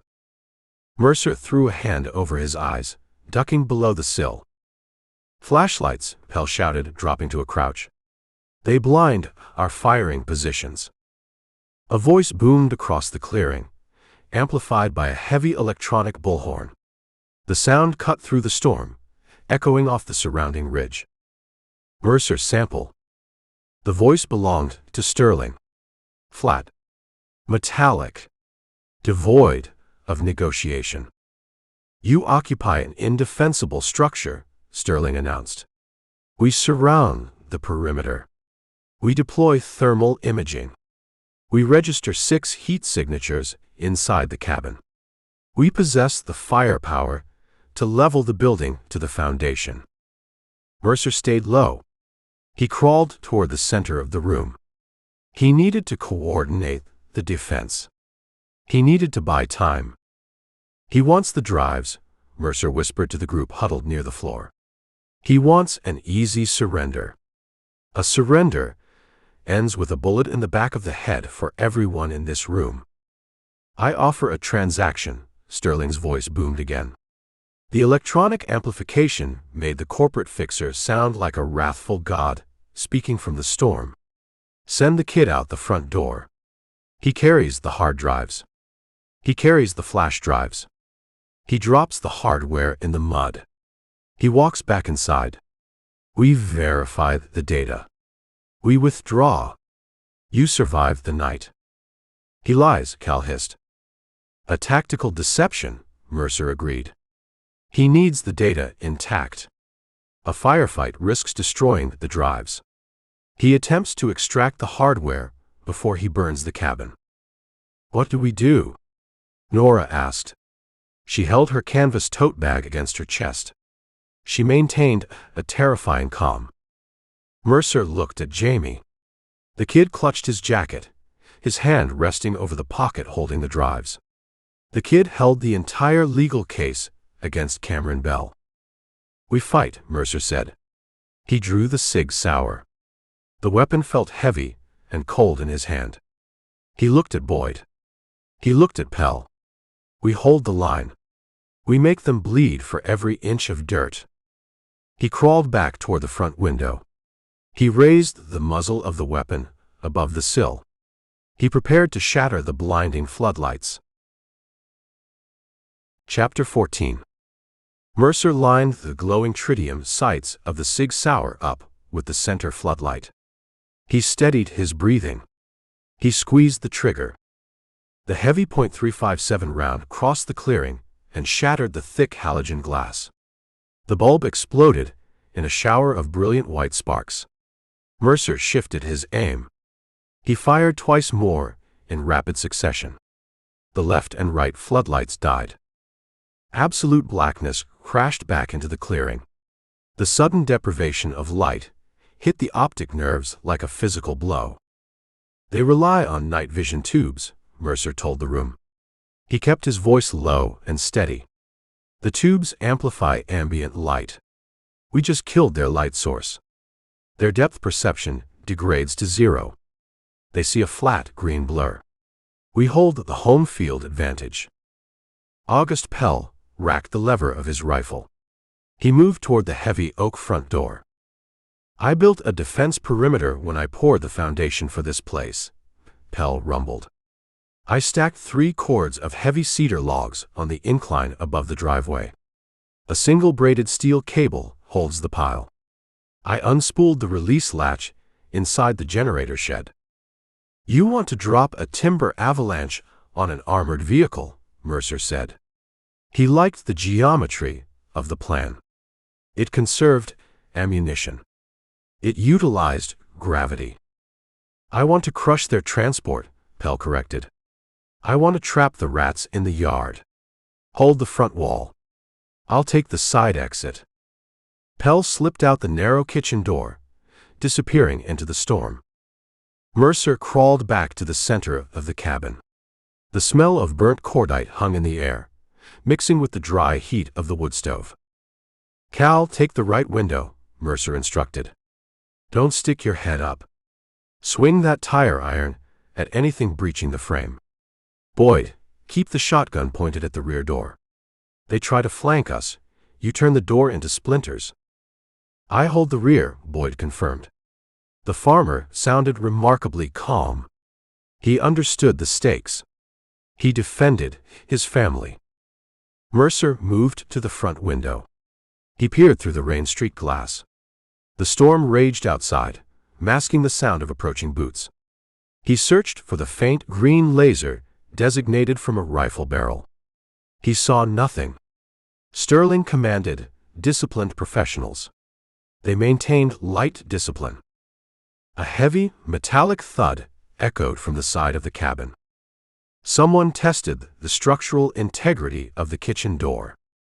They probed the perimeter, Mercer whispered. He brought his weapon up. A brilliant, blinding flash erupted outside the front window, followed by an ear-splitting concussion.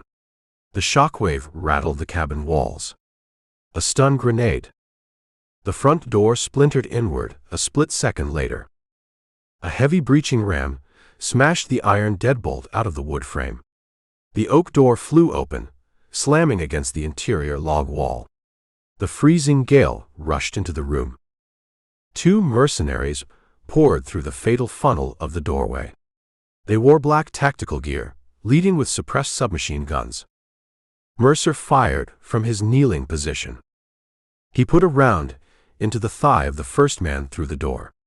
The mercenary collapsed, his leg buckling under his own weight. He crashed onto the pine floorboards, his weapon clattering into the dark corner. The second man tracked the muzzle flash. He acquired Mercer. A deafening roar filled the cabin. Boyd Callahan fired the Remington 12-gauge. The double-aught buckshot tore across the room.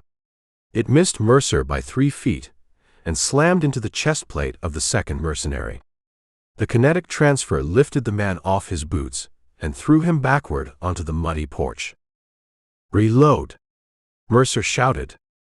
He scrambled toward the shattered doorway, seeking a new angle. Outside, a deep mechanical groan cut through the storm. The sound of a heavy steel winch releasing a load under massive tension. A tremendous crash shook the earth. It sounded like a freight train derailing in the timber. The ground vibrated beneath the cabin floorboards. Pell had cut the cable. 3 cords of massive cedar logs cascaded down the muddy incline. The timber avalanche slammed into the black armored personnel carrier and the 2 trailing Tahoes. The sheer weight of the wood crushed the hood of the lead SUV, pinning the engine block to the gravel. The logs jammed the wheels of the armored carrier, burying the heavy transport in a prison of rough bark and deep mud. Shouts of panic erupted from the clearing. The mercenaries lost their extraction route. Sterling appeared in the doorway of the cabin. He utilized the chaos. He ignored his fallen men. He stepped over the groaning mercenary on the floorboards. He held a suppressed pistol. He wore zero night vision gear. He relied on his natural eyesight and his killer instinct. Mercer rose from a crouch. He met Sterling in the center of the room. Sterling fired a snapshot. The bullet hissed past Mercer's ear, burying itself in the stone mantel of the fireplace. Mercer closed the distance before Sterling could correct his aim. He grabbed the suppressor of Sterling's weapon with his left hand, forcing the hot metal barrel toward the ceiling. He drove his right fist into Sterling's throat. Sterling blocked the strike with his forearm. The fixer pivoted, driving his knee into Mercer's ribs. The impact knocked the breath from Mercer's lungs. They grappled in the dark, a brutal struggle on the rough pine floor. Sterling fought with mechanical precision. He sought lethal leverage. He tried to break Mercer's grip on the pistol. Mercer abandoned the boxing technique. He embraced the street fight. He dropped his weight, dragging Sterling down. They hit the floorboards hard. Mercer rolled, trapping Sterling's gun arm beneath his knee.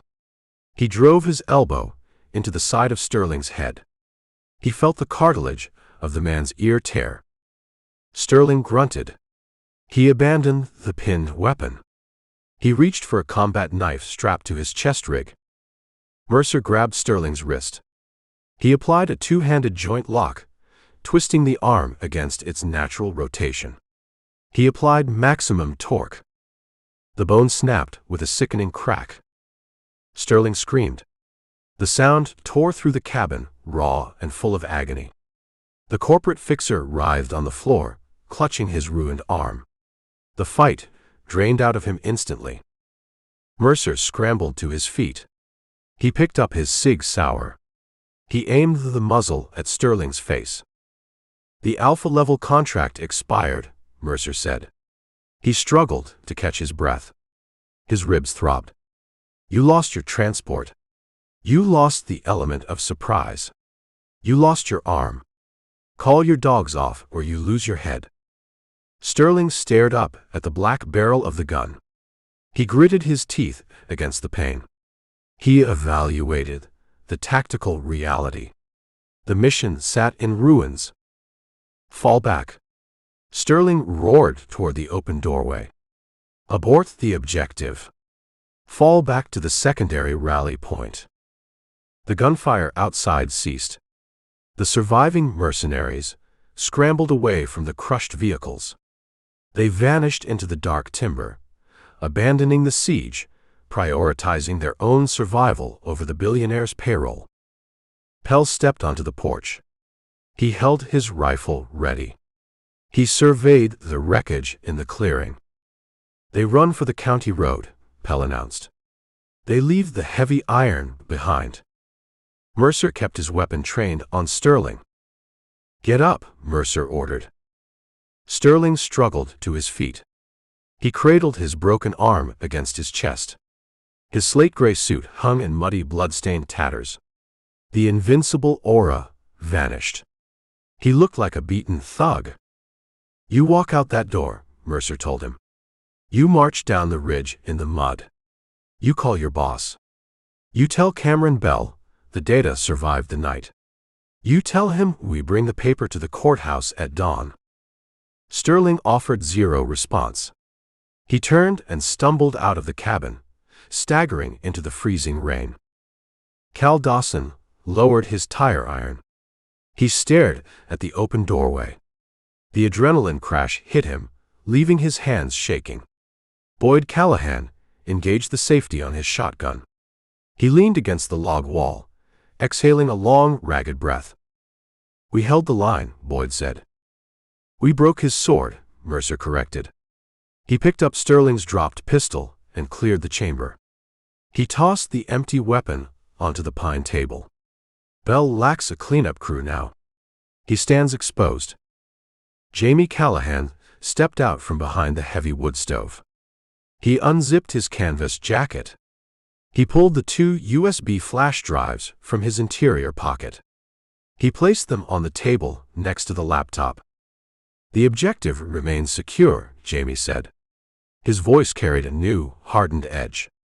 "The kid survived the crucible." Mercer looked at the digital drives. He looked at Claire Dawson, who sat perfectly still on the wooden chair, guarding the encrypted ledgers on the laptop screen. "Pack the hardware," Mercer commanded. "We wait for the sun. Then we hunt the architect." Dawn arrived as a slow gray bruise spreading across the eastern horizon. The relentless downpour finally broke, reducing the storm to a persistent, freezing mist. The valley floor resembled a vast inland sea of brown water. Pell drove the heavy Ford truck down the ridge road. He navigated around the wreckage of the crushed Tahoes in the clearing. They left the 2 wounded mercenaries zip-tied to the porch railing, leaving an anonymous tip with the county dispatcher from a burner phone. They reached the town center at 8 in the morning. The federal courthouse occupied a full city block. Imposing granite columns flanked the entrance. Wide stone steps led to heavy bronze doors.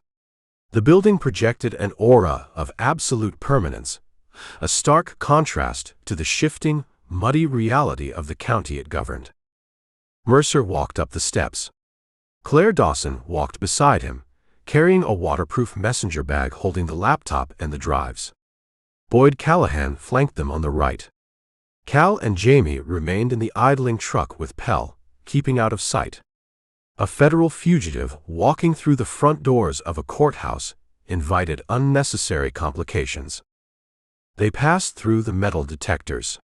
Mercer surrendered his Sig Sauer to the court security officer, receiving a numbered plastic tag in return. He felt naked without the weight of the weapon, but the battlefield had shifted. They traded lead for paper. They took the elevator to the 3rd floor. The corridors smelled of lemon polish and old leather. They located the heavy mahogany double doors bearing a brass plaque, Chambers of the Honorable Harrison Pease. Mercer pushed the doors open. An administrative assistant sat behind a polished desk. She looked up, her expression freezing as she took in their appearance. Mercer wore a ruined, mud-stained charcoal suit. Boyd wore a filthy canvas coat. Claire sported a bandaged forehead and a heavy limp. They looked like refugees fleeing a war zone. "We require 10 minutes with the judge," Mercer told the assistant. "Judge Pease maintains a strict schedule," the assistant stammered. "He reviews dockets until 10 o'clock. You require an appointment." Tell him Mercer Sample brings the blueprints to a billion-dollar theft. Tell him I bring the architect's signature." A deep, gravelly voice echoed from the inner office. "Let them in, Martha. The smell of the river precedes them. I prefer to deal with the mud early in the day." Mercer pushed past the desk. He entered the inner chambers. Judge Harrison Pease sat behind a desk the size of a billiard table. He wore a heavy wool cardigan over a crisp white shirt and a silk tie. He had thick white hair cut close to the scalp and eyes resembling rusted iron. The man built the district court system decades ago. He commanded respect through sheer, uncompromising intellect. Pease looked at the trio. He folded his hands on the leather desk blotter. "You look like a man who spent the night swimming in a drainage ditch, Mercer," Pease observed. The judge offered zero pleasantries. "I spent the night defending a family from a private military contractor," Mercer said. He approached the desk. He placed both hands on the polished wood. "I bring you a narrative, Judge. I bring you the receipts." "I hate narratives," Pease rumbled. "Narratives belong in novels. I deal in admissible facts. You drag a farmer and an injured woman into my chambers. You better hold a mountain of paper to justify the interruption." Mercer stepped back. He looked at Claire. Claire stepped forward. She unbuckled the messenger bag. She pulled the laptop out and set it on the edge of the judge's desk. She opened the lid. She plugged the Tillis flash drive into the left port. She plugged the Parvy flash drive into a USB hub. "The Pacific Cascade real estate grab," Mercer announced. He laid out the structure of the crime. Cameron Bell operates a holding company. He intends to build a massive green energy corridor through the valley floor. He requires a contiguous ribbon of land. Boyd Callahan holds the center parcel. Boyd refused to sell. Pease focused his iron eyes on Boyd. "A man retains the right to hold his dirt." "Bell disagrees," Mercer continued. "Bell bribed Warren Breen, the county zoning director. Breen hired a disgraced surveyor named Greg Parvy. Parvy forged the GIS topographical overlays. He painted Boyd's dry pasture blue on a digital map. He triggered a fake wetlands designation. The designation killed Boyd's commercial contracts and forced a bank foreclosure. A heavy accusation against a county official," Pease noted. His tone remained neutral. He revealed zero emotion. Accusations require proof. Claire turned the laptop screen toward the judge. "Exhibit A," Claire said. She opened the Tillis files. The unredacted county parcel maps. The raw satellite telemetry. Zero hydric soil in Section 4. A completely dry pasture. She clicked a secondary window. "Exhibit B," Claire continued. The forged overlays. Greg Parvy's master files. He kept copies of his work. The metadata shows the exact date and time he altered the pixels. Pease leaned forward. He pulled a pair of reading glasses from his shirt pocket. He studied the two maps side by side on the screen. He understood the discrepancy immediately. The visual evidence presented a stark, undeniable contradiction. "The surveyor confesses to this?" Pease asked. "The surveyor fled the state," Mercer answered. "He fled because Bell sent a hit squad to murder him last night. My associate and I extracted him before they breached the door." Pease looked up from the screen. A flicker of genuine anger ignited behind the reading glasses. "A hit squad? You claim a venture capitalist operates a cartel in my district." "I claim worse," Mercer said. He prepared to drop the hammer. "I claim he utilizes the federal government to run interference." Mercer nodded to Claire.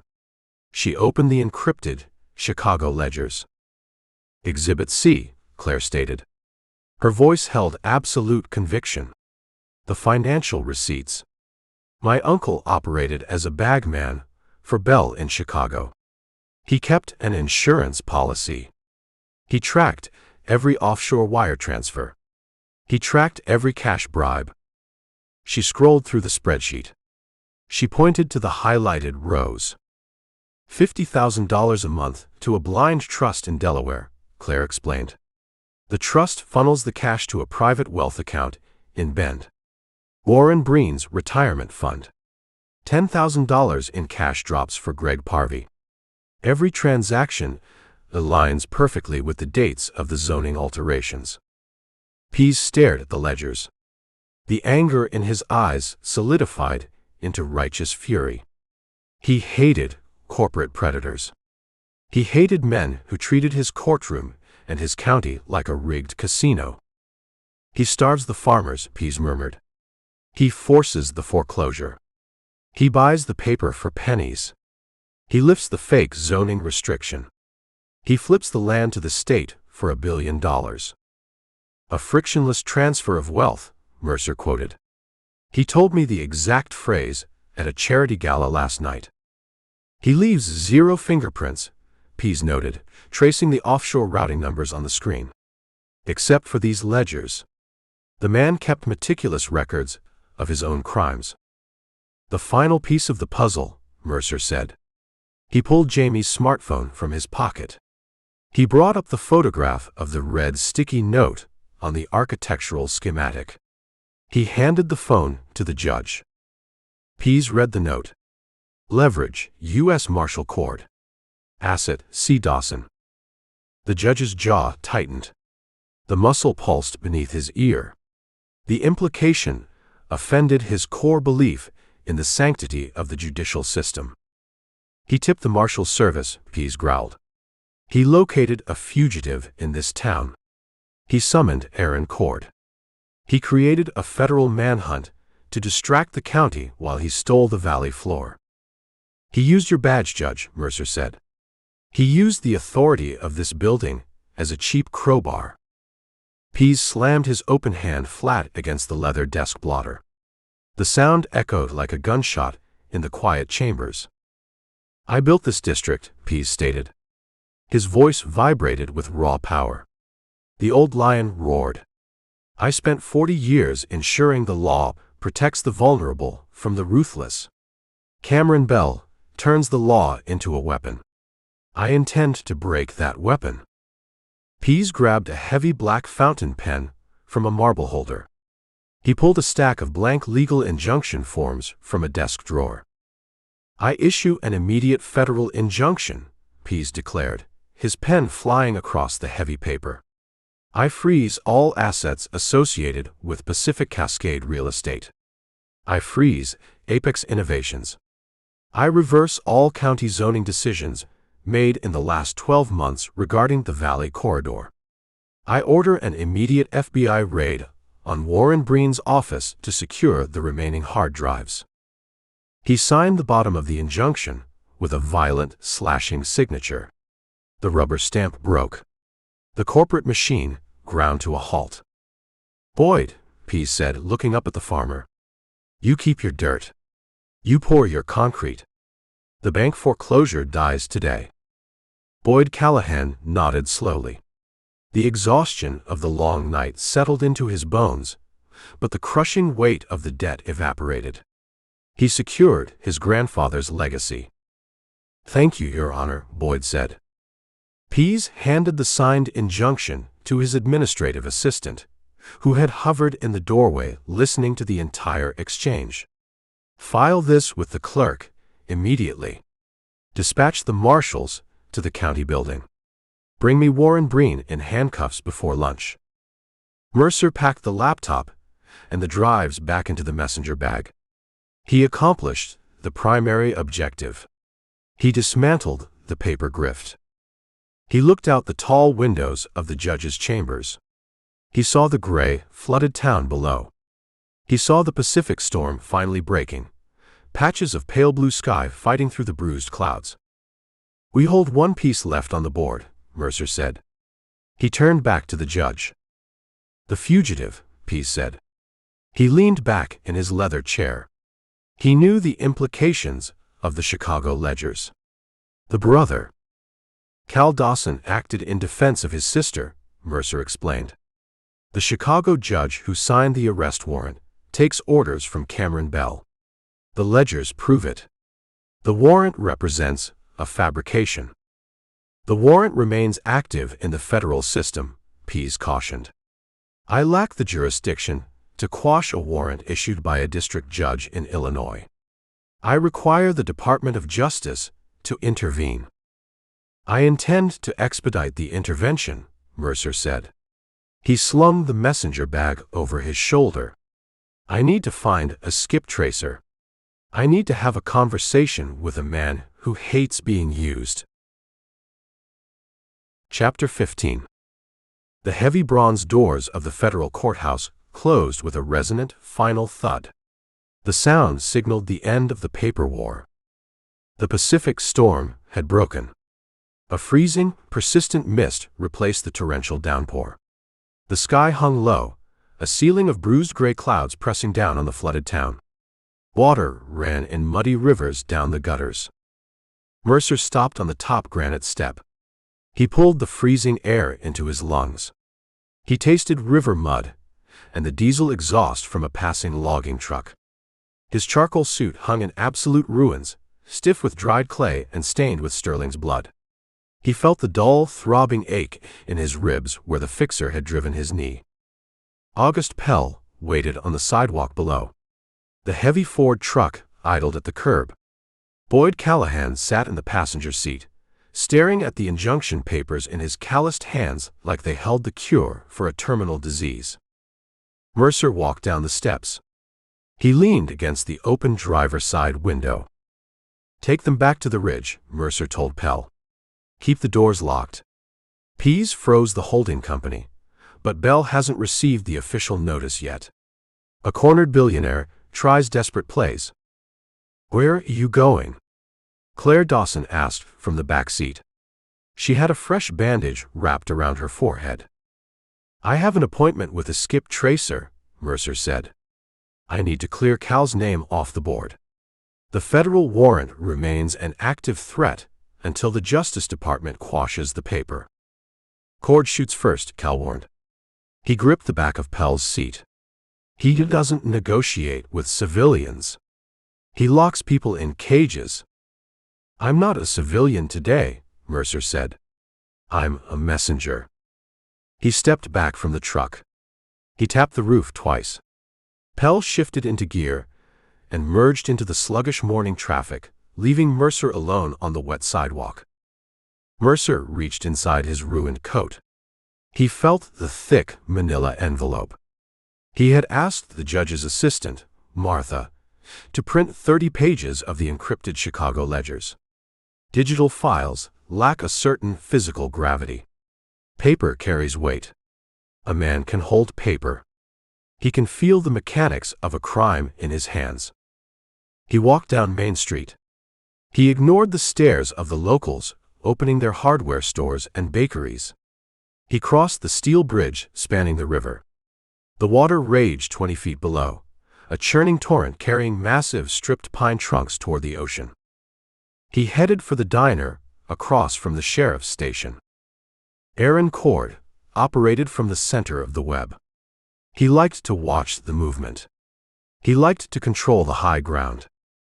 Mercer pushed the glass door open. The diner bell chimed. The establishment smelled of scorched coffee, raw onions, and damp wool. Marge stood behind the counter, scraping the flat-top grill with a heavy steel spatula.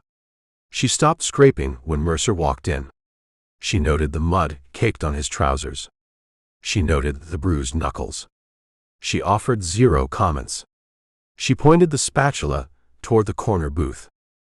Cord sat in the exact same booth he occupied 24 hours earlier. The United States Marshal wore a crisp navy suit. He had his charcoal topcoat draped over the metal rack. He looked immaculate, untouched by the storm or the violence of the night. He commanded the space around him. A half-empty ceramic mug of black coffee sat on the scratched formica table. Mercer walked across the checkered linoleum. He slid into the vinyl booth opposite the federal agent. "You look like a casualty," Cord stated. He kept his eyes locked on Mercer. "I feel like a casualty," Mercer said. "But the other guys left on stretchers." Marge approached the table. She carried the glass carafe. She poured black coffee into a fresh mug for Mercer without asking. She retreated to her grill. Cord stared at Mercer's ruined clothes. The local scanner traffic reported a major incident at the Garden View apartments last night. Automatic weapons. The dispatcher also logged a shootout at the Grand Cascades Hotel. The county sheriff runs his deputies ragged. He suspects a gang war. "The sheriff lacks imagination," Mercer said. "He mistakes corporate restructuring for a gang war." "You survived a busy night."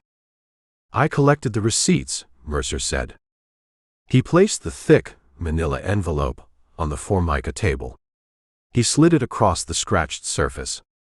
The paper stopped inches from Cord's coffee mug. "I told you Cameron Bell pulled your strings," Mercer began. He leaned back against the vinyl seat. "I told you Bell orchestrated the manhunt to cover a massive land grab in this valley. You demanded facts.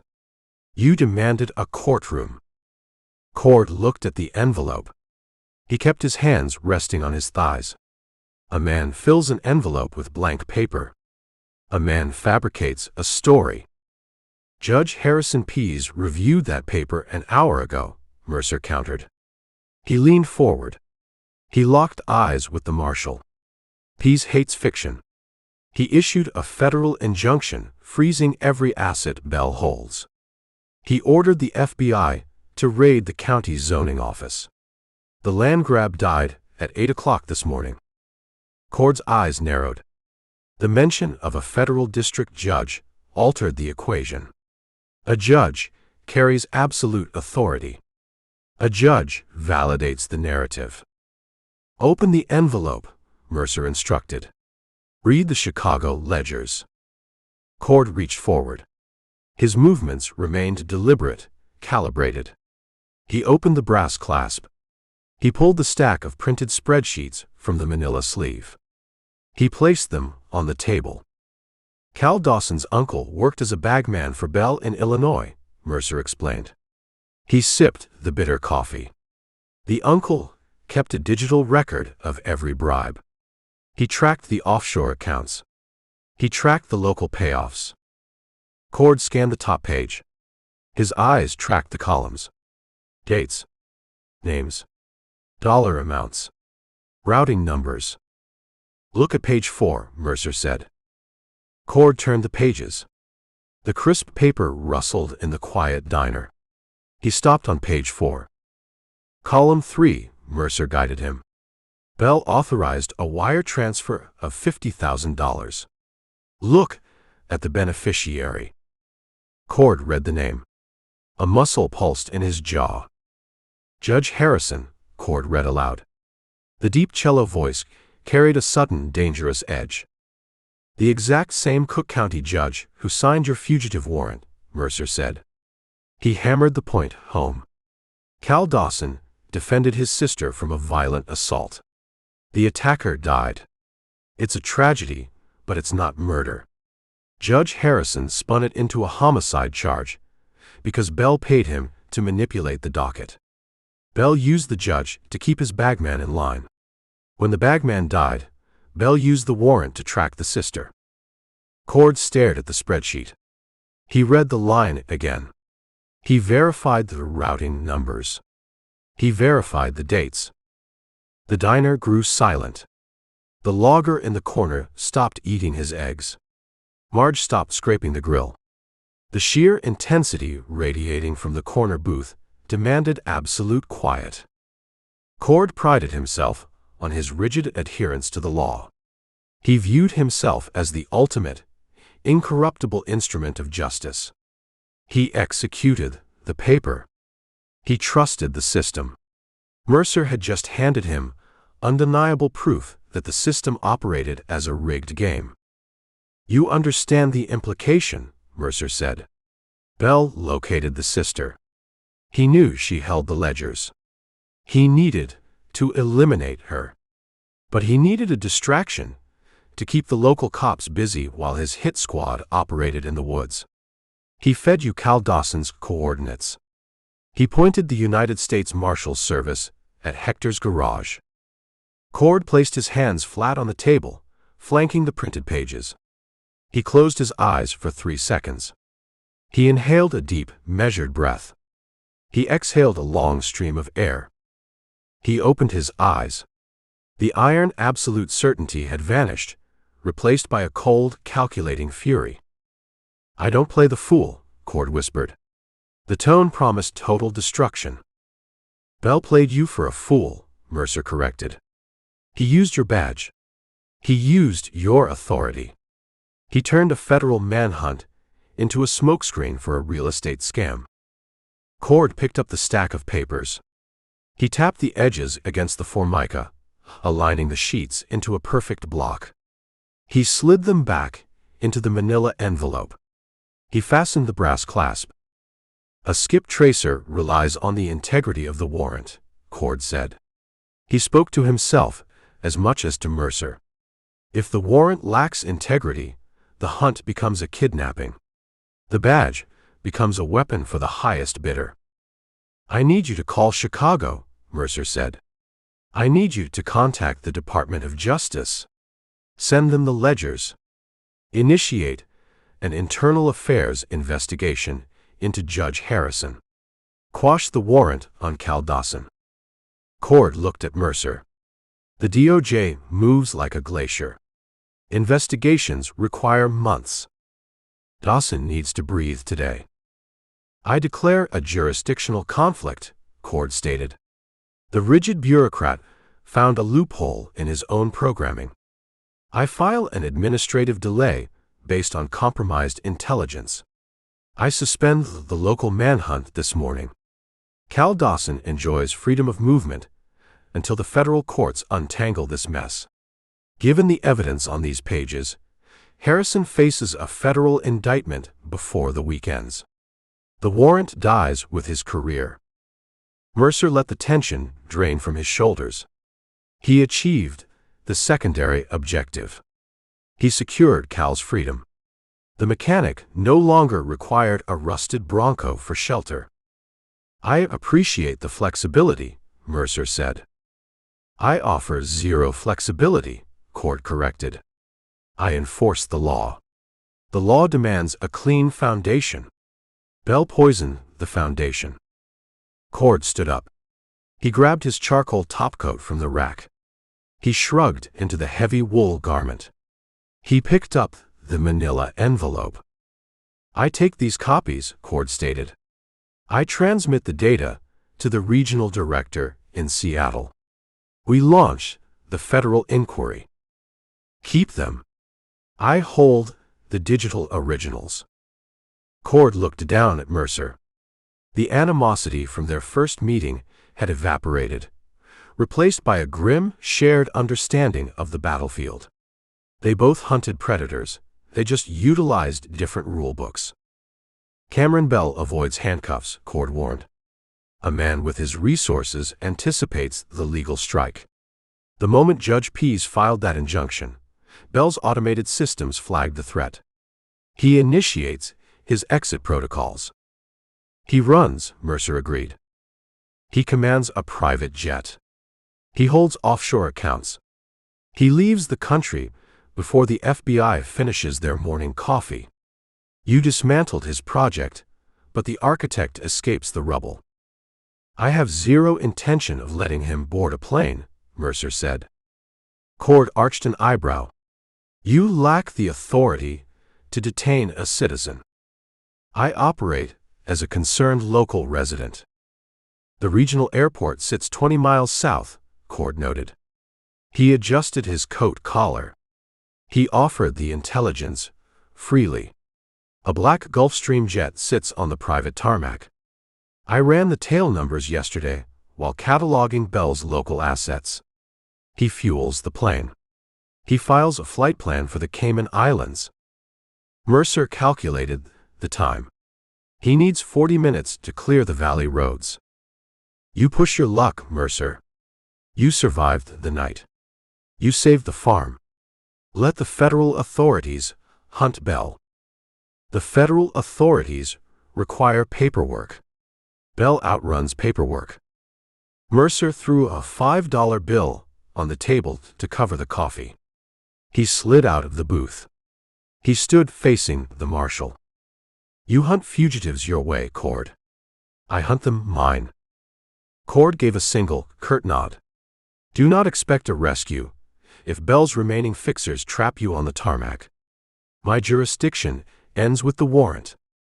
I handle my own messes, Mercer said. He walked out of the diner. The freezing mist clung to his clothes. The air smelled of wet pine and distant wood smoke. The town woke up, ignorant of the corporate war fought in the dark hours. Mercer reached into his pocket. He lacked a vehicle. He had left Pell at the courthouse. He needed a fast engine. He pulled his burner phone. He dialed a local number. Hector answered on the second ring. You owe me a bay door, Hector grunted. I owe you a new door and $1,000, Mercer said. He kept walking down the wet sidewalk. I need a favor right now. I need the fastest machine sitting on your lot.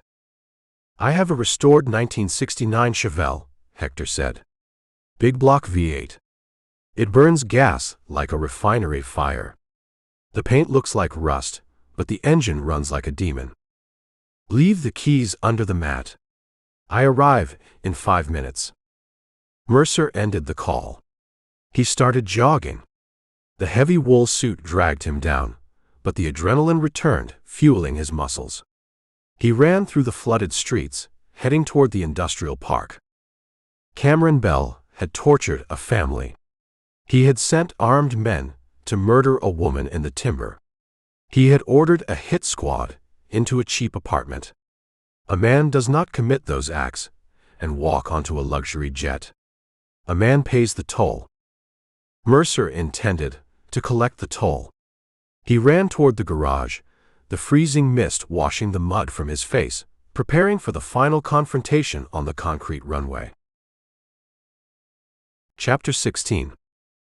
The industrial park sat silent under the freezing mist. Rusted chain-link fences, divided lots filled with scrap metal and decaying heavy machinery. Mercer jogged through the puddles, his boots slapping the wet asphalt. He located Hector's garage at the end of a dead-end street.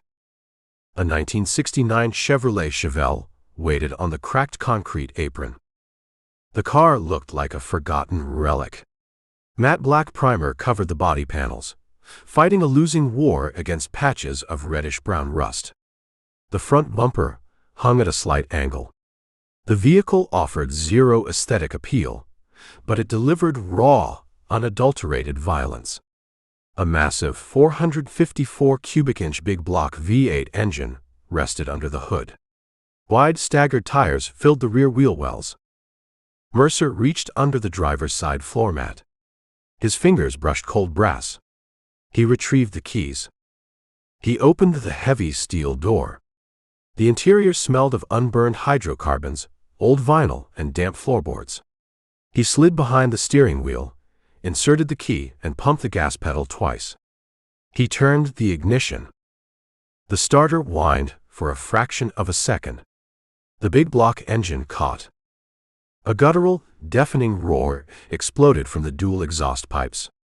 The sound vibrated through the chassis, shaking the steering column. Hector skipped the catalytic converters and the mufflers. The engine breathed pure fire. Headlights swept across the mist-shrouded lot. August Pell's heavy Ford work truck rolled to a stop next to the Chevelle. The contractor rolled his window down. He rested his thick forearm on the doorframe. He looked at the muscle car, then at Mercer. You look like a man preparing to race for pink slips, Pell said over the engine rumble. I have a flight to catch, Mercer said. I intend to stop a billionaire from boarding. The regional airport sits 20 miles south, Pell noted. He tapped his fingers against the outside of his truck door. The storm washed out the interstate overpass. State troopers blockaded the on-ramps. You take the high road. The old logging route. The old logging route passes the Cascade Mill, Pell confirmed. You plan to drive a loud, rear-wheel drive muscle car up a slick mountain grade. You invite a crash. I invite a confrontation, Mercer corrected. He gripped the steering wheel. The heavy vibration felt good in his hands. It replaced the cold ache in his joints. Go back to the safe house, August. Keep the family secure. I finished this. The family holds the injunction, Pell said. He killed the engine of his Ford. He opened the door and stepped out into the mist. He walked to the passenger side of the Chevelle. He pulled the door handle and dropped his massive frame into the bucket seat. The car tilted under his weight. I work alone on this, Mercer insisted. You work with the tools available, Pell countered. He pulled the lap belt across his waist. Cameron Bell knows the interstate remains closed. He knows you hunt him. He leaves a rear guard on the only open road. You hit a barricade. You need a man who understands the terrain. Mercer stared at the contractor. He saw the immovable loyalty carved into the man's face. Arguing with Pell wasted fuel. Arguing wasted time. Buckle up tight, Mercer advised. This machine lacks airbags. Mercer slammed the heavy transmission into gear. He dumped the clutch. The rear tires spun, shrieking against the wet concrete, converting rubber into white smoke. The Chevelle launched forward, tearing out of the industrial park and onto the slick county road. They left the town behind. The road inclined, winding into the dense black timber. The mist thickened into a heavy fog, reflecting the yellow glow of the headlights back at the windshield. Mercer drove by feel, manhandling the heavy steering wheel through the hairpin turns. Tell me about the mill, Mercer said. He kept his eyes locked on the twisting asphalt. The Cascade Mill went bankrupt 10 years ago, Pell explained. He braced his hands against the dashboard as the car took a sharp corner. 3 acres of corrugated steel, concrete debarking trenches, and heavy chain conveyors. The bank stripped the copper wire, but left the heavy iron. It sits in a gorge. The road narrows to a single lane across a steel grate bridge. A choke point. A perfect spot for a barricade, Mercer agreed. If Sterling breathes, he waits at the bridge. I broke Sterling's arm. I bruised his pride. He holds a grudge. 10 minutes later, the timber cleared. The road straightened, leading toward a deep gorge. The skeletal, rusting superstructure of the abandoned mill loomed in the fog like the ribcage of a massive dead beast. 2 black Chevrolet SUVs sat parked nose to nose across the narrow steel grate bridge. The vehicles blocked the path entirely. High-intensity light bars mounted on the roof racks cut blinding white swaths through the fog. 4 men in dark tactical gear stood behind the engine blocks, resting suppressed rifles on the hoods. A 5th man stood in the center of the road, illuminated by the harsh white light. Sterling. He wore a fresh black tactical shell. A heavy canvas sling immobilized his right arm against his chest. He held a high-capacity pistol in his left hand. He commanded the reserve team. The B team. He intended to buy Cameron Bell the time necessary to spool the jet engines. Mercer downshifted. The Chevelle's exhaust popped and snarled. He brought the heavy car to a halt, 50 yards short of the barricade. He left the engine idling. We lack the momentum to ram 2 armored SUVs, Pell evaluated. He stared at the blockade. They turned this car into Swiss cheese before we crossed the bridge. We skipped the frontal assault, Mercer said. He surveyed the terrain. To the right of the road, a steep embankment led down into the dark, cavernous interior of the abandoned logging mill. We utilize the environment. We invite them off the asphalt. Mercer reached under his coat. He checked his holster. Empty. He surrendered his weapon at the courthouse. He entered a gunfight, holding 0 ammunition. We go silent, Mercer said. We use the dark. We use the iron. Follow my lead, Pell instructed. I know the floor plan. They opened the doors. They slipped out of the Chevelle, keeping their bodies low, using the vehicle's mass to shield themselves from the blinding light bars. They scrambled down the steep, muddy embankment. The wet ferns and rotting cedar logs absorbed the sound of their descent. They reached the exterior wall of the mill. Rusted corrugated steel panels hung loose from the frame. Pell pried a panel back, creating a narrow gap. They squeezed inside. The interior of the mill swallowed them in absolute blackness. The air smelled of ancient sawdust, machine grease, and standing water. Rain dripped from the cavernous ceiling, echoing like a ticking clock in the vast space. Sterling requires a confirmed kill, Mercer whispered. He cannot leave an enemy at his back. He sends a team inside to flush us out. Let them come, Pell said. The contractor moved through the dark with absolute certainty. He navigated the hazards by memory. We stand in the sorting bay. Behind us lies the debarking trench. A concrete pit. 15 feet deep. Smooth walls. 0 ladders. In the old days, they dumped the raw timber in there to strip the bark. A trap. A cage, Pell corrected. We herd them into the pit. We locked the gate. Footsteps crunched on the gravel outside. Team 1, secure the perimeter, Sterling's voice echoed from the road above. The fog distorted the acoustics. Team 2, push into the structure. Use the thermals. Find the investigator. End the contract.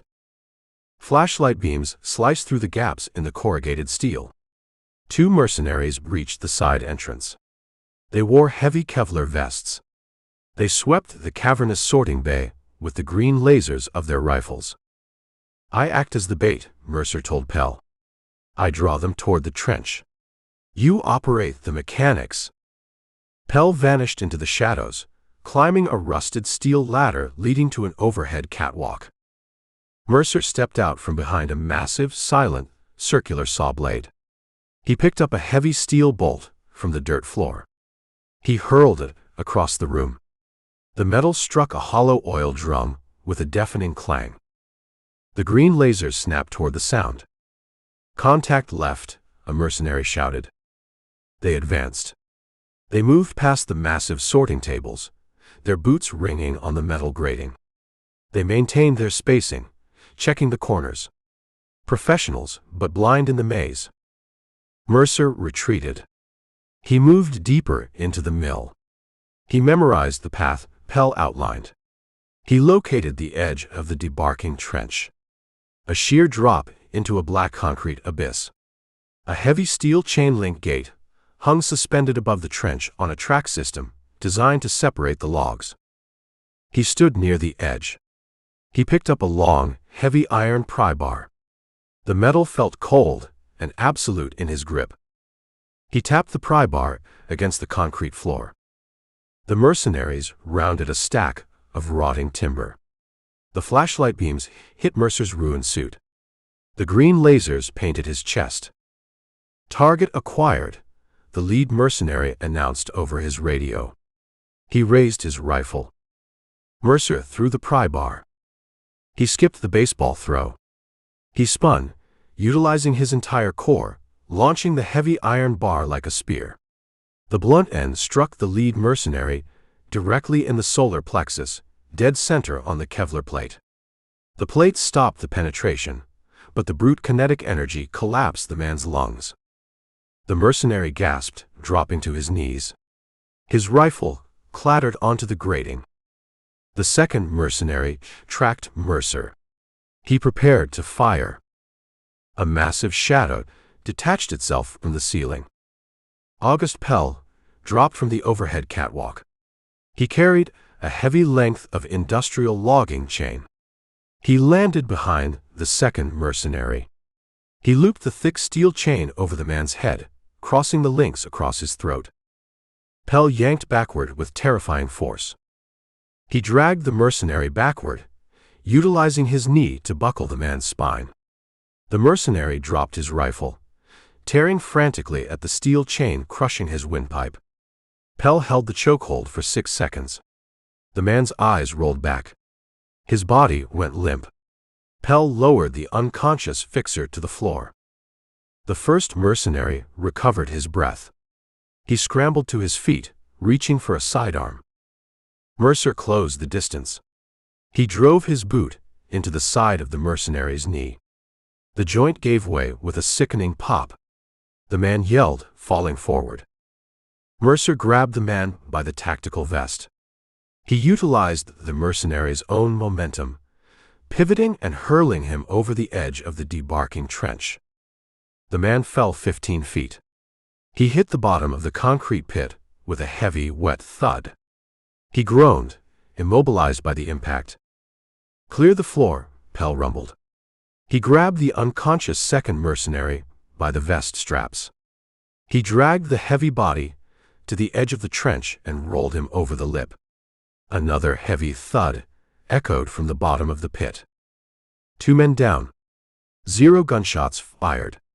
The blueprint functioned perfectly. "Sterling hears the silence," Mercer said. He retrieved the iron pry bar from the floor. He investigates the lost radio contact. They retreated from the trench. They moved toward the massive control booth overlooking the main floor. The booth sat elevated on steel pylons, featuring shattered glass windows and a rusted control console. Heavy boots hit the metal grating near the front entrance. Sterling entered the mill. He brought the final 2 men from the bridge barricade. He refused to trust the operation to subordinates any longer. He carried his high-capacity pistol in his left hand. His broken right arm remained strapped to his chest. "Spread out," Sterling commanded his men. "Check the pits. Check the catwalks." He uses the dark. The 2 remaining mercenaries fanned out. They moved with extreme caution, sweeping their flashlights across the rusted machinery. Mercer and Pell crouched inside the elevated control booth. "We split them," Mercer whispered. "I take the floor. You take the high ground." Pell nodded. He slipped out the back of the booth, climbing higher into the rafters of the mill. Mercer descended the steel staircase leading from the booth to the main floor. He moved with absolute silence. He stalked the mercenary on the left flank. The man inspected a row of massive conveyor belts. He peered into the shadows beneath the heavy rubber tracks. He relied entirely on the beam of his flashlight. Mercer crept up behind him. The mist rolling through the broken walls masked his approach. He raised the iron pry bar. He swung it in a low, horizontal arc, aiming for the back of the mercenary's knees. The solid iron struck the joints. The man's legs folded instantly. He crashed to the floor, his flashlight rolling away, casting a spinning beam across the rusted steel columns. Before the man could yell, Mercer dropped his knee onto the center of the mercenary's back. He wrapped his arm around the man's neck, applying a blood choke. He compressed the carotid arteries. The man struggled wildly for 4 seconds, his boots kicking against the grating, before the lack of oxygen shut down his brain. He went limp.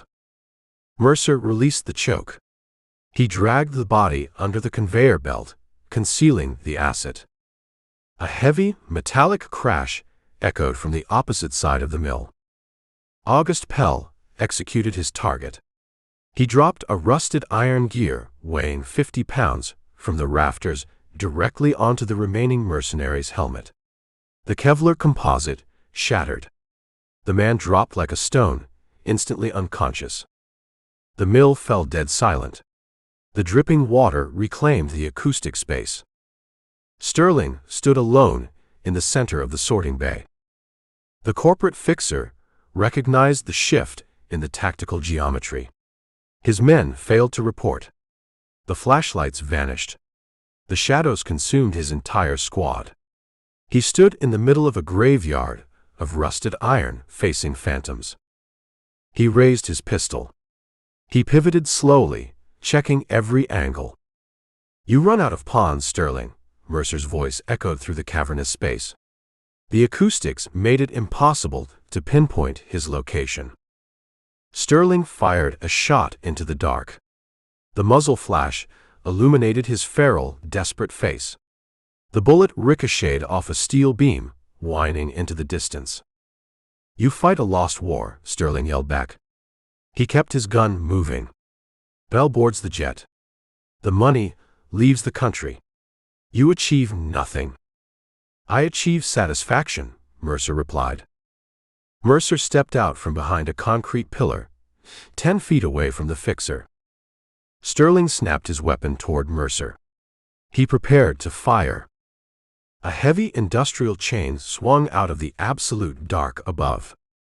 Pell released the logging chain from the catwalk. The heavy steel links swung in a massive pendulum arc. The iron hook at the end of the chain smashed into Sterling's left shoulder, tearing the pistol from his grip and throwing him across the metal grating. Sterling crashed into the side of a rusted saw carriage. He clutched his left shoulder. He lost his weapon. He lost his men. He lost his advantage. Mercer walked forward. He held the iron pry bar resting against his leg. He looked down at the corporate fixer. Sterling stared up at him. The polished facade crumbled entirely. He resembled a cornered rat. "Bell abandons you," Mercer stated. He delivered the psychological blow with the same precision he used for physical strikes. He boards the jet. He leaves you in the mud to answer to the federal marshals. You bleed for a spreadsheet, Sterling. You bleed for a man who views you as an expendable line item. Sterling spat blood onto the grating. He offered zero arguments. He knew the nature of his employer. Pell climbed down the ladder. He joined Mercer on the main floor. The contractor pulled a thick bundle of heavy-duty nylon zip ties from his jacket pocket. "We secure the trash," Pell grunted. They hauled Sterling to his feet. They dragged him to the edge of the debarking trench. They dragged the unconscious mercenaries from the floor and tossed them into the concrete pit with their comrades. Pell utilized the heavy nylon ties. He bound their wrists behind their backs. He bound their ankles.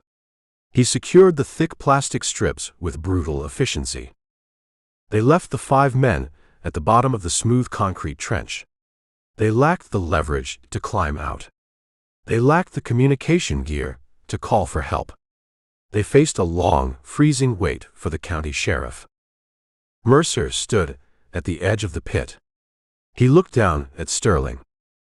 "Tell the sheriff you encountered a structural failure," Mercer advised. He turned away from the trench. He walked toward the exterior breach in the corrugated steel wall. Pell followed him. They squeezed back out into the freezing mist. They scrambled up the muddy embankment. They reached the road. The 2 black SUVs still blocked the bridge. The light bars cut through the fog. "We need to clear the path," Pell said. He looked at the heavy vehicles. Mercer walked to the idling Chevelle. He slid behind the steering wheel. He revved the massive big block engine. The exhaust roared, a declaration of dominance in the quiet gorge. Pell climbed into the passenger seat. "Brace yourself," Mercer commanded. He threw the transmission into gear. He dumped the clutch. The Chevelle leapt forward. Mercer ignored the brake pedal. He aimed the heavy, matte black steel nose of the muscle car directly at the gap between the 2 parked SUVs. The Chevelle struck the barricade at 40 miles per hour. The impact sounded like a bomb detonating. The heavy front bumper of the Chevelle acted as a wedge. It smashed into the front quarter panels of the SUVs, throwing the two vehicles apart. Shattered glass rained across the asphalt. Crumpled metal shrieked. The Chevelle possessed superior mass and unstoppable momentum. It forced the SUVs aside, clearing a path through the center of the barricade. Mercer kept his foot on the gas. The Chevelle cleared the bridge. The front left fender scraped against the guardrail, throwing a shower of orange sparks into the mist. The muscle car shook off the impact and surged down the winding mountain road. The front end pulls to the right, Pell noted. He checked his seatbelt. You bent the tie rod. The engine runs. The tires hold air. Mercer kept his eyes locked on the road ahead. The barricade falls. They left the abandoned logging mill behind.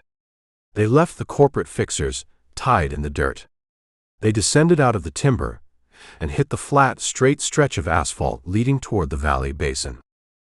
The digital clock on the dashboard read 8:45. Cameron Bell initiated his exit protocols. The billionaire raced toward the regional airport. He sought the sanctuary of international airspace. He sought the warm, untouchable shores of the Cayman Islands. Mercer pressed the accelerator to the floorboards. The 4-barrel carburetor opened wide. The Chevelle drank fuel and converted it into raw speed. The mist parted around the aerodynamic hood. The paper war ended in the courthouse. The physical war ended in the mill. The final reckoning waited on the tarmac. Mercer intended to collect the debt in full. He steered the ruined muscle car toward the airport, chasing the tail of the velvet shark. Chapter 17. Hold the dashboard, Mercer said. The right front tire catches the rusted fender every time we hit a dip. The friction generates a lot of heat. August Pell braced his thick hands against the cracked vinyl dash. You're burning the clutch, Mercer. You're going to snap the transmission before we reach the city limits. I have to keep the RPMs in the red, Mercer said. He fought the heavy wooden steering wheel. The Chevelle fought back, pulling hard to the right ditch. Hector built a dragster. He ignored low-speed utility. If I let off the gas, the carburetor floods. The engine stalls. Then keep your foot on the floor. The matte black muscle car tore down the valley highway. The Pacific storm finally surrendered, leaving a thick, freezing fog in its wake. The white vapor clung to the saturated asphalt. The Chevelle shattered the fog, leaving a turbulent wake of burning rubber and unspent hydrocarbons. Mercer stared through the smeared windshield. The world outside looked broken. The river crested its banks hours ago. Muddy brown water submerged the surrounding farmland, drowning the winter wheat and turning the barbed wire fences into skeletal traps. The geography mirrored the damage done to the community. We have 15 miles to the regional strip, Mercer said. He wiped condensation from the inside of the glass with his sleeve. Bell needs time to spool the jet engines. He needs time to file his international flight plan. We hold a fighting chance. He keeps personal security, Pell reminded him. A man who hires Sterling keeps a dog on a shorter leash for his own protection. We surrendered the firearm at the courthouse. I hold a framing hammer. You hold a piece of scrap iron.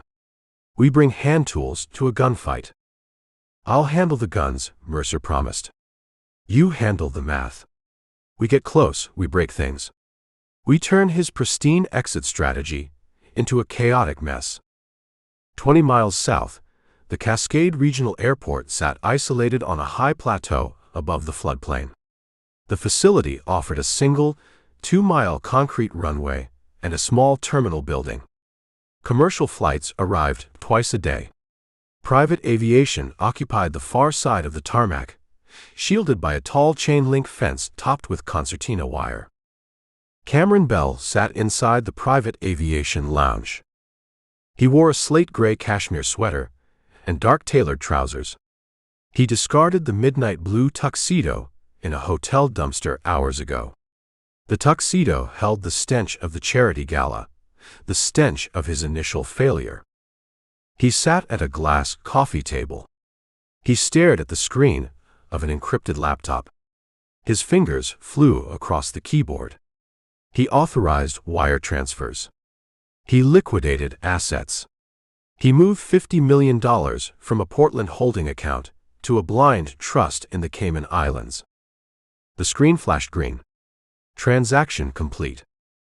Bell closed the laptop. He slipped the machine into a leather briefcase. He picked up a porcelain espresso cup. He brought it to his lips. The cup rattled against the saucer. A microscopic tremor shook his hand. The velvet shark felt the cold teeth of consequence closing around his tail. He pulled his smartphone from his pocket. He checked the encrypted messaging app. 0 updates. Sterling failed to report. The silence from the logging mill screamed louder than an air raid siren. Sterling represented the best corporate cleaner in the hemisphere. If Sterling failed, the entire Pacific Northwest operation sat in absolute ruins. Mr. Bell. Bell looked up. A man stood in the doorway of the VIP lounge. The man wore a dark suit, tailored to conceal the heavy bulge of a shoulder holster. He held a pilot's headset in his left hand. He served as Bell's executive protection detail and his secondary flight officer. His name read Vance on the manifest, but Bell only cared about the man's accuracy with a sidearm. Status? Bell demanded. Captain clears the pre-flight checklist, the bodyguard reported. The Gulfstream G550 holds full fuel tanks. We filed the flight plan for Georgetown, Grand Cayman. We await tower clearance for takeoff. Bribe the tower, Bell ordered. He stood up. He grabbed the handle of his leather briefcase. Offer the air traffic controller $10,000 to bump us to the front of the queue. We leave the ground in 5 minutes. The fog delays the clearance. Visibility sits at minimum parameters. I don't care if the captain flies blind, Bell snarled. The polished veneer cracked, exposing the desperate animal underneath. Tell him to throttle up. If we sit on this tarmac for another 10 minutes, the federal authorities lock the gates. Understood. The bodyguard turned and jogged down the carpeted hallway toward the tarmac exit. Bell looked around the VIP lounge. Leather sofas, chrome fixtures, complimentary imported mineral water. The room offered extreme comfort, but it felt like a concrete holding cell. The walls closed in on him. He grabbed his cashmere overcoat from a leather chair. He walked out of the lounge. He pushed through the double glass doors leading to the private runway. The freezing fog hit him instantly. The air smelled of burnt jet fuel and wet concrete. The Gulfstream G550 sat 50 yards away. The sleek white fuselage gleamed under the harsh glare of the halogen ramp lights.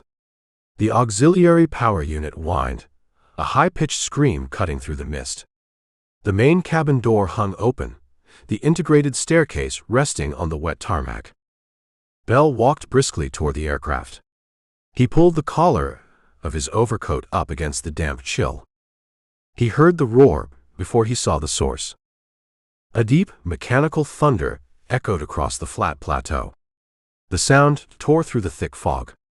It sounded like a massive beast chewing through metal. Bell stopped halfway to the jet.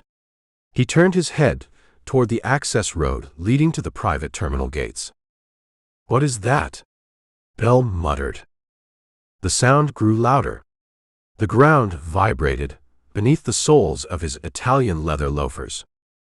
At the end of the access road, 2 yellow headlights pierced the white vapor. The lights bounced wildly. A heavy vehicle approached the security checkpoint at maximum speed. The security gate consisted of heavy steel mesh reinforced by a mechanical crossbar. A lone airport security guard sat inside a lit fiberglass booth, sipping coffee and reading a paperback novel. The Chevelle emerged from the fog. Mercer kept his right foot buried in the floorboards. The big block V8 screamed, consuming oxygen and fuel at a terrifying rate. The speedometer needle buried itself past 90. "Brace yourself, August," Mercer yelled over the engine roar. "The gate looks heavy." Pell grabbed the passenger door handle and the dashboard. He planted his boots against the floor pan. Hit the center of the crossbar. The hinges break before the latch. Mercer locked his arms. He aimed the dented, matte black nose of the Chevelle directly at the center of the mechanical gate. He ignored the panicked security guard, waving a bright orange wand from the booth. The Chevelle struck the barrier.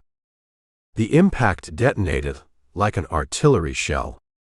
The heavy front bumper caught the steel crossbar. The sheer kinetic energy of the 4,000-pound muscle car shattered the mechanical hinges. The crossbar snapped in half. The steel mesh gate tore free from its concrete moorings, launching into the air. The windshield of the Chevelle spider-webbed, covered in a million tiny cracks. The hood buckled upward, blocking Mercer's forward vision. He drove blind. He stomped the brake pedal. He yanked the emergency brake lever. He turned the steering wheel hard to the left. The rear tires locked. The Chevelle went into a massive, uncontrolled drift across the wet tarmac. The car spun 180 degrees, sliding backward toward the Gulf Stream jet. The smell of burning rubber and scorched brake pads filled the cabin. The Chevelle slammed into the aluminum boarding stairs attached to the jet. The collision sheared the stairs off the fuselage. The heavy metal crumpled under the rear bumper of the muscle car. The impact threw Bell's bodyguard, who stood near the top of the stairs, onto the wet concrete. The Chevelle stalled. The V8 engine choked and died in a cloud of white steam and gray smoke. Silence descended on the tarmac, broken only by the whine of the jet's auxiliary power unit and the hiss of steam escaping the Chevelle's ruptured radiator. Cameron Bell stood 30 yards away. He dropped his leather briefcase. He stared at the ruined muscle car, blocking his exit. Mercer kicked his door open. The metal hinges shrieked. He stepped out onto the wet runway. He held the heavy iron pry bar in his right hand. Blood trickled down his forehead from a shallow cut caused by the shattering windshield. August Pell emerged from the passenger side. The contractor shook his head, clearing the concussion of the impact. He gripped his steel framing hammer. He locked his eyes on the bodyguard scrambling to his feet near the crushed boarding stairs. "You missed your flight," Mercer called out. His voice cut through the fog, carrying across the wet concrete. Bell recognized the voice. He recognized the ruined charcoal suit. The impossible reality crashed over the billionaire. The investigator survived the night. The investigator dismantled the corporate fixers. "Kill him," Bell screamed. He pointed a trembling finger at Mercer. He abandoned his sophisticated vocabulary. He abandoned the illusion of control. "Shoot him. Put him on the ground." The bodyguard recovered his balance. He reached inside his tailored suit jacket. He drew a black, semi-automatic pistol. Pell charged. The massive contractor moved with terrifying speed for a man of his size. He crossed the distance between the Chevelle and the fuselage in 3 massive strides.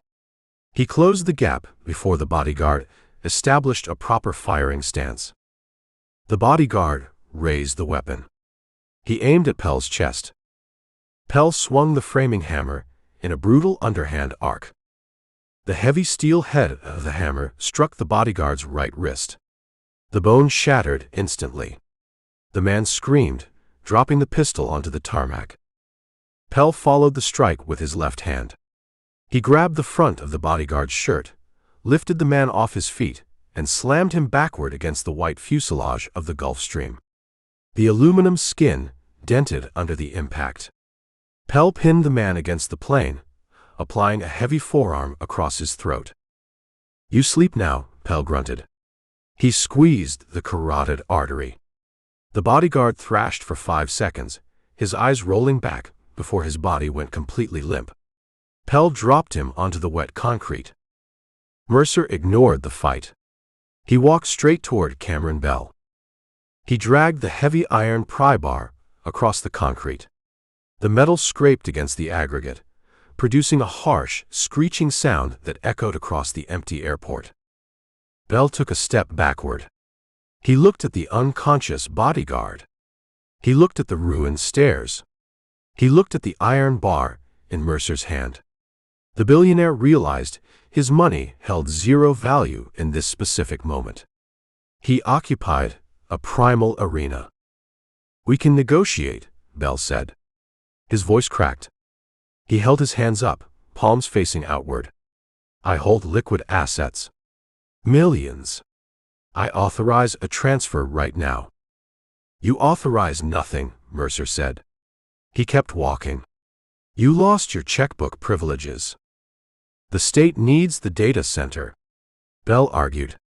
He backed away, his Italian loafers slipping on the wet tarmac. "I build infrastructure. I create jobs. You destroy progress over a few acres of useless mud." "I destroy you because you torture families," Mercer corrected. He closed the distance to 10 feet. "You utilized the law as a weapon. You brought a federal skip tracer into this valley to hunt an innocent man. You sent killers into the timber to murder a woman." "Collateral damage," Bell stammered. "Unnecessary friction in high-level acquisitions." "Let me introduce you to the friction." Mercer lunged forward. Bell tried to turn and run. He slipped on the damp concrete, his arms flailing for balance. Mercer caught him by the collar of his expensive cashmere overcoat. He spun the billionaire around. He drove his fist into Bell's stomach. The punch lacked the iron bar, but it carried the accumulated rage of the entire valley. Bell folded in half, gasping for air. He collapsed onto his knees in the puddles. Mercer stood over him. He raised the iron pry bar. "You built an empire on paper," Mercer said. His voice dropped to a lethal whisper. "You hid behind limited liability corporations. You hid behind blind trusts. You thought distance protected you from the consequences of your greed." Bell looked up. Panic consumed his face. He stared at the rusted iron bar hovering above his skull. He saw zero mercy in Mercer's eyes. "Please," Bell choked out. The velvet shark begged. Mercer lowered the iron bar. He dropped it onto the concrete. It landed with a heavy clatter. "I don't break skulls," Mercer said. "I break empires." He reached down and grabbed the front of Bell's cashmere sweater. He hauled the billionaire to his feet. He slammed him against the side of the idling Gulf Stream. "Judge Pease signed the federal injunction an hour ago," Mercer told him, pressing his forearm against Bell's chest. He froze Apex Innovations. He froze Pacific Cascade Real Estate. He ordered the FBI to secure your office in Portland. The Chicago ledgers sit on his desk. Your bagman kept the receipts, Bell. He documented every bribe you paid to Judge Harrison. Bell's eyes widened. The realization hit him harder than the physical blow. "The offshore accounts," Bell whispered. "Frozen," Mercer lied. He required total psychological defeat. The Justice Department flagged your Cayman routing numbers. The money evaporated. You stand on this tarmac holding zero assets. The pilot of the Gulf Stream appeared in the open doorway of the cabin. He looked down at the crushed stairs. He looked at the unconscious bodyguard. He looked at Mercer, pinning his employer against the fuselage. "Captain," Mercer called out. He kept his arm pressed against Bell. "You shut down those engines. You secure the aircraft. You participate in this flight. You join an international flight risk conspiracy. You forfeit your license and spend a decade in federal prison. The pilot evaluated the situation. He weighed his paycheck against a federal indictment. He retreated into the cabin. The high-pitched whine of the auxiliary power unit spooled down. The jet engines died. The silence returned to the plateau, broken only by the distant wail of police sirens approaching the airport access road. "Listen to the sirens," Mercer told the billionaire. "The county sheriff arrives. They clean up the mess at the gate. But they lack the jurisdiction for your specific crimes." "Who claims jurisdiction?" Bell asked. His voice sounded hollow, stripped of all arrogance. Mercer turned his head. He looked toward the broken security gate.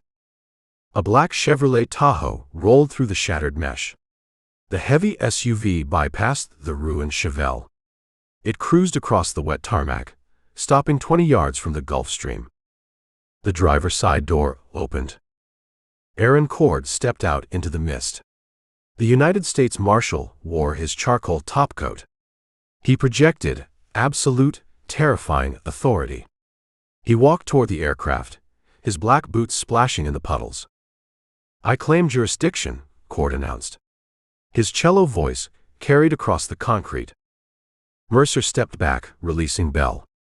He let the billionaire slump against the aluminum hull of his grounded jet. Cord stopped in front of Bell. He looked at the man's ruined cashmere coat. He looked at the terror in the man's eyes. "Cameron Bell," Cord said. He recited the name like a death sentence. "I hold a federal warrant for your arrest, issued 30 minutes ago by the Department of Justice.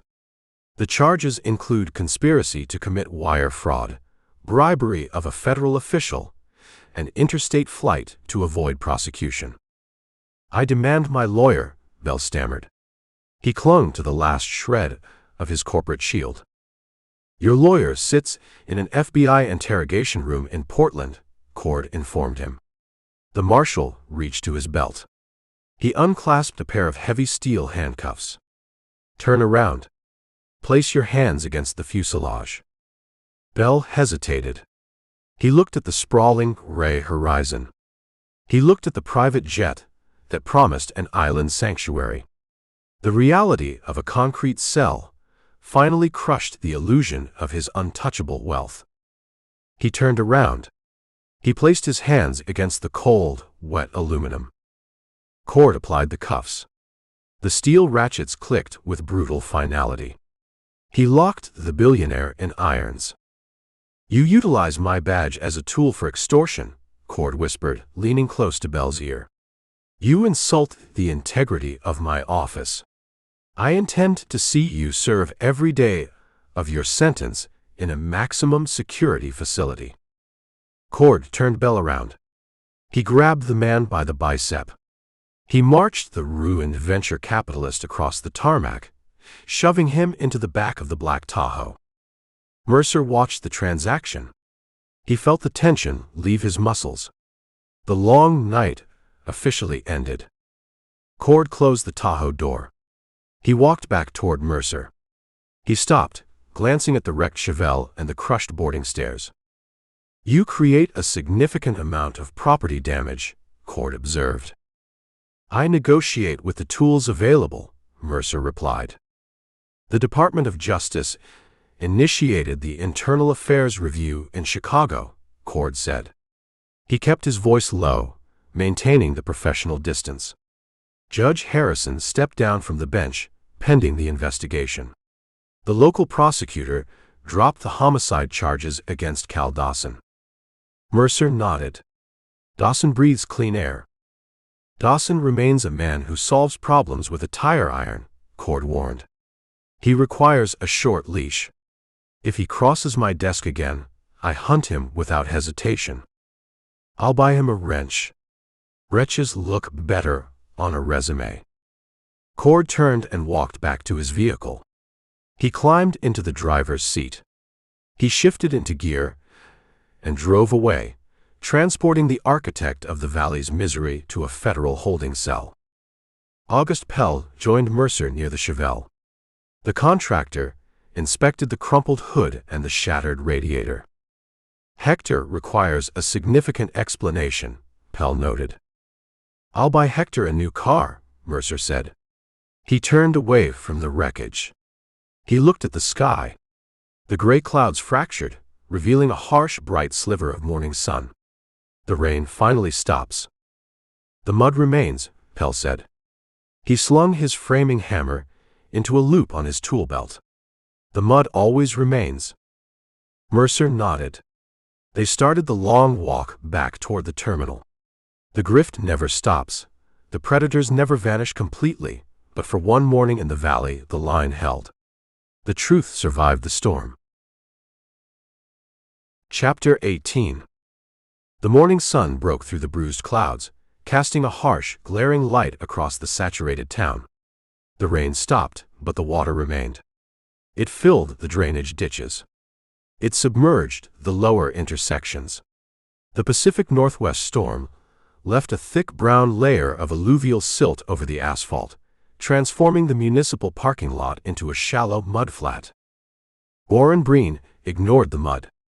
He ruined his bespoke Italian leather shoes, sprinting from his imported sedan to the rear entrance of the county zoning office. Panic drove his movements. He fumbled with his heavy brass keyring. His hands shook, causing the keys to rattle against the steel doorframe. He found the deadbolt key, shoved it into the cylinder, and pushed the door open. The office smelled of stale floor wax and cold coffee. The silence of the empty building offered a temporary, hollow sanctuary. Breen checked his heavy diver's watch. 7:40 in the morning. He held a 20-minute head start before Diane, the receptionist, arrived to unlock the front doors. He ran down the central corridor. He burst into his private office. He bypassed the simulated mahogany desk. He went straight to the locked filing cabinet in the corner. He unlocked the bottom drawer. He hauled heavy stacks of manila folders onto the floor. These folders held the raw data. They held the initial, clean environmental reports from the Valley properties before Greg Parvey applied the fraudulent digital overlays. Breen grabbed the top 3 folders. He carried them to the industrial paper shredder sitting next to the water cooler. He flipped the power switch. The machine hummed to life, a low, hungry growl. He fed the first folder into the steel teeth. The shredder chewed the heavy cardstock, spitting confetti into the clear plastic bin. The motor burns out if you feed it the covers, Warren. Breen spun around. He dropped the remaining folders. The papers scattered across the cheap carpet. Mercer Sample leaned against the oak doorframe of the director's office. He held a white cardboard cup of diner coffee. He wore the same ruined charcoal suit from the night before. Dried mud caked the fabric from the knees down. A dark, jagged bruise covered his left cheekbone. He looked like a man who spent the night walking through a war zone, and he looked entirely comfortable with the experience. "You're in my office," Breen stammered. He took a step back, bumping into the water cooler. "The front door lock failed to engage," Mercer lied. He took a sip of the coffee. "I walked in. I heard the shredder. I figured you started your spring cleaning a few months early. This building remains closed to the public until 8. "I'm not the public today," Mercer said. He walked into the room. He kicked the scattered files with the toe of his boot. "I'm the guy watching the house of cards collapse. You look pale, Warren.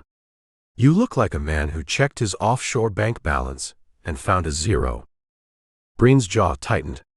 The polished, arrogant veneer shattered, revealing raw terror. His contact at the federal courthouse called him 10 minutes ago. The contact whispered 2 sentences about a federal injunction and the FBI, then severed the connection. "I conduct official county business," Breen said. He attempted to gather the dropped files. Mercer stepped on a manila folder pinning it to the floor. Breen froze, staring at the mud-caked boot inches from his hands. "Let's drop the corporate jargon," Mercer said. His tone carried a relaxed, dangerous edge. He shed the formal rigidity. He spoke like a street fighter, holding the winning hand. "You're done, Warren." Cameron Bell sits in a holding cell, wearing federal handcuffs. Aaron Cord arrested him on the tarmac. Your billionaire friend abandoned the project. Breen stopped reaching for the files. He stood up. The blood drained entirely from his face, leaving a sick, yellow pallor. "Bell flew out last night," Breen whispered. He clung to the final illusion. "Bell tried," Mercer corrected. "I parked a 1969 Chevelle in front of his jet. The flight got delayed. The Marshal arrived. The game ended. Judge Pease issued an injunction freezing Pacific Cascade real estate. He ordered a raid on this exact office." Breen looked at the shredder. He looked at the mountain of files remaining in the cabinet. He calculated the volume of paper against the remaining time. The math offered zero hope. "We can establish a mutual arrangement," Breen said. He lowered his voice, adopting the conspiratorial tone of a cornered bureaucrat. He reached into his tailored suit jacket. He pulled out a sleek leather checkbook. "I hold discretionary funds. I command a private account in Bend. The federal freeze takes hours to hit the regional banks. I can write a draft right now. $200,000. Mercer stared at the checkbook. He let out a short, rough laugh. "You and Bell read from the same broken script," Mercer said. "You think everyone carries a price tag. You think you can buy your way out of the mud you created." $300,000, Breen offered. Sweat beaded on his forehead, ruining his expensive haircut. "You take the check. You turn your back. You let me finish running these files through the machine. You walk away wealthy. I walk away clean." "You don't get it, Warren." Mercer tossed his empty coffee cup into the shredder bin. "I don't want your retirement fund. I want your desk empty. You starved farmers. You choked the life out of families who worked that dirt for generations. You did it for a fraction of the profit, acting as the local errand boy for a Portland thief." The sound of heavy vehicles pulling into the municipal parking lot cut through the tension. Car doors slammed. Boots hit the wet pavement. "Look out the window," Mercer suggested. Breen turned. He walked to the window, overlooking the rear lot. 3 dark sedans blocked his imported car. 5 men wearing navy windbreakers with bold yellow lettering across the back marched toward the building. FBI. They carried empty cardboard banker's boxes. "They brought the boxes," Mercer noted. "They plan to pack up your entire career. Every file. Every hard drive. Every sticky note." Breen dropped the leather checkbook. It hit the floor, forgotten. He stared at the federal agents crossing the mudflat. The reality of a federal indictment crashed over him, crushing the breath from his lungs. "They take my pension," Breen murmured. He grabbed the edge of the windowsill for support. "They take your freedom," Mercer corrected. He walked toward the oak door. He felt the dull ache in his ribs, a reminder of the fight at the hunting cabin. The physical pain grounded him. "You built a weapon out of red tape. Today, the tape wraps around your wrists. Enjoy the ride, Warren." Mercer walked out of the office. He traveled down the central corridor, passing the federal agents as they breached the rear entrance. He offered them a nod. They ignored him, moving with absolute focused precision toward the director's suite. He pushed through the front glass doors. The receptionist, Diane, stood on the sidewalk holding her keys. She watched the dark sedans idling in the lot. She looked at Mercer. "He offered me Form 4B yesterday," Mercer said to her. Diane offered a thin, satisfied smile. "Form 4B, goes in the incinerator. I think Warren goes to federal prison. Buy some sweet corn from Boyd Callahan this summer, Mercer told her. The crop survives.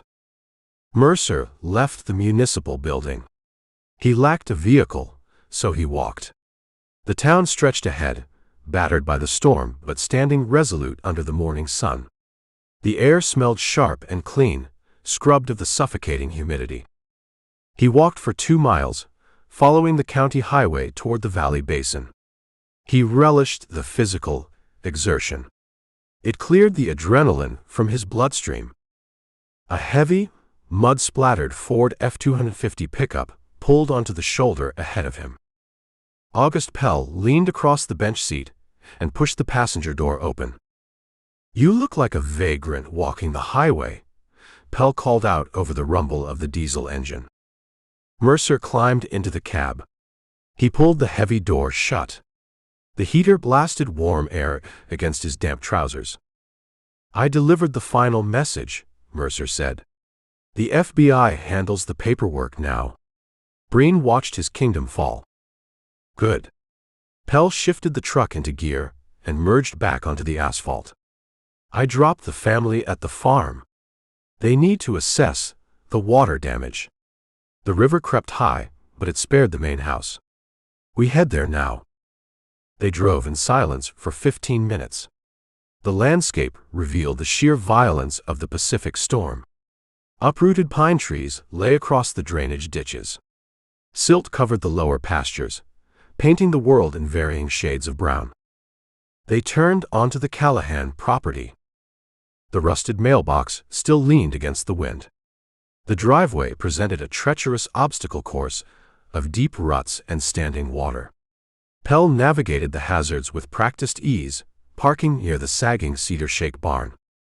Boyd Callahan stood in the gravel turnaround. He wore his heavy canvas coat. He stared at the rusted John Deere tractor, sitting under the damp canvas tarp. The farmer held a massive steel wrench in his calloused hand, but he made zero movements to use it. Mercer and Pell stepped out of the truck. The mud sucked at their boots. "The water stops a foot short of the barn foundation," Boyd announced. He pointed the wrench toward the brown tide mark staining the gravel. "The soil drinks the rest. We lose a week of planting time to the mud, but the ground holds." "The ground belongs to you," Mercer said. He walked up to the farmer. "The injunction hit the county records an hour ago. The bank received the federal notice. Henderson canceled the foreclosure order. You keep the dirt." Boyd looked out over the 300 acres. The exhaustion lines bracketing his mouth seemed less severe in the morning light.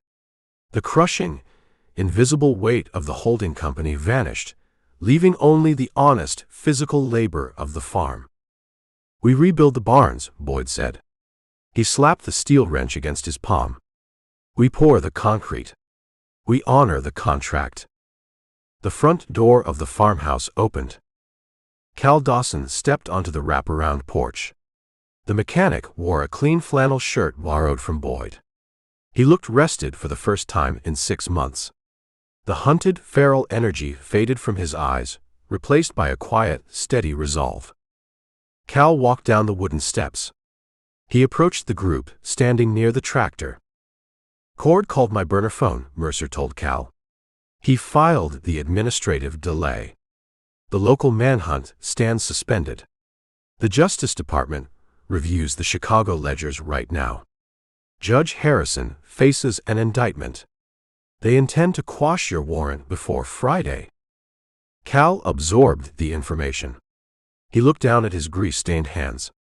He spent half a year hiding from shadows, reacting to every siren, expecting a bullet in the dark. Freedom required an adjustment period. "I walk into town," Cal said, testing the concept. "I buy a cup of coffee. I look a deputy in the eye. They do nothing." "They do nothing," Mercer confirmed. "You own your life again." Cal turned his attention to the rusted John Deere tractor. He walked over to the heavy machine. He pulled the damp canvas tarp back exposing the engine block. He ran his hand over the cold steel components. "You sheared a bolt on the starter motor," Cal observed. He traced the broken metal with his thumb. "Cheap alloy," Boyd grunted. "I need to drill the core out. I need 3 hours with the press." "You lack the time to run a drill press," Cal said. He looked at the farmer.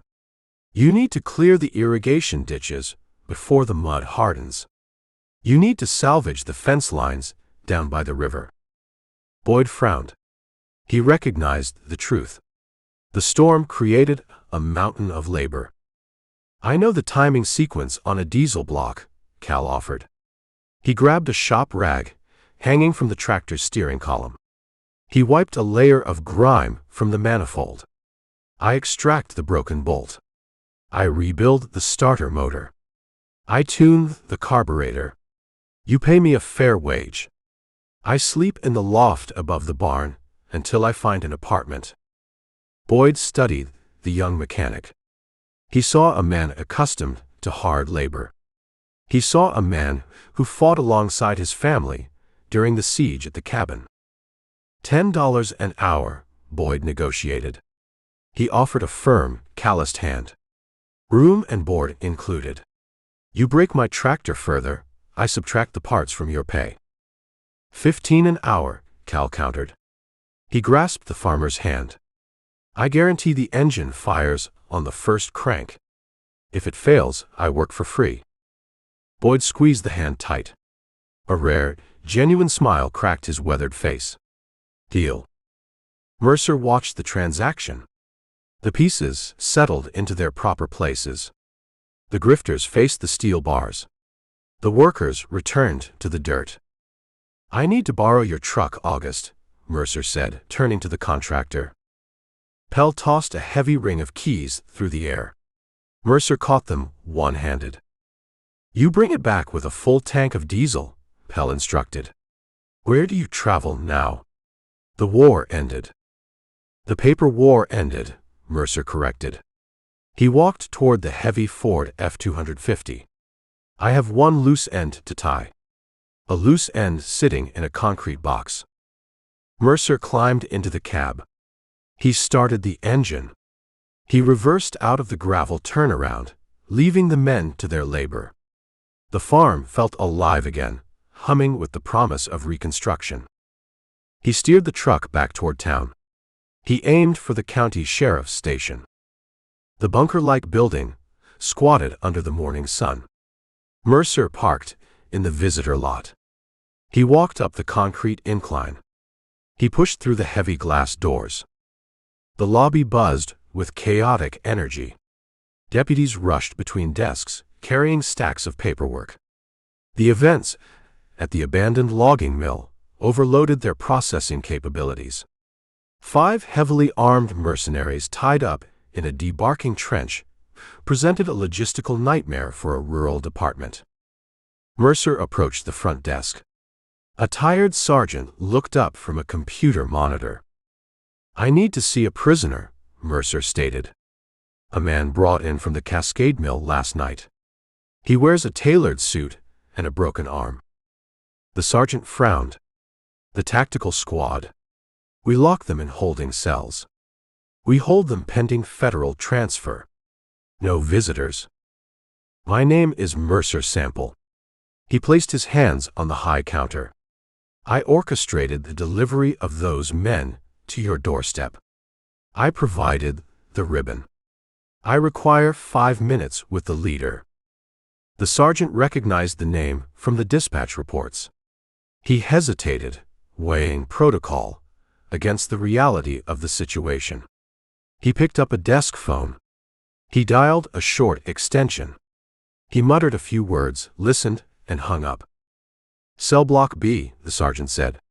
He buzzed the heavy steel security door open. 5 minutes.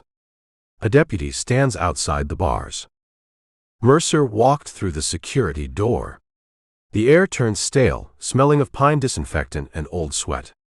Fluorescent lights buzzed overhead, casting a sick yellow glare on the painted cinderblock walls. He found Sterling in the last cell on the right. The corporate fixer sat on a steel bench bolted to the wall. He wore orange jail scrubs, replacing the ruined slate-gray suit. A heavy white plaster cast encased his right arm from the knuckles to the bicep. He stared at the concrete floor. The feral, predatory energy evaporated, leaving a hollow, defeated shell. Mercer stopped at the steel bars. He wrapped his hands around the cold iron. Sterling looked up. His eyes lacked focus for a second before snapping onto Mercer. The hatred flared, hot and sharp, but impotence smothered the flame. "You come to gloat," Sterling rasped. His voice sounded like dry gravel. "You come to watch the animal in the cage." "I skip the gloating," Mercer said. He kept his voice flat, a neutral delivery of facts. "I come to explain the new ledger. You operate on ledgers, Sterling. You calculate risks. You calculate payouts." Sterling stood up. He walked to the bars. He favored his ribs, wincing with every step. "Apex Innovations employs a legion of corporate attorneys," Sterling threatened. He clung to the ghost of his power. "They file motions right now. They arrange bail. I walk out of this facility by noon. A private car waits for me." "You missed the morning news," Mercer informed him. Apex Innovations froze. Judge Pease locked the accounts. Cameron Bell sits in a federal holding cell, awaiting transport to a maximum security facility. The Marshal arrested him on the tarmac before the jet engines spooled up. Sterling absorbed the blow. The information dismantled his final defense mechanism. "Bell locked up?" Sterling whispered. The reality of his abandonment settled over him. "He offered to sell you out," Mercer lied, driving the psychological wedge deep into the crack. "He offered to trade your name and your operations for a lighter sentence. A billionaire protects his own skin first. You represent an expendable asset. You bleed for him, and he hands you to the prosecutors." Sterling gripped the steel bars with his uninjured left hand. His knuckles turned white. The loyalty of a mercenary ends the moment the paycheck bounces. "Why tell me this?" Sterling demanded. "Because you face a choice," Mercer said. He leaned closer to the bars. "The local prosecutor charges you with attempted murder, breaking and entering, and conspiracy. You fight the charges alone. You spend 20 years in a concrete box. Apex abandons you. State the alternative." "You flip the board," Mercer suggested. "You call the federal prosecutor. You offer full cooperation. You testify against Bell. You detail every illegal eviction, every forced foreclosure, every hit squad deployment spanning his entire career. You bring the whole empire down. You trade your silence for a reduced sentence." Sterling stared into Mercer's eyes. He searched for the trap. He found only ruthless pragmatism. "I turn rat," Sterling summarized. The word tasted bitter. "You turn survivor," Mercer corrected. "Bell viewed you as a tool. A tool breaks, he throws it away. You owe him nothing. Burn him to the ground." Mercer stepped back from the bars. He delivered the message. He planted the seed of betrayal. He knew Sterling possessed the cold, calculating mind necessary to accept the deal. A fixer fixes his own problems first. He turned and walked down the cinderblock corridor. He pushed through the heavy steel security door, leaving the holding cells behind. He exited the sheriff's station and stepped into the sunlight. The warmth hit his face, chasing away the damp chill of the night. The town bustled with activity. Dump trucks hauled away the debris. Shop owners swept the silt from their sidewalks. The storm caused damage, but the community held the tools to repair it. Mercer pulled the truck keys from his pocket. He climbed into the heavy Ford. He needed coffee, he needed a hot shower, and he needed 12 hours of uninterrupted sleep. The end.